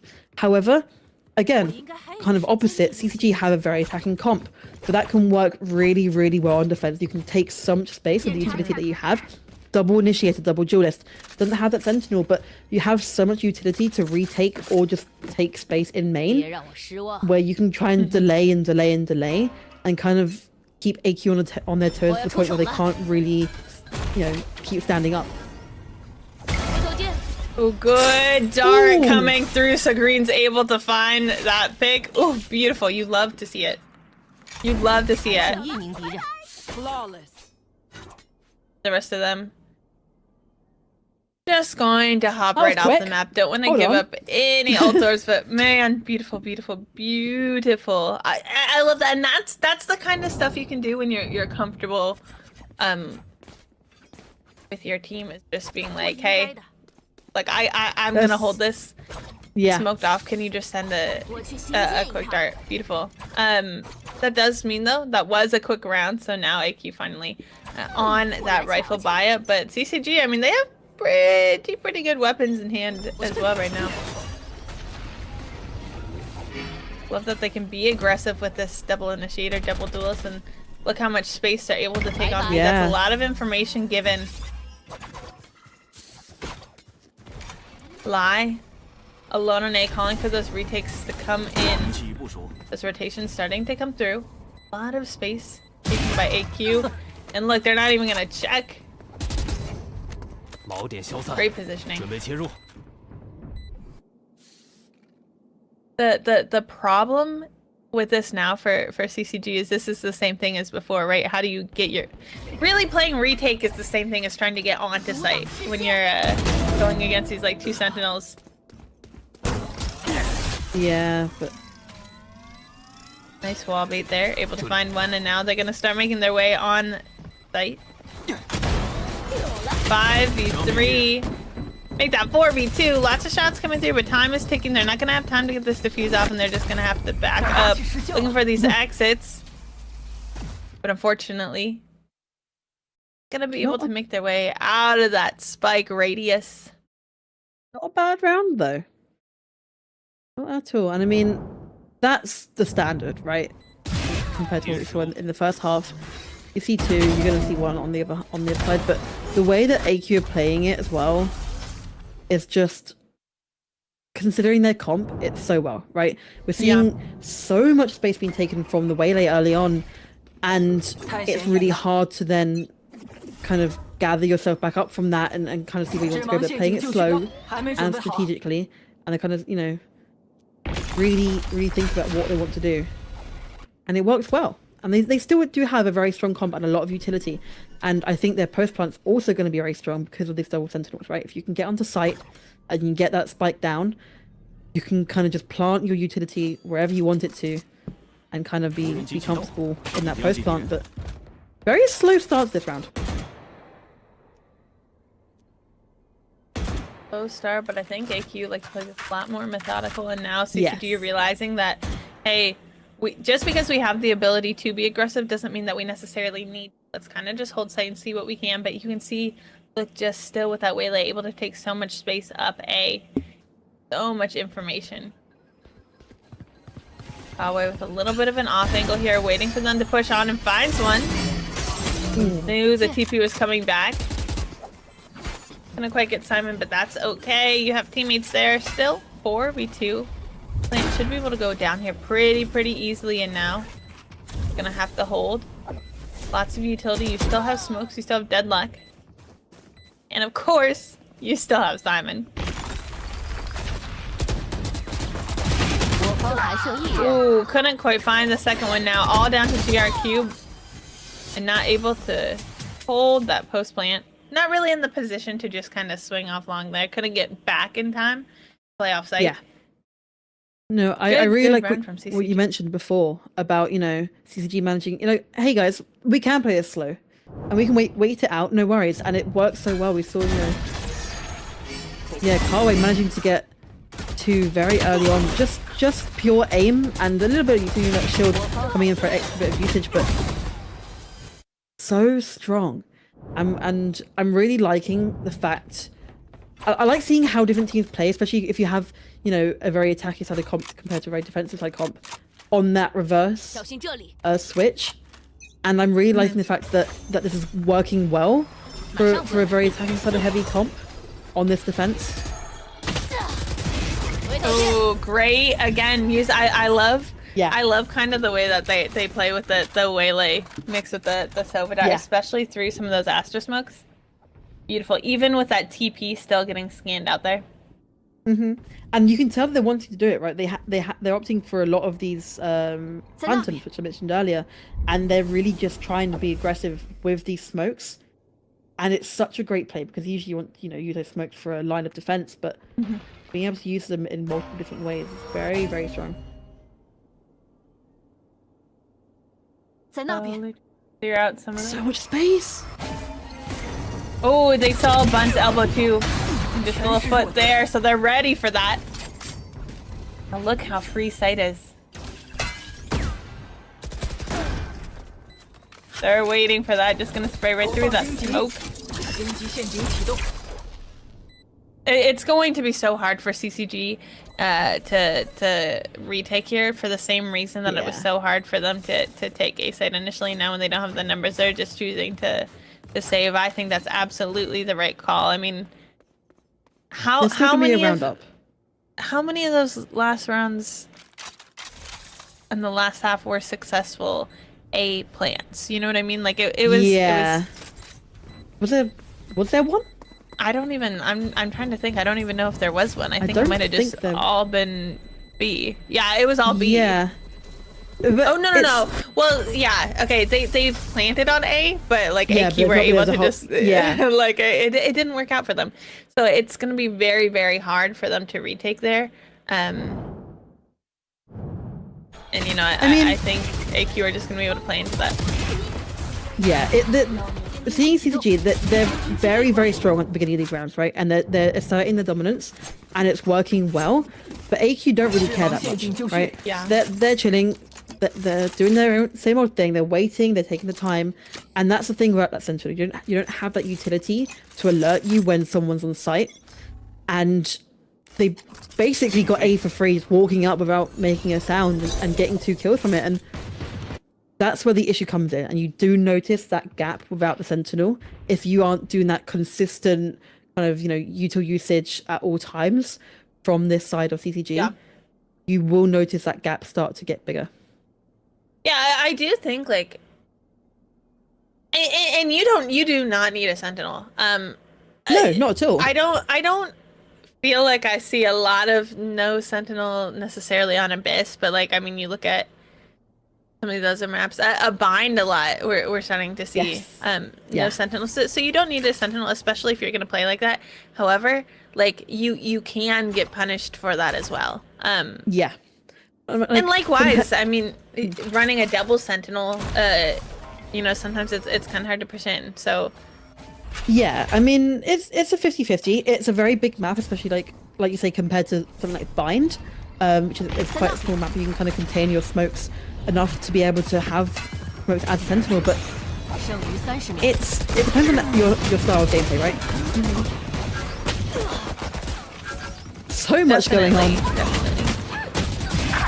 Back and forth trades coming through. Simon. Nice, Simon. Down to 12 HP, 4 bullets. Doesn't manage to do it and lie. Catches him off, but getting 2 before going down is not bad at all. It's down to a 2v2 and a lot of util left, I'd say. A lot of util. You have, and I think, if you need 2 players to do a 2v2, you have the smokes coming in from Lai. You have that way like util to be able to push in, and that Astral is going to come out. Lai finds FFS. Gonna be able to get this spike halved.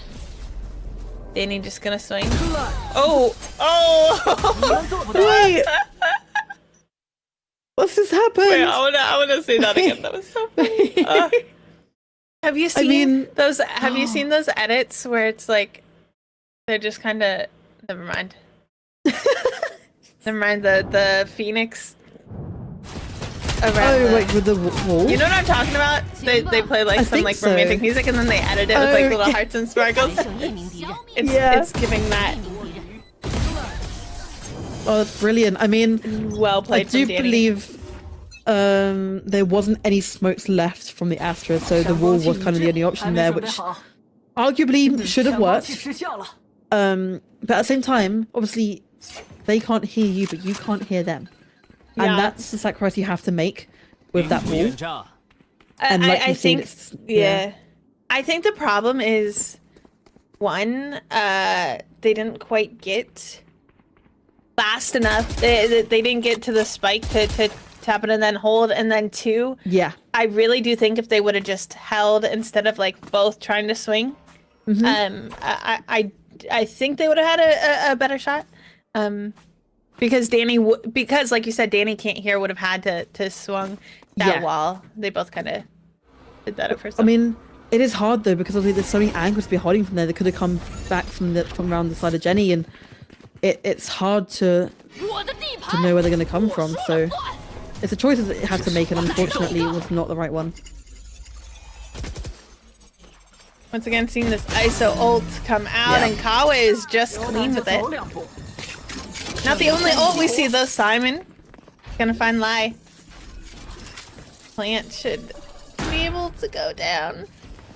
Yojin trying to decide if they're gonna fly to climb up there, but ooh, that breach ult not gonna find exactly the. There it is. And that is double digits. Now on 10 rounds, so the pressure's starting to rise, I think, a little bit, but a brilliant round, that Rolling Thunder coming out, and it's so unfortunate when you use such a strong ultimate like the Rolling Thunder and it doesn't get utilized, right? We're seeing, obviously, both people in Heaven getting taken out before they can even drop onto site. After getting scanned as well, by the way, and still both players dying in Heaven. I mean, you can't ask for much more from AQ. Yeah, I mean, I think especially after that rolling thunder coming from heaven, like, you know they're just gonna spam smoke there. Yeah, I mean, it's standard, but we are going to be in a timeout now, and I don't know. CCG are playing really well. They started off very strong, but I think they need to start going back to these more aggressive plays. They've opted for both, and both have worked here and there, but putting that pressure on, and like, we saw them getting first bloods quite a lot on that Waylay especially. So I think maybe trying to get that advantage early on and really try and knock down that attack as much as you can. They have utility, but a very wide range of it. And if you take out one player, you're not going to have, you know, a lot left of that utility. So I think possibly just trying to knock this confidence down a little bit could be the way to go. But again, it's hard because you've only got a couple rounds left to play with, and do you really want to try and start really switching things up with not much left to go? It's hard. They're on an eco round, so I don't know, but there's might be a little bit of a brawl towards B. Well, there's that kind of aggressive opening that you were hoping from the Waylay with green. Not gonna find necessarily a first blood, but gonna find at least a bit of information and knows this is a B hit. Electing to kind of leave mid open this round because you know when the retakes come through, they're going to be able to check that Waylay ult gonna come out for a little bit of stall as well. Breach utility. But that Ashta ultimate means that Spike's gonna be able to be planted pretty safely, and now CCG just waiting for these rotates to come through. Green alone on site for the moment. That Astra ult coming down means there's a lot more now that they have to check and clear. GRQ just gonna find Kawe. Shoulder peeking out. And they're playing so well off utility as well. Like, there's so much pressure all at once. Cross comes through from live, but time is ticking down and they're running away. Yeah, they knew. They knew CCG wasn't going to stick that, nor were they going to be able to get that plan off. But well played. But AQ, of course, this isn't even their map pick. No. I do think. First of all, I mean, we've said this. We know these are two good teams. Obviously, to make it here, but I do think CCG is struggling a little bit because, like you said, I think where they shine is when they're able to kind of have that aggressive first push. But again, I mean, I think they really needed more rounds there on their attacking half. Yeah, definitely. But they really struggled attacking as well. They were only able to plant in one spot on B, really. Which is crazy considering their comp. It is. That's the thing. I mean, I think AQ are just ready. Good ultimate coming out. Unfortunately, that means that AC going to be punished a little bit for trying to hold. Nice take here. Plants down, but now they're going to be able to swing off of that. AC is trying so hard to have these shots come off, but that's okay. You have teammates to help you out. That was a good retake from CCG. Like that's what we kind of needed to see. Good positioning, and they did a good job playing off of each other. Yeah, definitely. And I mean, the fact that the Steel Garden had to be used to try and push themselves out of heaven gave CCG enough time to then get their guns back onto site to be able to hold it down. Obviously having that man advantage as well for the pincer there, but not bad indeed. And like we mentioned before the game started, right? We were going to see very close games, and already we are seeing two teams that are definitely well matched. It's a shame though when you see these sorts of games and seeing how well both teams are playing to know that one of them's going to get knocked out, because seeing games like this shows how truly good both of them are. Then that's why we have best of threes, right? Because we give each team an opportunity to really show themselves. But the fact that AQ are doing this on the map that isn't their pick is very, very strong. But then again, Ascent you're talking about it a little bit earlier. It's one of those maps that every team knows how to play. It's been out of the map pool for about a month in the last 5 years. So I really don't think there is a team out there that do not know how to play Ascent well. I agree. And I do think, though, but I mean, that being said, right, I don't think there's a team that doesn't know how to play Ascent at this point. So even though it is any questions pick, I mean, I don't think that means that even if CCG do fall here. Oh, 100%. Yeah. And this is close. I mean, they're only down by 1. We're getting towards the end. I mean, CCG could bring this back. So, yeah, I mean, I think Ascent could be anyone's map. We'll see once we get in there. But yeah, I think... I do think CCG can bring this back, but like I think CCG could have had this in a dominant fashion, and they just really struggled. Yeah, definitely. But still very close. Kawe had a good little opening there, but wasn't able to find anything. Going to reswing, not finding anything. That you are also going to come in and clear sight for them.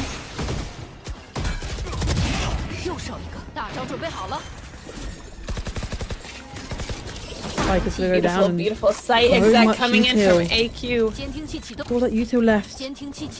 Simon completely dominating sight. Look at the map as well. I mean, you got that wall down on CT, and it has been locked down, and there is going to be a save from CCG. Risky. You are now going to be at match point, and if you have the confidence to then try and it's hard, right? Because the chances of you winning a 2v5 versus like with an operator is very slim, right? But we'll have a little bit of a troll during. Yeah, I mean, AQ knows the save's coming through. Yeah. Yeah, you're gonna just try to find these last two, but lie sitting right there.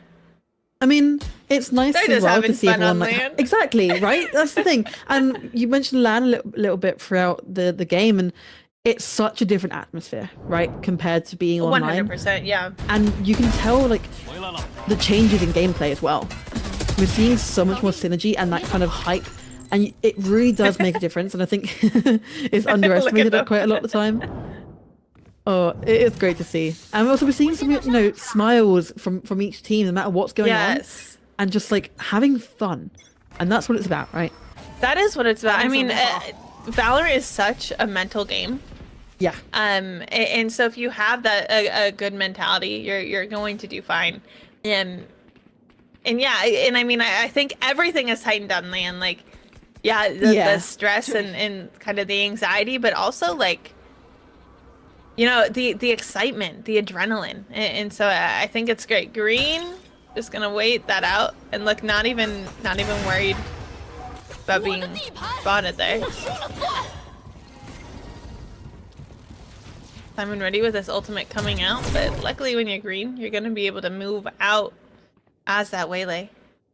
Not again! Beautiful, We've seen it before. When I think, we've seen both of these teams kind of not afraid to give up that mid presence, which is totally fine. But that does mean, sometimes you gotta wait that out. FFS knew though, had that read. Yeah. I mean, that's the thing. Like, we haven't seen an awful lot of fighting in mid. But like you said, you have to be careful with it. If you aren't taking Simon going to find green with that up, and now shots coming out from Danny as well. Looking to just find that last one, and does. It's FFS. All down to Bunt here. Not going to be able to do a FFS with 3 to close out the round and close out the map. Any questions? Taking home Abyss. What a game. I mean, we mentioned it a little bit just before the end, and a very, very close one, which we love to see. And obviously we didn't end up going into overtime, which I think is for the best, especially on first map. You don't really want to be draining your energy and going into overtime early on. Obviously, you don't want to lose the map, but like it can be very, very draining for these players. They've been waiting, they had a series before this, right? So having to wait that out before playing and then having to hop on LAN and play. So it's all about these different factors, but overall, not too bad. No, I mean that was a close map one. Yeah. I feel like it seems like I've been criticizing CCG a lot because I did want to see a little bit more from them, but also like it's not because CCG is not a good team. I mean, AQ, we're just kind of on it. I do think that if CCG were able to just kind of tighten some of those execs, I think, could have been a different story. But all in all, very close map one. And like you said, I mean, I think Ascent can be really, really close as well. Yeah, definitely. I think with this map, it kind of went down to compositions, to be honest with you. I think CCG had a very, very strong comp and a very good potential for that attack and defense, because like I mentioned, it's very strong to be able to take space early on in that defensive side. But the counter with the double senti alongside the information from the initiator just worked so well on that defensive side for AQ, and I think it just kind of knocked that confidence just a little bit too much, to the point where they start coming back. CCG played a very, very good game, but it just wasn't there. Yeah, no, I agree. And I mean, even like looking at these comps are close, but let's take a listen in at these team comps.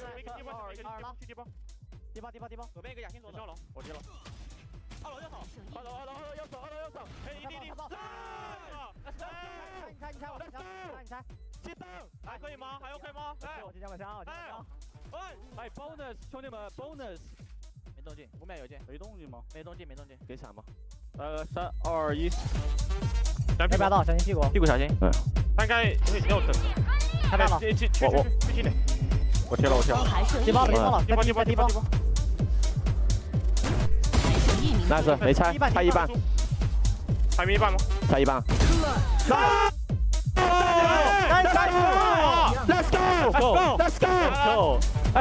Let's go， 大力！哇，漂亮！好，我听到了。哎，不要看着我好吗？我有点紧。不要这样子，这是一个非常严肃的舞台好吗？不要这样子。那离开了，你看吧。哎，后面。哎，我在摸，兄弟们。Kill。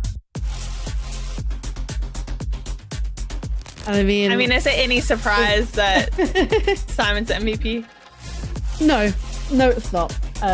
You mentioned a little bit about his stats last time as well, and it's so exceptional, right? And we mentioned a little bit before the streamer about Simon not carrying the team, but kind of being that strong player that you kind of rely on quite a lot, and having him play as that sentinel as a flex player really helps with that.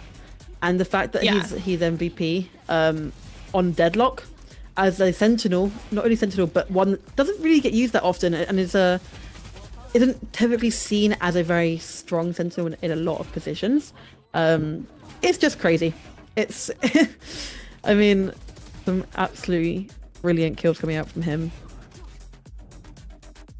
I mean, we knew Simon was a strong player, but I like we said, I did not feel by any means like that was just Simon carrying. I mean, like the whole team was kind of there, and we heard in the team comps too. I mean, just really having fun, and I do think there's like a vibe land buff. But yeah, I mean, CCG put up some great shots. Kawai's ultimates don't get caught. Yeah. Don't get caught in a Kawai ISO ult. No, and that's all you can ask for, right? Is your ISO is as consistently. That's the thing about ISO. You have that shield as just an extra little bit of confidence and time, but it's just all aim, right? So being able to just utilize that and have confidence in your ISO to be able to do that consistently, there's not much more you can ask for.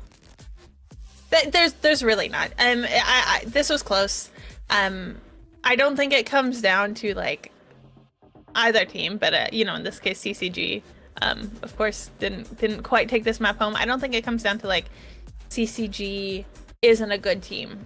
We had hoped some of those like execs had been a little bit better, but CCG is still a great team. And there's a lot on the line for both of these teams, right? Like Simon fighting to make their way back to VCT, but you know, then again, you look at CCG and they have a couple of VCT veterans as well. So VCT China.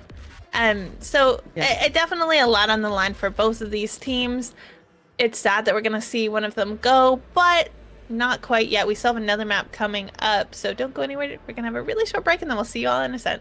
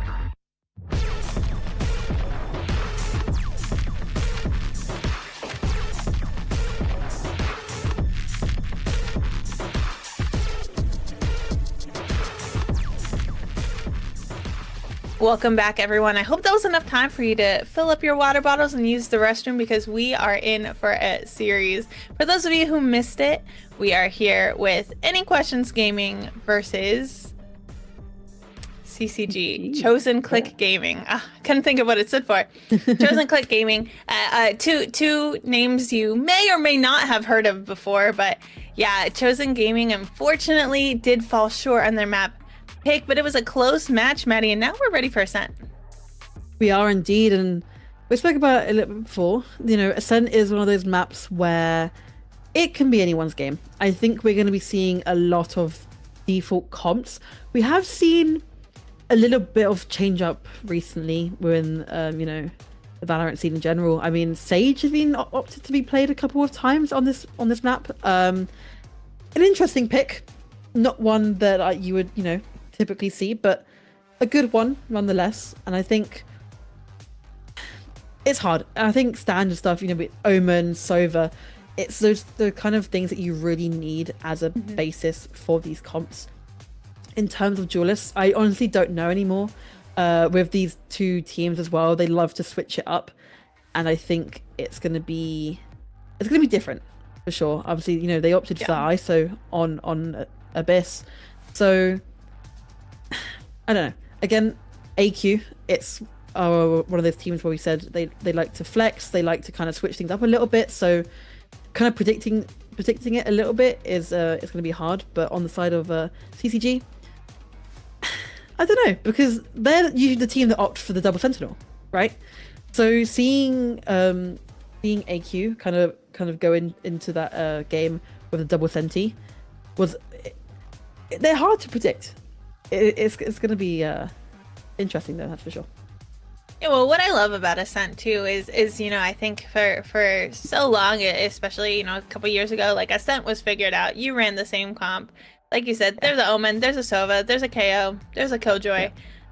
We didn't see a whole lot of variation, and so yeah, I mean, I think now there's a lot of new agents in rotations. People are playing up with different team comps, and it really does depend how you play. You know, you talked about how last time we saw that double duelist come out from CCG, but you know, we know that previously in Ascension they ran no duelist.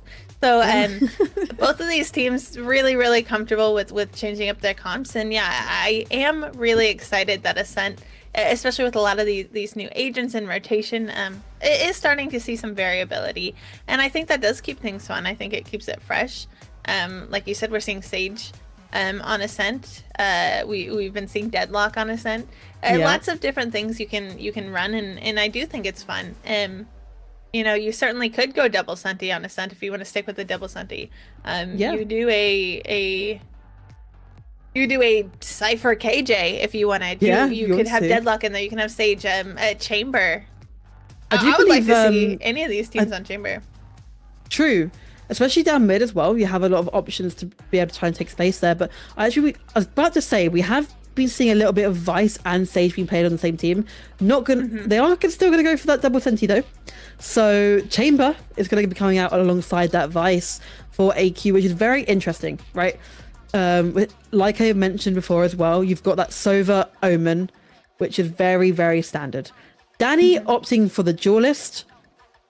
Interesting switch compared to last time, but like I mentioned, they do love to switch around these roles. So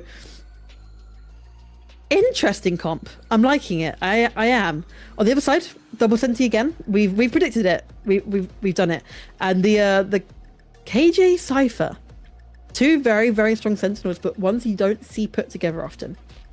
And I think they're gonna love to lock down these sites and then put a bit more, you know, manpower towards mid, and you've got your control and defense.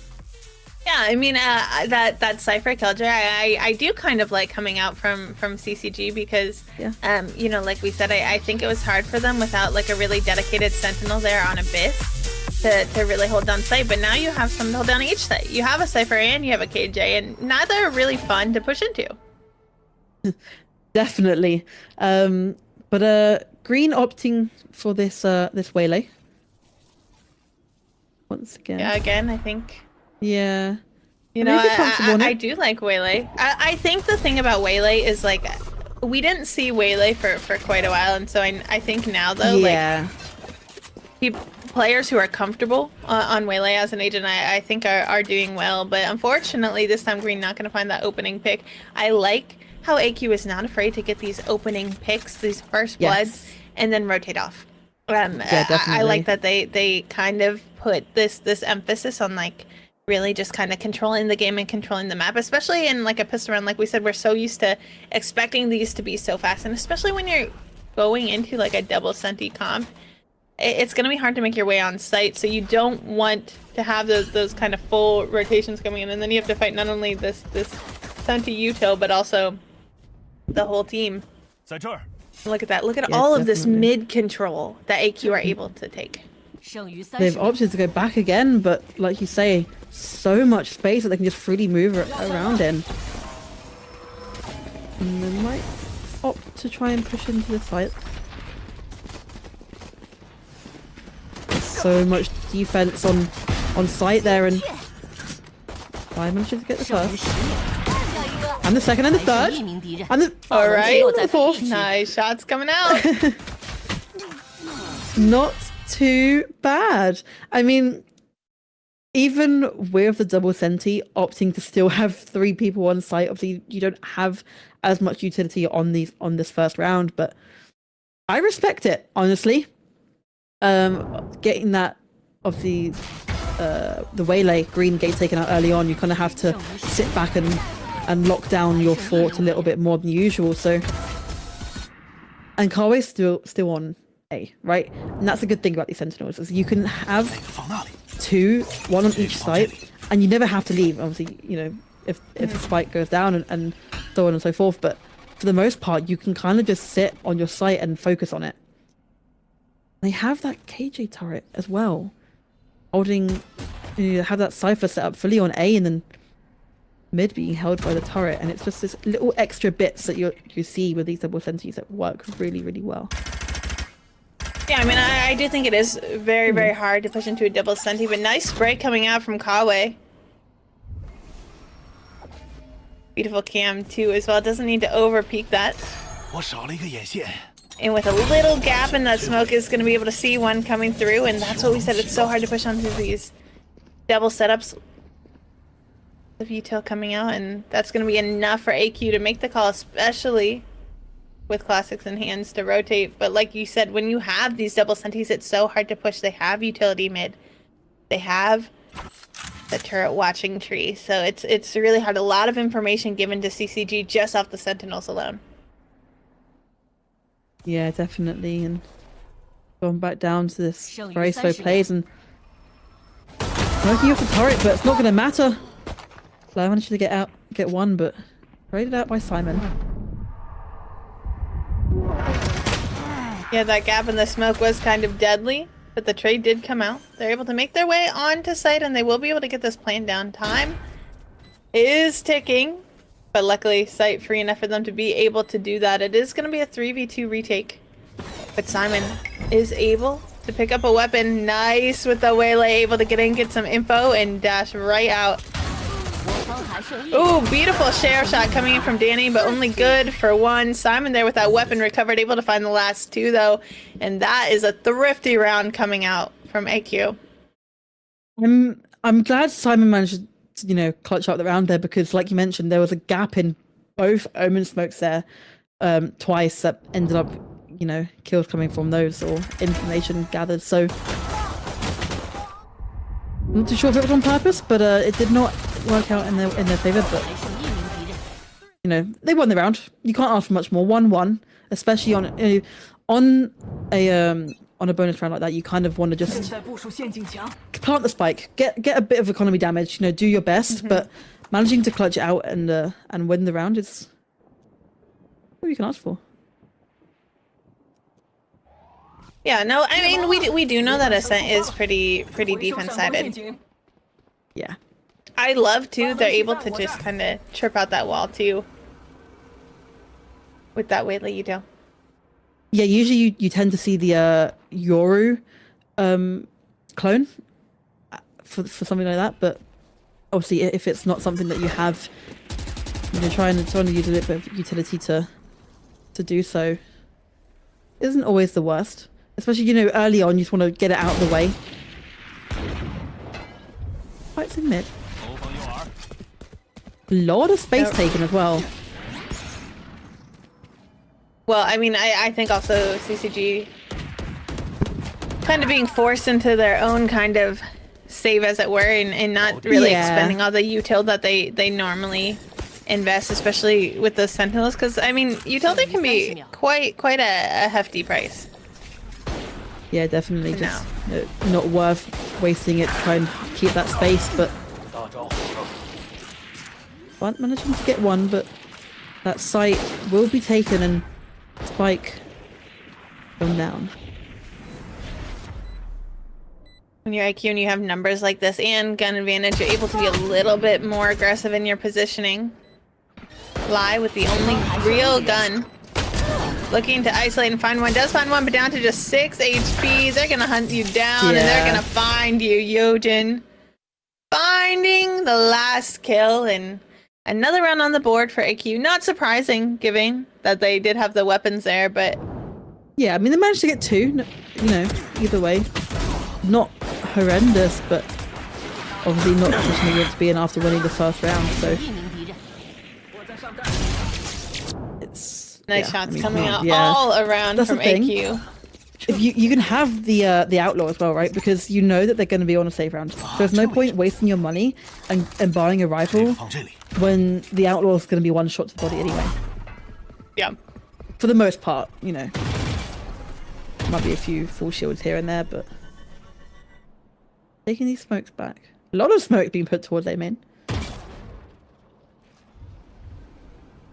Green. I have to back off of the space. The default coming out here from AQ. Yeah. I mean, you know, CCG have their guns back now. It's not worth trying to take that space early on and assert the dominance like they did last time. Just especially against these double the Vicenti. So they work their way. I mean, we saw it on Abyss, right? They're very strategical and methodical in how they like to do their things. So take their time. But no one's really moved on this defense yet. I mean, obviously not much has been shown, but well, and you don't really need to, right? That's the beauty of having this double sentinel with all this information given. Yeah, you have B on complete lockdown. Just the rest of your team has the whole day, and that's it. That paired with you have the waylay to get a little bit of information up B main, and now they know. Sorry, A main. Excuse me. They know this is an A kit. Lie with a nice position, finds 2, and now AQ have to decide, is this something they want to push or not? Going to have to be worried about a flank luckily for them. No one's coming behind. They're running out of time, and that call for a save is gonna come through. Looking to make sure they're clearing their corners before they move back. Nice hold there from CCG. Yeah, definitely. And I like the confidence to be able to put so much utility on one site. Obviously, usually with a double certainty, you would opt to, one on each site. But I really like being able to have both of them on the same site and kind of predict where these teams are going to push, because look at this. I mean, it's you can't push that. It's ridiculous. Yeah. But yeah, it's just so strong. And now we're seeing we're seeing Lai as well. Kind of we're seeing Kawe locking down a site, and then Lai kind of putting utility here and there and kind of just filling in those gaps where they need to be filled with a turret or an alarm bot, and it's just these little extra plays that really do make a difference. But on the same side, they do only have Waylay as the solo duelist, and I think it does cause a bit of an issue. They're not taking as much space as they were last time on Abyss, and you can really tell the difference. Yeah, but they also don't need to, right, with this double senti. Good positioning there from AC. Gonna find one and knows that they can back out, especially when they have so much utility there on B.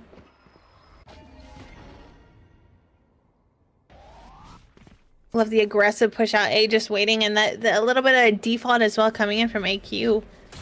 But CCG are ready everywhere, going to dodge that flash, but it's not going to matter. Danny is going to swing out and find Lie, and that's all that KJ utility that's going to fall. This Omen ult 2 going to at least clear out someone's sight, and a swing out from AC. Really going to make it a little bit more difficult here for AQ, but that Yoru will at least should clear someone's sight.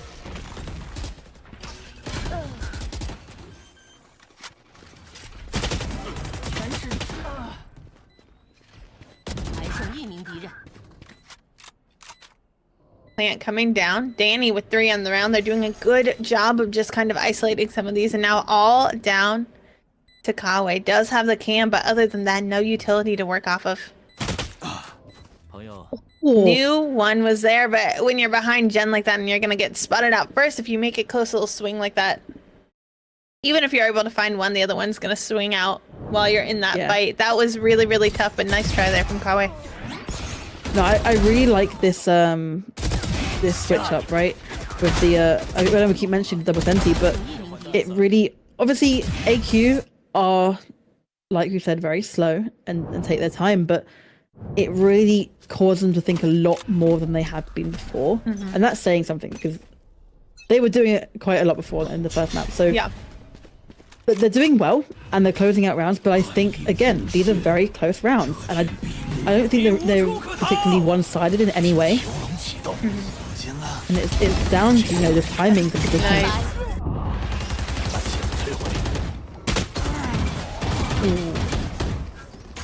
That Cypher utility is just so strong. Oh, nearly.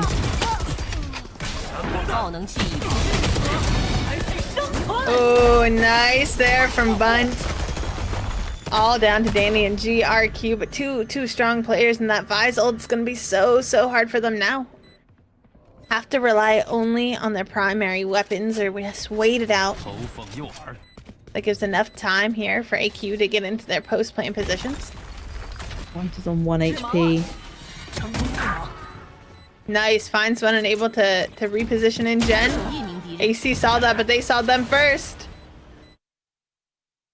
Nice clean up there from AQ. Yeah, definitely. And these post plants have been good from them, you know. And I think we're seeing a very similar thing to first map, right? Once you get that sight against a double sentinel, it is very hard to, you know, you're rewarded with a pretty easy post plant. Well, I say easy, but it's just down. It's all down to like all these little chips, you know, at damage and all these sorts of things. You know, managing to get a couple in garden, but down to 1 HP, and every little helps. Yeah.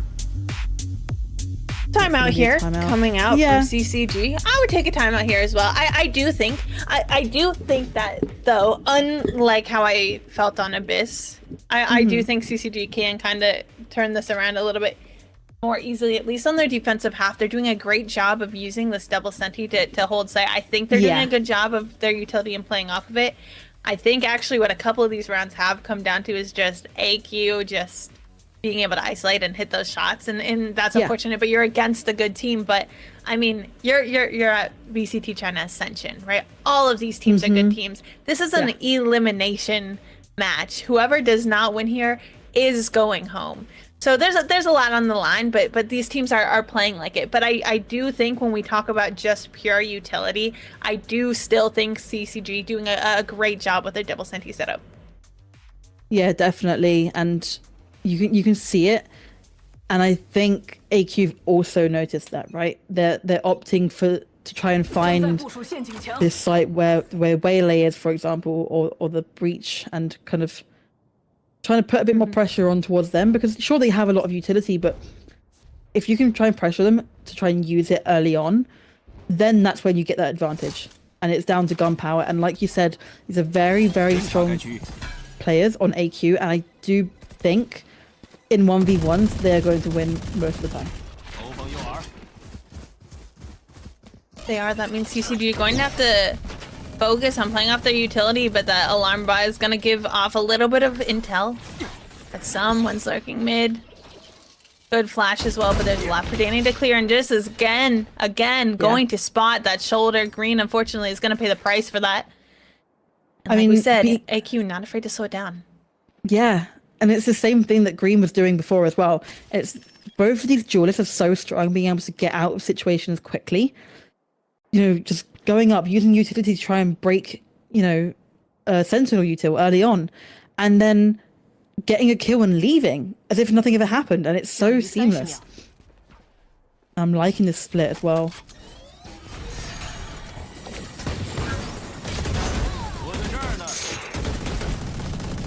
Good exec here on site. Nice flash, and that should be enough time for them to at least try to get the spike down. Enough should be cleared out. Yeah, the door goes down. These and chokes as well. Yeah. Ooh. Downfall Simon, but we talked about this chamber here on Ascent. Yojun going to find one, and all down to Bunt. Yeah. Again, not going to be able to do anything. A flawless round coming out for AQ. That's something as well that probably needs to be mentioned, is the Sova on Odin. And it's something that we saw a lot in Champs with Brock. So that's kind of brought out this whole new revelation of Odin. And I like it. I mean, it works so well, especially with that scan on maps where you have such potential. We see a lot of Corrode because pretty much all the walls can be spammed through. But it works so well. And I'm excited to see how it gets played from FFS, who is someone that we saw last map with some very good accuracy with util. So hopefully gets used to its potential. Yeah, I definitely think we're going to see a lot more of that. I think, you know, you think of Ascent, you think of Jet with an op mid, and you think it's over there on B site with an Odin, and while they did kind of patch that, you're right. I mean, Brock, who's been, first of all, everyone thinks that Brock just brought out this Odin for Champs. Brock has been playing Odin for years. And so I think now people, yes, are starting to see it from Champs. So, yeah, starting to see that a little bit more. But I do like CCG here. you know, they're worried about this re-A hit. Look at all of this utility here stacked up on site. You got the KJ and the Cypher. That does mean B a little bit open with that Senti, but you still have Aster Breach there just waiting for rotates. And look, AQ thinking about hitting A, and now deciding to rotate over. But because you have all that utility there on A, CCG able to stack up on B and just waiting for that hit. I mean, like you say, so much utility on A, but Aster and Breach together? I mean, that's a force to be reckoned with. Nice op shot. There's that Sov Odin you were talking about. But yeah, they were waiting for this A hit. They had that KJ lockdown on B to kind of force them in over here, but it's not going to matter. AQ with that, not only an Astra ultimate, but those shots coming through again. It's just brute force. It's working. It's working. It is. But I mean, they're taking their time and waiting for the right time to push this site, but you have 2 Sentinels on A and they're still managing to get A. It is unreal. I mean, I also think part of it is like we're talking about how they don't mind waiting and then brute forcing. Yeah. But their shots have been coming through. That's the thing. They can rely on that. They can rely on that, and they're going to continue to brute force because it works for them. They can wait for the last minute. Yeah, we've been seeing the timer tick down towards 10 seconds, you know, a lot of these rounds. And it works because they can take the time and they know if they push site, you know, they kind of dive out at the last second, they're going to be winning their fights. Well, and a lot too, I mean, waiting so long, it kind of puts the onus on CCG to kind of figure out where they're going to hit. And because they don't have any of that information, they're still kind of spread out. And so those trades aren't coming through. That gives AQ enough time to go in there, get that plant down, get into a post-plant position. Look at all of this mid control. That's the risk you take when you put all that util and you dump it on A. You're leaving this kind of mid site open. And this default is so dangerous for CCG because they don't know how to work around it. They're doing a good job with their utility, but that also means there's spots where they don't have that util. Nice share shot, but it's going to be traded. Yep, and there's that trade consistently coming through. Both Sentinels on A. Down to timing and the rotates come through. I was just about to say that's great positioning from Simon, but Bunt able to hit that shot with the Sheriff. My Sheriff shots don't hit like that, and now it's Kawe. That's what, 3 beautiful Sheriff shots coming out from CCG. It doesn't matter that they're on a save. Gonna be a Thrifty coming out, and that's gonna be 3 guns recovered, including that Odin you were talking so highly of. Indeed, but I mean, obviously we were just mentioning and giving a lot of praise towards this last minute push, but we're seeing situations like that, for example, where, you know, that 1 time out of 10 where they don't win those fights, and then you've got 9 seconds left on the clock, and there's not much you can do about it because you have to get 4 kills and still, or 3 kills, sorry, and still try and get that spike down within 9 seconds, and it's just not doable. But overall, they're still doing well. Something to mention though is you were talking a little bit before about taking their time, and because they're not making much noise, CCG don't really know what's going on. We're seeing, especially Green in particular, going back and forth between sites, you know, on their toes, not really, pretty much unsure of where AQ are going to go, and it's causing this back and forth between sites, you know, leaving a lot of gaps that are open. I mean, that's the problem for CCG, is that AQ are just able to kind of brute force no matter where they go, no matter what way they push, and so it does kind of make it hard to know. And while I do agree, I do think they've been doing a good job with their utility, the problem is, like, that only can stall and hold so much, but, like, if AQ are just hitting those shots, like, there's not really much you can do. A lot of space cleared here, we can see. Like, will be an A hit. Of course, we're all seeing the same thing here, but oh yeah, push through tree. Cypher's just sitting there waiting and finds 2 before getting traded out. That's gonna stall a little bit of time. 2v3. Spike though, easily able to be planted, and now it's just down to Breach and Astra. We talked about a deadly duo those 2 can be though. Let's see it in action right here.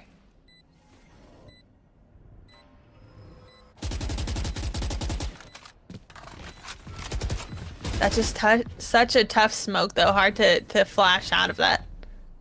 Going to be able to hold a little bit of a cross, but with time ticking and good positioning coming out here from AQ, it's going to be hard to do anything there.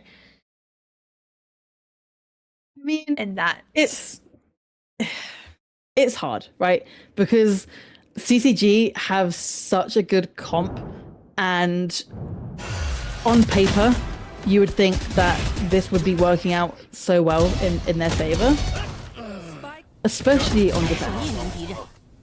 It's a very, I believe it is, you know, more defensive heavy, especially with said comp, but AQ, it's just, I mean, we've mentioned it so many times now, it's just brute force, and it's, what can you do? If you're CCG right now, and you know that they're winning their fights over you, and that brings down your mentality so much, to the point where it's really going to take a toll. And you know that they're going to be winning their fights. What do you do? They're having to use ultimate to try and take out space in main, and you only get those once every, you know, 6 or so rounds, so it's hard. It is hard, but start doing it now. Round 11 and CCG down by 4. It's not horrendous, right? I mean, it's not, but then you remember that this is a defensive-sided map. Yeah. This is a defensive-sided comp. Yeah. And you're on defense. Yeah.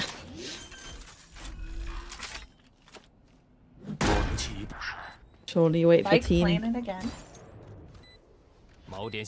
Try and group up and do what you can, but the guns are not looking good, and Danny. Oh, bunt and lie.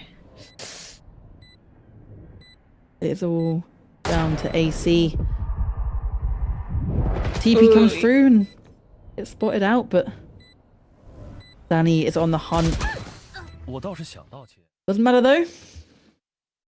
Gets taken out, and a little bit of a flex there, but I mean, it is just so strong, right? The positionings, like we keep talking about the aim, right, from AQ, but the positioning as well is so strong.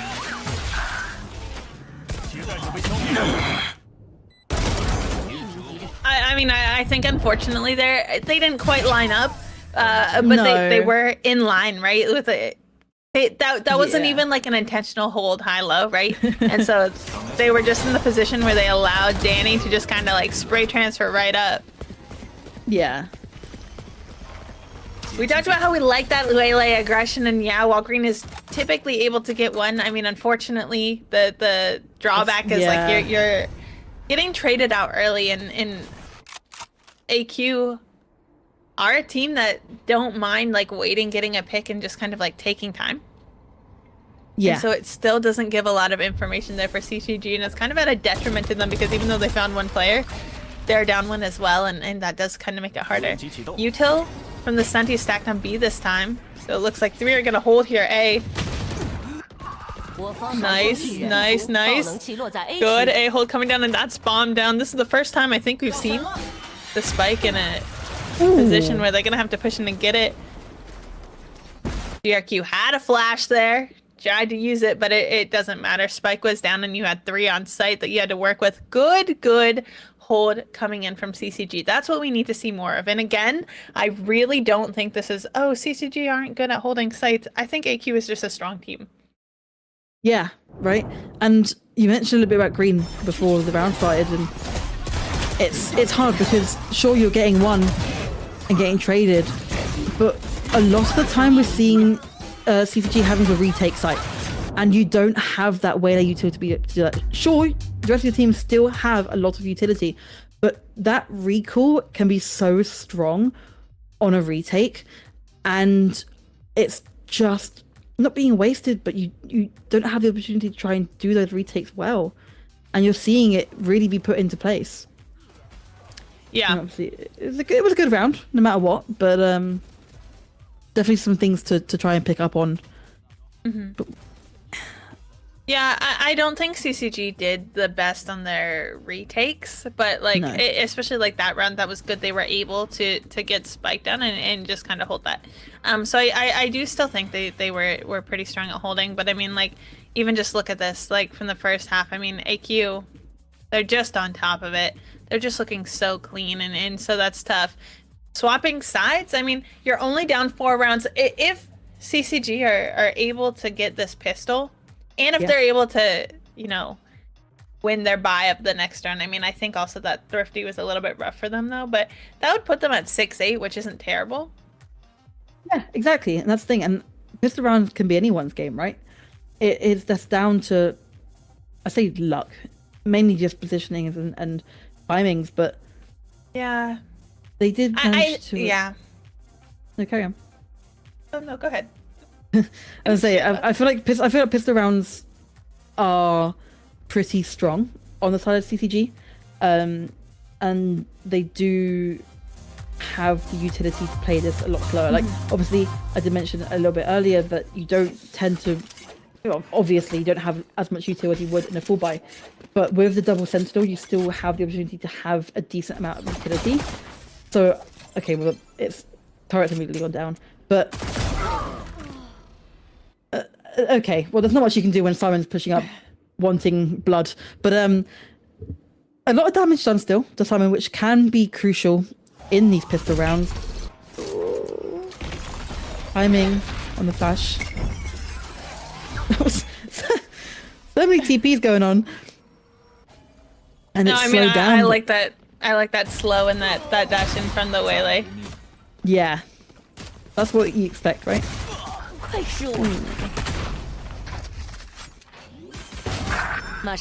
They do have sight and look through the smoke. Green finds one. We had 2v3 retake.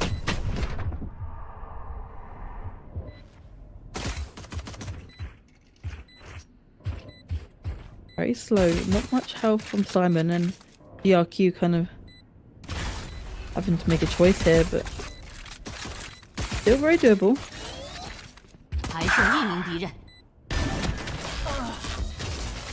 Close.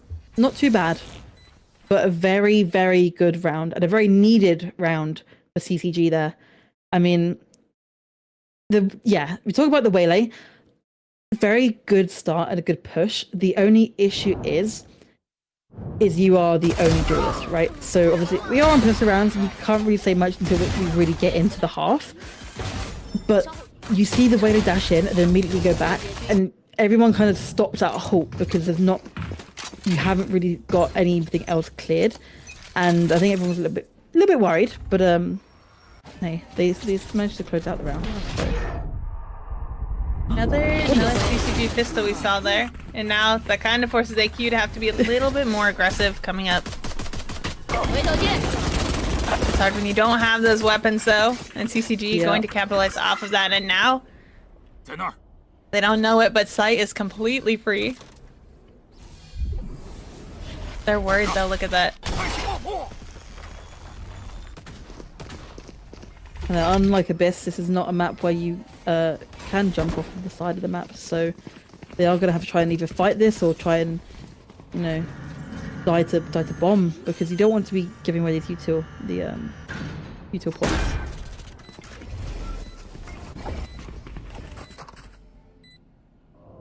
Yeah, and they're going to try and opt to die to the spike, I think. If they can. Obviously, there's still a lot of time to take down, and CCG might want to go searching.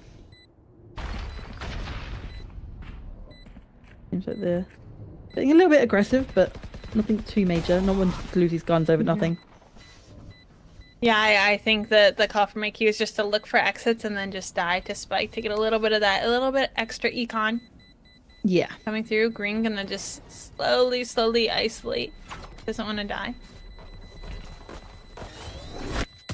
I think Green is gonna opt Actually, to, yeah, you know what? I was looking. Has just a pistol in hand, so it's not like they're losing a weapon.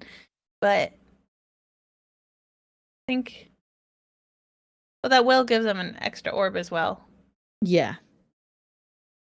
So not too bad. And then, like you said, it is now 8-6, so that gap slowly closing. Still there, but looking a lot more doable now.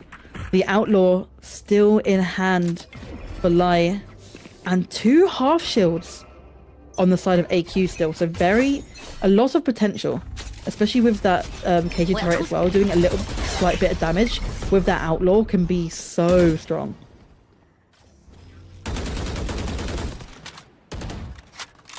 Lots of space taken as well.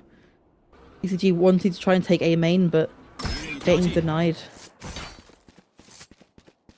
Opting to have to try and find somewhere else to take their space. It was a good drone mid to just clear out Sal, went top mid, and then just kind of backed off. But because it was only a drone, they're able to make their way here through tree. Simon going to be posted, and Simon loves these little pistol peeks. It's gonna be hard to do that when you get breach flashed. Just a little bit. Back off, and so much space being taken in mid.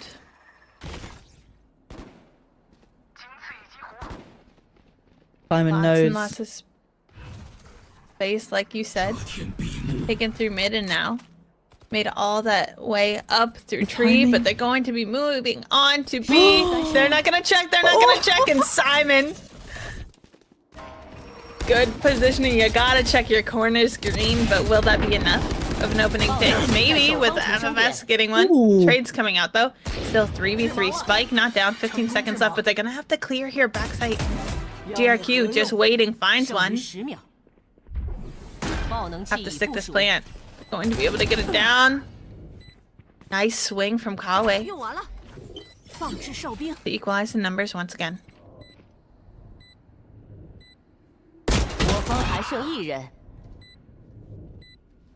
To a 1v2, but there's that Outlaw and Danny on 125 HP. And I mean, well, it looks like Danny must have hit that shot. I assume Maybe? so. No, actually I don't think he did. CCG looks pretty happy. Let's see. Let's see on the replay. Great positioning from Simon.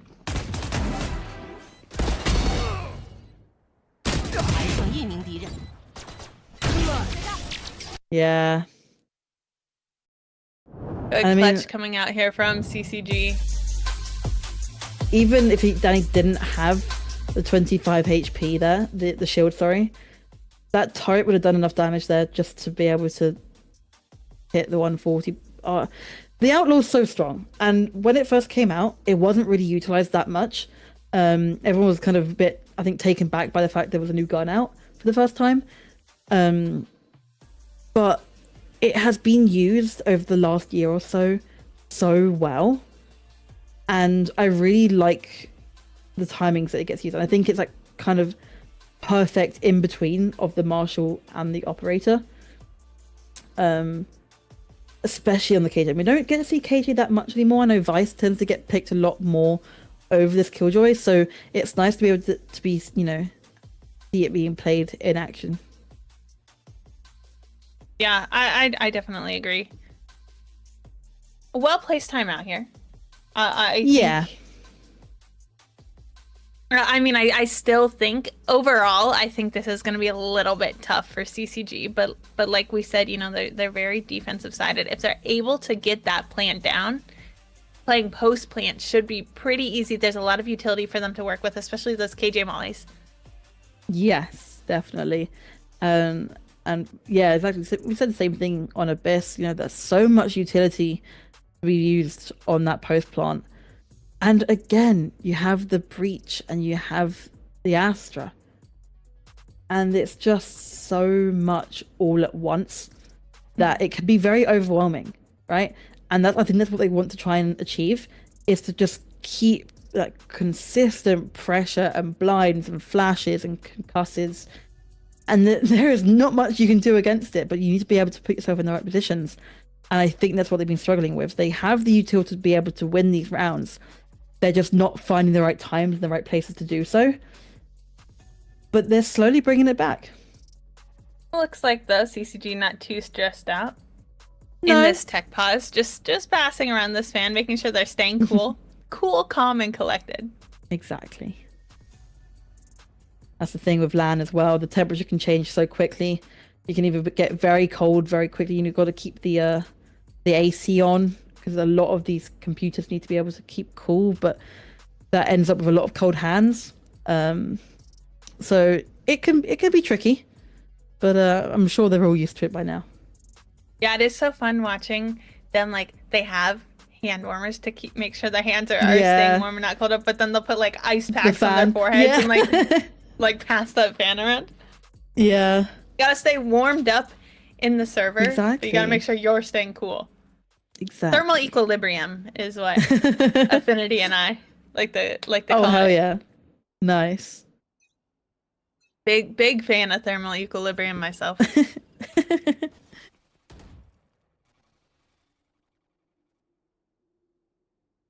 Look at this positioning. Yeah, a little bit cautious. Does tend to be the victim of a first blood throughout this game so far, so trying to take a bit of space, but not wanting to push too much. And seems like they're gonna want for an A push here, but being very slow about it. You know what? That was a good call of them not to push out into that B main because Yoru was sitting right there on the other side with a shotgun. Yeah, definitely, and that rotate is going to come through fast. But I don't think it's going to be enough, and Green on site by himself, and there's the rest of the team flooding in now. That door might get closed just a little bit too late. Like going down and look at that. Ooh. Lots and lots and lots of utility.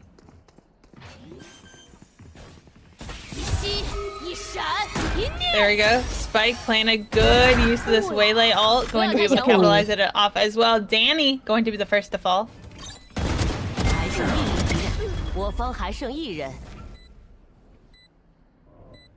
Just so nasty. Ooh, and they're gonna just jump right over that smoke. That head is gonna be popped right over. I mean, not bad. Managing to get 4 kills on that eco round isn't horrendous, but we definitely are seeing CCG really come out of their shell now. I mean, like you mentioned, it's elimination, right? And they've already lost first map. This is their last chance to try and stay in Ascension. So. Although there is that pressure, it's that will and that want to be able to stay in this game, right? Mm-hmm. 2 operators, 1 on each side. Who's gonna peek? Do the op first. Time will tell. Not opting for this B main hold like they were before. Kind of staying back. They do have the double senti. Obviously, Chamber doesn't have as much of a strong hold for utility as a typical Sentinel.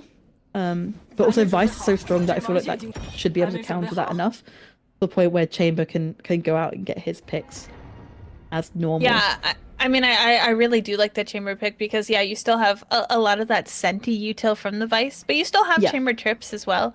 But I mean, look, I mean, we're already seeing the Operator come out from Chamber. I mean, just the ability to get a pick and then TP right out. Yeah, exactly. And especially with that trip now being buffed to where you don't have to be in range for it to still be on, it does create a much better basis for you to pick Chamber. Good FFS pick from GRQ. again. Picks with the FFS. Yep. Ult. Do not And that just comes from like that game sense, right? You have to know where they're going to be and to be able to do that. And FFS is just like on top of that. And you tend to see that from server players in general, is that you just have such an understanding of the game and almost like I say bird's eye view. I guess that's a mild pun, but I mean, it's just crazy that you see they know exactly where to go, and it's just this not higher level, but a different level of understanding that I think a lot of teams want from their server. And it's brilliant to see that it's going to be round on time. Yeah, I mean that opening pick from GRQ paired with that FFS ult, I mean that does make it really hard for them to push onto site with only 3. Yeah, definitely. We saw it. I do believe both times on Abyss when FFS ulted. You get that that ultimate through with 1 or 2 picks, and it's just over. And there's no point risking it. You still have that operator, and why bother? Why bother, indeed. I mean, the rounds were evened out. Ooh, Danny! bad timing. That is the operator down, and there has been some sort of information, surely, that there's one there. And oh, yep. As it brings out the headhunter too as well. Not able to find a second, but that's okay. The rest of your team is cleaning this up. Ooh. And there's the standing up that we love to see. I mean, it is just... We're seeing CCG come back a little bit and really starting to show what they can do. And then AQ come out with a round like that, and you remember what they're about. And you go, oh, wait, yeah, no, that's actually about right for them. And it's so strong. Look at the operator as well, like...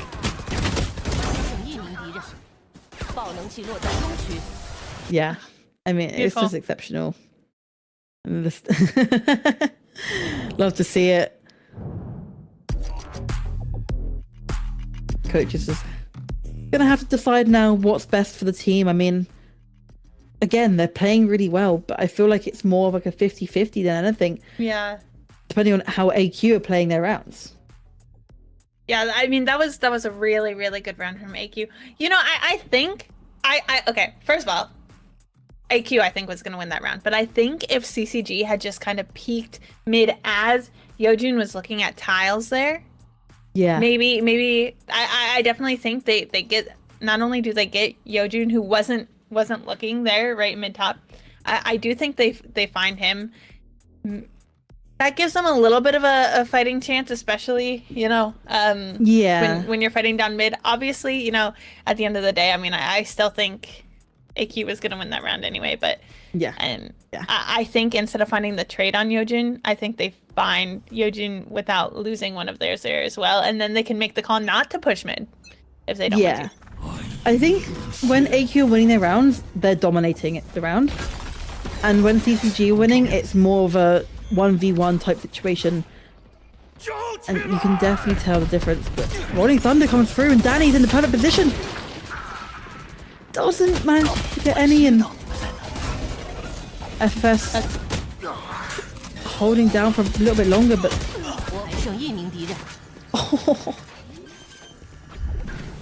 a lot of, yeah, you know, 1v1 gunfights coming through there, but few kills coming through from AQ at the skin of their teeth. Fusion. They know they can play off site because of all this utility they have. They have to deal with Yojin here. And you have to spend so much time clearing the site because you never know where they're going to be, and there's no point even peeking from main. You know he's not going to tap the spike for a good while, and at times ticking down. No reason to peek until you hear. Plus you have all this utility on. Yeah. Like you have time before you They need don't to. Don't even have to peek. I mean, they're going to anyway. But you're gonna peek anyway, yeah. I mean, to be fair, they were gonna get stuck either way. Yeah, no, it's okay to peek there because you know you have time there at that point. Yeah, no, well played. I loved. I don't know if we'll get to see a replay of this specifically, but I loved the way they executed on site. Yeah. With like, look, they had the Astra orb up there. They're throwing like their KJ util to just like kind of clear and do damage if anyone's there. I mean, that's exactly what we needed to start seeing from CCG. Beautiful. I love that. I love that. And it's trying to find ways to utilize the Sentinels on attack, right? And you can kind of have that Cypher as a lurker if you want to, but KJ is kind of left there in the abyss, really, and it's hard. But managing to kind of block off those swinging points on that defense to be able to take site easily and stop any sort of trades coming through. Aggressive positioning from FFS. He knows someone's Again, there. It's like the same thing, and like you hate to see it because like you just want to be like hey, Yeah. Kawe, just like peek, they're not looking. You know, That's the I thing think about watching it from, yeah. if they have someone top mid and tiles, I think, and it's unfortunate because we get the benefit of seeing both sides, but like I do think they swing and find a pick there normally. Good Astral coming out, and look, AC's waiting for FFS to come through.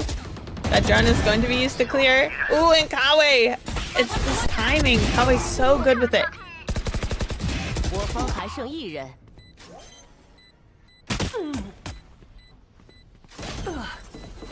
Nice. I mean, that was such nice. a late lurk from Kawe. I mean, he's sat in tiles for a good while, and I respect it because after a certain amount of time, you did not expect someone to be lurking around mid somewhere, and it's just that extra little thing that you have to keep thinking about, because now that they know that he's been doing that, it's going to be constantly on their mind, and one extra thing they're going to have to consistently clear out. And it's all about mind games, really. Okay, this makes sense. About mind game. Makes a lot of sense. I mean, Pennell, we're for double digits now. You need 3 rounds left for both teams, possibly. Yeah. I mean, what I've seen from CCG these last couple rounds, it's clean. Oh, like, yeah, definitely. It's clean. And so if they keep this up, like, yeah, I do think AQ do have to be a little bit worried. I think if AQ can kind of like revert back to how they've been playing, I think what's hard right now is like AQ wasn't quite able to adapt to like these new pushes from CCG that we definitely did not see on Abyss, and we didn't see earlier on this attacking half. And where AQ did shine was like just their ability to win out in these gunfights, to have good positioning and just like raw pushes, like we said, brute force. That's a little bit harder to do on defense with a coordinated push. And it worked the first couple rounds, but now that CCG are like, you know what, here's how we exec with all of our util together, and we have a good post plant, it's a little bit harder for AQ.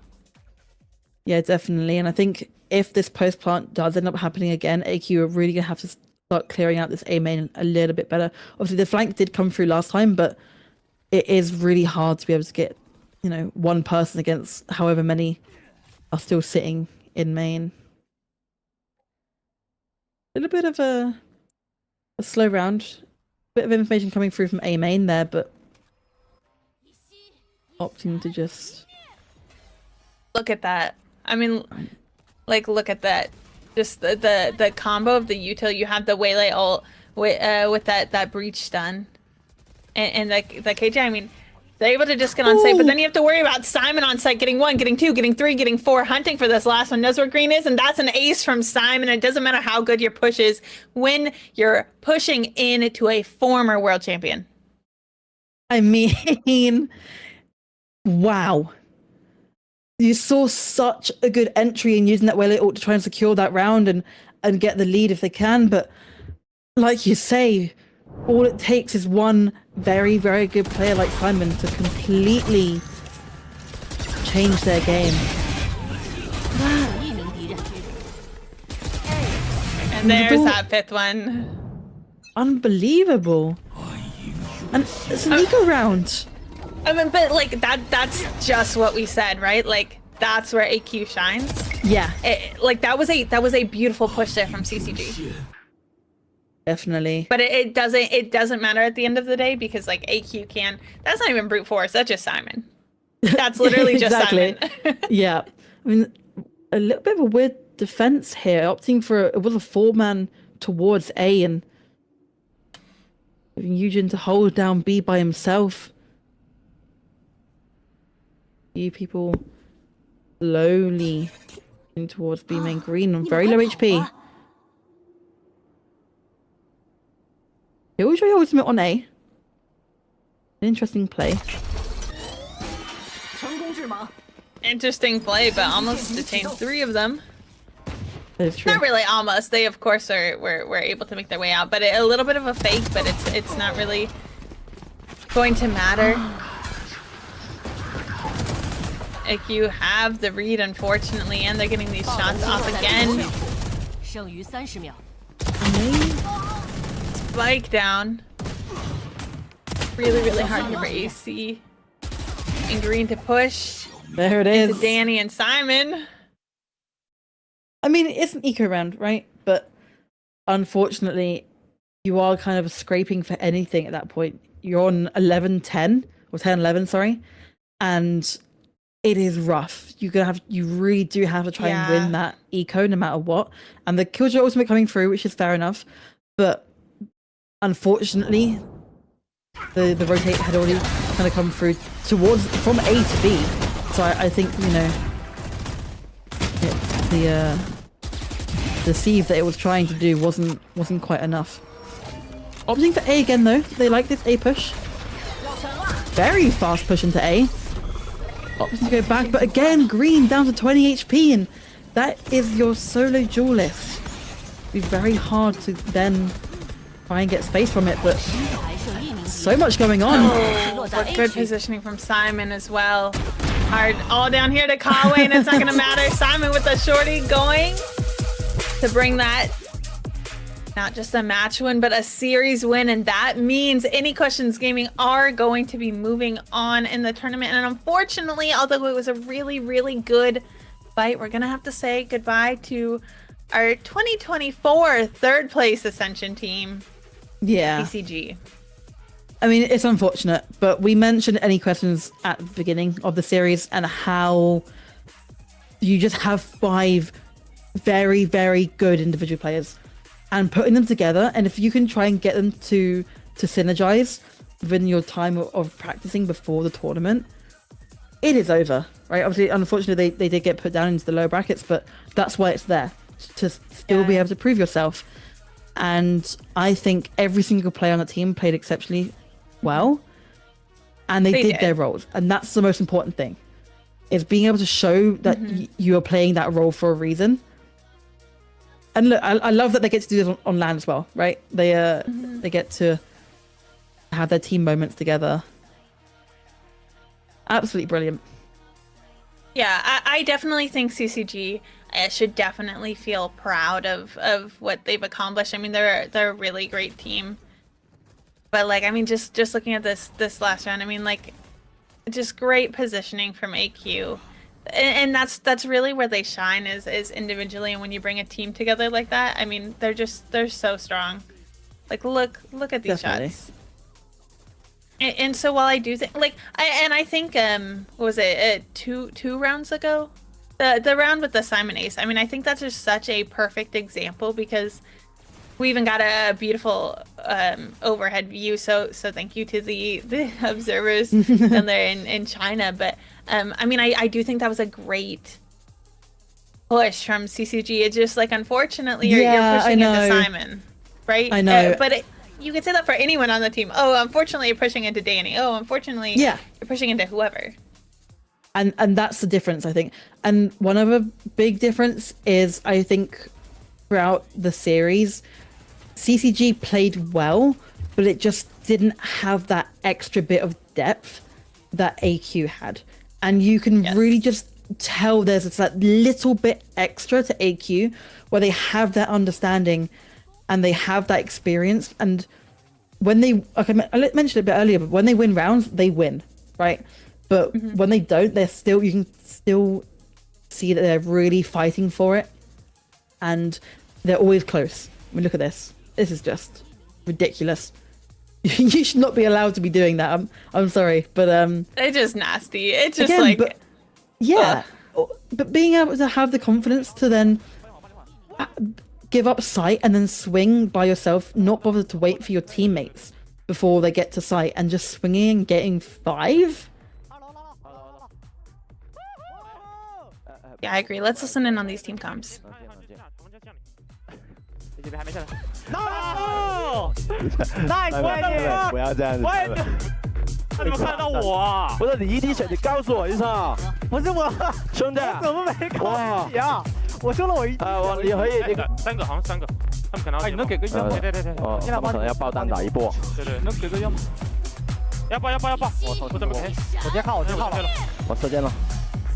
我有大，能打回防就爆了。我也想可以进，我可以进。电枪，电枪，电枪，电枪。等我，哦，下面有看到。对梦，别急，别急，凯就有大。我看到。A 大，哇！了解。A 大小心 ，A 大小心。好点 A 大吗 ？No！Oh my god！Let's go！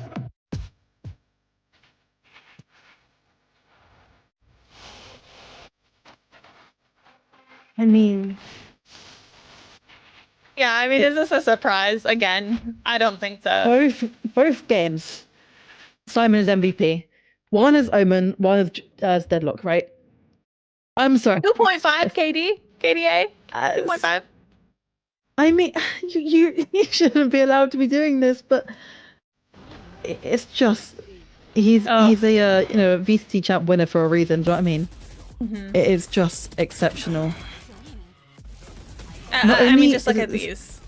Yeah, I mean, like, obviously, his gunplay is insane, but also the positions that he's finding himself in. And I really like seeing him on the Omen, because with Omen, you can do that, right? You can put yourself in weird and wacky positions that you wouldn't normally be in, and play around your smokes to different usage, and it's just brilliant.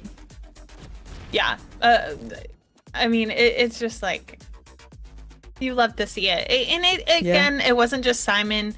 I think FFS has such a good understanding of Sova, Danny, Azure. I mean, everyone just really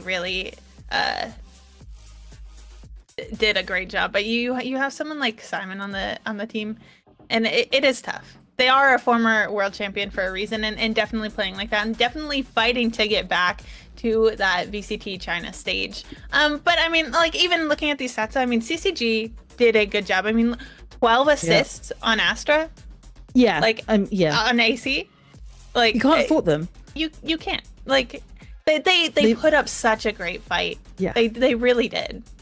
Yeah, I know. And we, like you mentioned a little bit, it sounds like we're kind of criticizing CCG quite a lot, but I think they just have such good potential, and we're seeing, like, not mistakes that they're making, but it's just these little tiny micro plays that are causing such differences in their gameplay and allowing AQ to kind of to take that a little bit further. And it's so unfortunate to see, because I would have loved to see overtime. I would have loved to see third map, because I really do think that CCG did deserve to try and get through to at least third map. But hey, it's the way of the road. I mean, 13-10, 13-10. They were close matchups, and I think Lotus would have been close as well, knowing that what we know about how their previous matchups went on Lotus, both of them. And it is, I mean, it's a shame that we have to see one of these teams go. And I mean, CCG, right? This is not the last time we're going to see CCG. Third place last Ascension. Second place in the circuit points coming into this. I mean, they are a strong team. They continue to show why they deserve to be here. And Ascension is so hard, right? This Challengers League, because, like, you know, you have one tournament to ascend, but only one team at the end of this is going to move up, and we have, like, such a strong kind of group here. But so excited. We do have an interview coming up, and thanks to our lovely Beatos, we're gonna actually get to hear what they have to say. So let's listen in on that. 你位置上面的转变，上一场比赛的决斗，然后包括今天的烟哨，为什么会做出这样的改变呢？ So we noticed like your role changes over these past 2 days. 就是教练也有给到你一些建议嘛，然后更加的去适配到团队。那再要说到现在网上热议非常多的关于我们新版本的一些变动嘛，之前你也是非常优秀的先锋位，然后这一次我们 So they're talking about the few new changes and the nerfs initiators. 你觉得会影响 And what do you think about it? 一些游戏上面的英雄选择吗？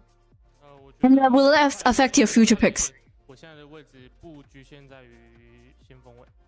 更加的全面，可能更加像。 And he's like, I guess like his roles like they aren't really just limited to initiator. You can play a lot. 在我们的比赛的对局当中，有经常性的站起来跟对面进行互动。现在在队内是一个比较说带动氛围的大哥的感觉吗？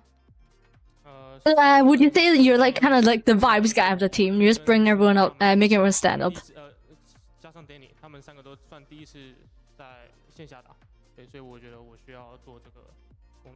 And he says that a few of his teammates, this is their first time playing offline, so he feels like he really has to like bring them up, bring them jump.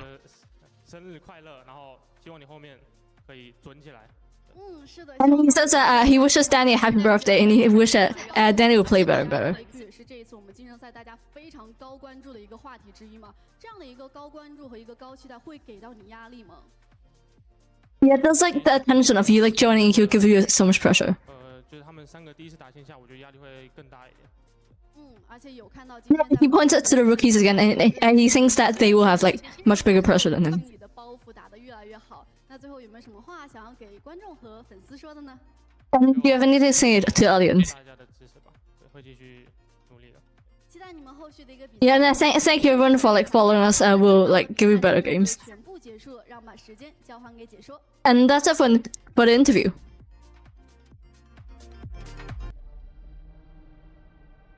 Thank you, Beta, so much for being able to translate that, and it was so nice being able to hear Simon on the world stage. And you heard him talk about, you know, the pressure he feels, and he wants to make sure the rookies don't feel that kind of pressure. And so I think it is great, and the rest of the team like does have a world champion on their team to look up to. I mean, that's beautiful, and in the fact that you have a player like Simon that's able to flex into so many agents, I mean, just a well-rounded overall good player. And yes, like you said earlier, we do know that they are a world champion for a reason. So definitely, it must be hard for Simon, especially like the pressure must be on to kind of perform a lot of the time as a world champion going into Ascension, but clearly doing something right because he's performing very, very well. And I mean, really just showing up and showing again why he is a world champion. Yeah, and definitely does deserve to be there. We had a great a matchup and a great lineup of games today. Of course, ODG Gaming did beat TG 2-1, so they will be moving on, as well as, of course, we just got to watch the beautiful game between CCG and also obviously the team moving on, Any Questions Gaming. So that is unfortunate. We did say goodbye to 2 teams today. We said goodbye to TG, and of course we just said goodbye to CCG, but that does mean both of these teams will be moving forward in the bracket. We do have games up tomorrow. ZCG will be facing ODG to see which team is going to move on into the playoff stage and which team will fall. And then, of course, Any Questions Gaming are going to move on to play ALG here in this B group stage. So really, really exciting games tomorrow, because that does determine who's moving on in the playoffs and who's going home. You talked about how Simon has that pressure to perform. Well, he's got to keep that up, because he's got a game tomorrow to determine if he's making it to playoffs. Yeah, definitely. And we mentioned the ALG a bit before the series started, and very strong team. I think the pressure's going to be on. Only having a day to try, and then obviously after playing at the end of the evening, I do believe it's 10:30 at night in China right now. So it's going to be a lot of pressure, and you've got to be kind of prepared already to be able to go into that game straight away. It's going to be hard, but like you said, I think they're going to perform. I don't think it's going to be an easy fight. Yeah. No, I mean, I think just the fact that they had to go up against Rare Atom earlier, one of, you know, the teams, when you talk about the teams in contention to win this all, Rare Atom's in discussion, right? So that they had a tough fight getting here, and they did put up a pretty good fight against Rare Atom. And then, of course, you know, ALG is a tough team. I think it's going to be a close series, but I do think this group stage, I mean, I think any one of these teams like could have been in talks of contention for moving forward. So I think it's going to be a really intense matchup tomorrow, because we got two good teams in this group stage, and of course the A group as well. So definitely going to want to make sure that you check out those games, right, Manny? Yeah, definitely. I think that is going to be it from us though for today. I mean, obviously we will be back tomorrow for both of those games and seeing who is going to qualify into playoffs. But any questions? Any final words? Any questions? I do just want to give another quick shout out to BDOS. Thank you so much for your beautiful translations throughout this whole event. Thank you to our producer today, Volt, and thank you to everyone over at Project Horizon the casters, the production team, socials, the writers, the translators. We really could not put any of this on without any of them. And also thank you to all the viewers out there, because we could not put this on without you, and we would not be putting this on without you. Thank you guys all for watching and enjoying, and we love being able to bring this English broadcast to you guys who want to watch worldwide, because yeah, these are important games we're watching, right? We are going to see who's moving on from Ascension, who's ascending into VCT China, and then we're going to see, you know, which teams are you know, going to be able to play into these international events. And I love that this game of Valorant, we're able to kind of bring worldwide. And so thank you guys so much for watching and being a part of this.